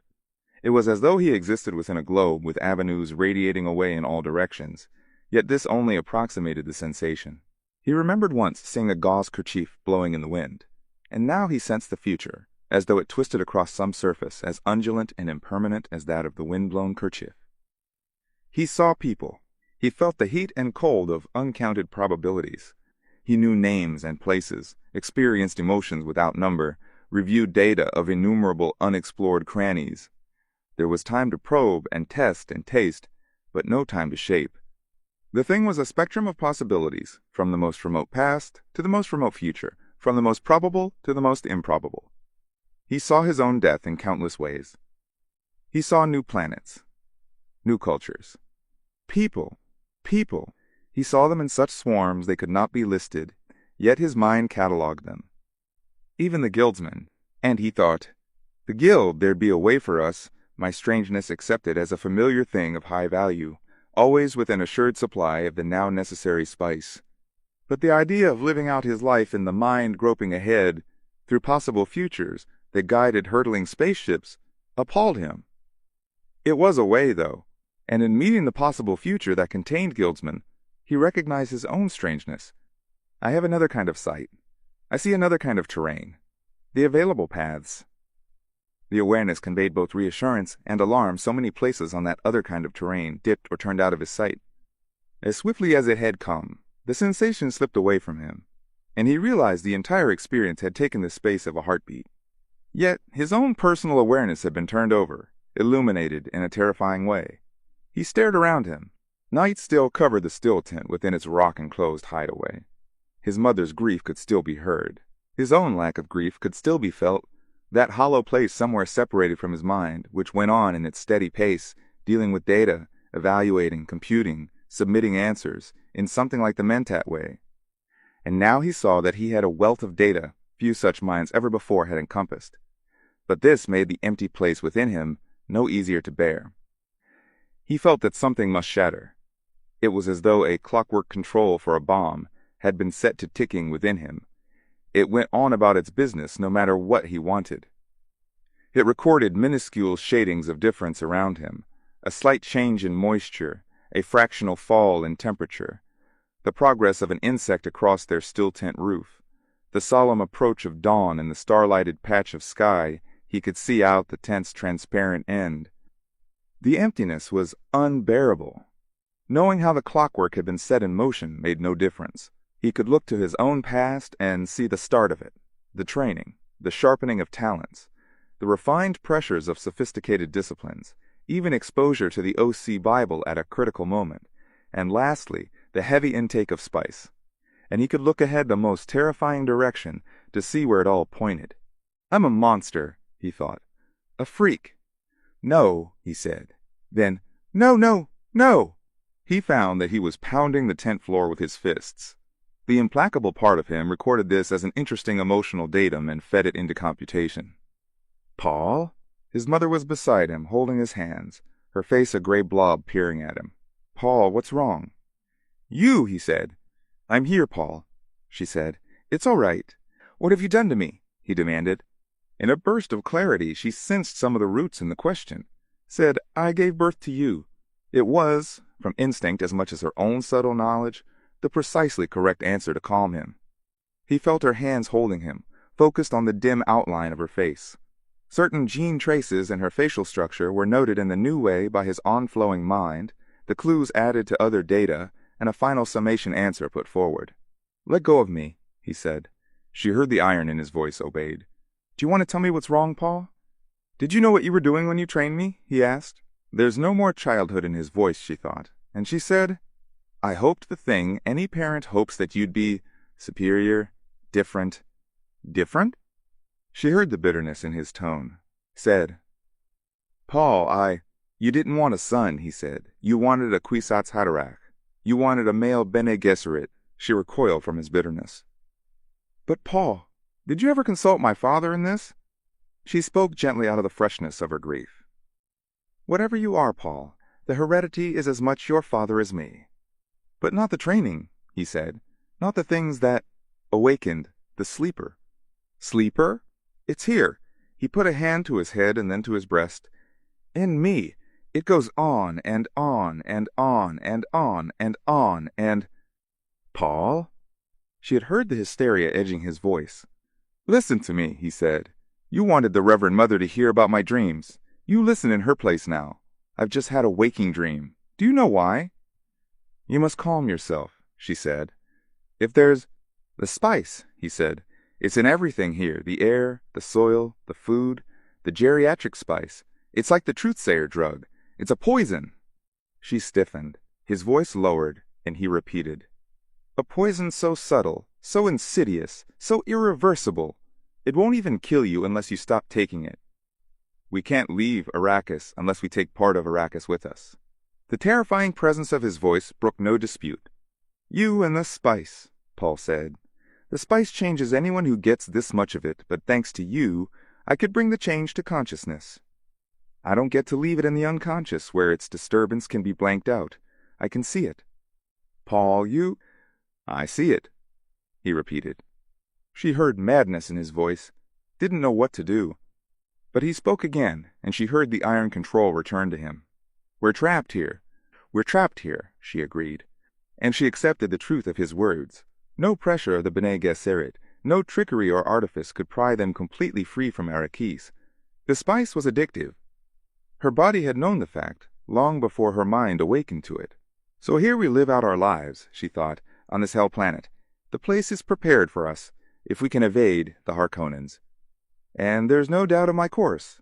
A broodmare preserving an important bloodline for the Bene Gesserit plan. I must tell you about my waking dream," Paul said. Now there was fury in his voice. "To be sure you accept what I say. I'll tell you first. I know you'll bear a daughter, my sister," here on Arrakis. Jessica placed her hands against the tent floor, pressed back against the curving fabric wall to still a pang of fear. She knew her pregnancy could not show yet. Only her own Bene Gesserit training had allowed her to read the first faint signals of her body, to know of the embryo only a few weeks old. Only to serve, Jessica whispered, clinging to the Bene Gesserit motto. We exist only to serve. We'll find a home among the Fremen, Paul said, where your Missionaria Protectiva has bought us a bolt hole. They've prepared a way for us in the desert, Jessica told herself. But how can he know of the Missionaria Protectiva? She found it increasingly difficult to subdue her terror at the overpowering strangeness in Paul. He studied the dark shadow of her, seeing her fear and every reaction with his new awareness as though she were outlined in blinding light. A beginning of compassion for her crept over him. The things that can happen here, I cannot begin to tell you, he said. I cannot even begin to tell myself, although I've seen them. This sense of the future, I seem to have no control over it. The thing just happens. The immediate future, say. A year, I can see some of that. A road as broad as our Central Avenue on Caladan. Some places I don't see. Shadowed places, as though it went behind a hill. And again he thought of the surface of a blowing kerchief. And there are branchings. Quote. He fell silent as memory of that seeing filled him. No prescient dream, no experience of his life, had quite prepared him for the totality with which the veils had been ripped away to reveal naked time. Recalling the experience, he recognized his own terrible purpose, the pressure of his life spreading outward like an expanding bubble, time retreating before it. Jessica found the tent's glow tab control, activated it. Dim green light drove back the shadows, easing her fear. She looked at Paul's face, his eyes the inward stare, and she knew where she had seen such a look before, pictured in records of disasters on the faces of children who experienced starvation or terrible injury. The eyes were like pits, mouth a straight line, cheeks indrawn. It's the look of terrible awareness, she thought, of someone forced to the knowledge of his own mortality. He was, indeed, no longer a child. The underlying import of his words began to take over in her mind, pushing all else aside. Paul could see ahead, a way of escape for them. There's a way to evade the Harkonnens, she said. The Harkonnens, he sneered. Put those twisted humans out of your mind. He stared at his mother, studying the lines of her face in the light of the glow tab. The lines betrayed her. She said, You shouldn't refer to people as humans without... Don't be so sure you know where to draw the line, he said. We carry our past with us. And, mother mine, there's a thing you don't know, and should we are Harkonnens. Her mind did a terrifying thing. It blanked out as though it needed to shut off all sensation, but Paul's voice went on at that implacable pace, dragging her with it. When next you find a mirror, study your face, study mine now. The traces are there if you don't blind yourself. Look at my hands, the set of my bones. And if none of this convinces you, then take my word for it. I've walked the future, I've looked at a record, I've seen a place, I have all the data. We're Harkonnens. Eh? Renegade branch of the family, she said. That's it, isn't it? Some Harkonnen cousin who... You're the Baron's own daughter, he said, and watched the way she pressed her hands to her mouth. The Baron sampled many pleasures in his youth, and once permitted himself to be seduced. But it was for the genetic purposes of the Bene Gesserit, by one of you. The way he said you struck her like a slap. But it set her mind to working, and she could not deny his words. So many blank ends of meaning in her past reached out now and linked. The daughter of the Bene Gesserit wanted it wasn't to end the old Atreides-Harkonnen feud, but to fix some genetic factor in their lines. What? She groped for an answer. As though he saw inside her mind, Paul said, They thought they were reaching for me. But I'm not what they expected, and I've arrived before my time, and they don't know it. Jessica pressed her hands to her mouth. Great Mother, he's the Kwisatz Haderach. She felt exposed and naked before him, realizing then that he saw her with eyes from which little could be hidden, and that, she knew, was the basis of her fear. You're thinking I'm the Kwisatz Haderach, he said. Put that out of your mind.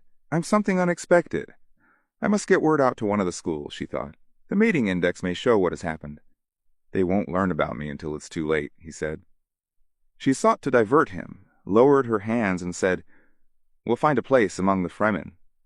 The Fremen have a saying they credit to Shai Hulud, Old Father Eternity, he said. They say, be prepared to appreciate what you meet. Quote, and he thought, yes, mother mine among the Fremen. You'll acquire the blue eyes and a callus beside your lovely nose from the filter tube to your stillsuit, and you'll bear my sister, St. Alia of the Knife. If you're not the Kwisatz Haderach, Jessica said. What? You couldn't possibly know, he said. You won't believe it until you see it. And he thought, I'm a seed. He suddenly saw how fertile was the ground into which he had fallen, and with this realization, the terrible purpose filled him, creeping through the empty place within, threatening to choke him with grief. He had seen two main branchings along the way ahead. In one he confronted an evil old baron and said, Hello, grandfather. The thought of that path, and what lay along it sickened him. The other path held long patches of gray obscurity, except for peaks of violence. He had seen a warrior religion there, a fire spreading across the universe, with the Atreides' green and black banner waving at the head of fanatic legions, drunk on spice liquor. Gurney Halleck and a few others of his father's men, a pitiful few, were among them, all marked by the hawk symbol from the shrine of his father's skull. I can't go that way, he muttered. That's what the old witches of your schools really want. I don't understand you, Paul, his mother said. He remained silent. Thinking like the seed he was, thinking with the race consciousness he had first experienced as terrible purpose, he found that he no longer could hate the Bene Gesserit or the Emperor or even the Harkonnens. They were all caught up in the need of their race, to renew its scattered inheritance, to cross and mingle and infuse their bloodlines in a great new pooling of genes.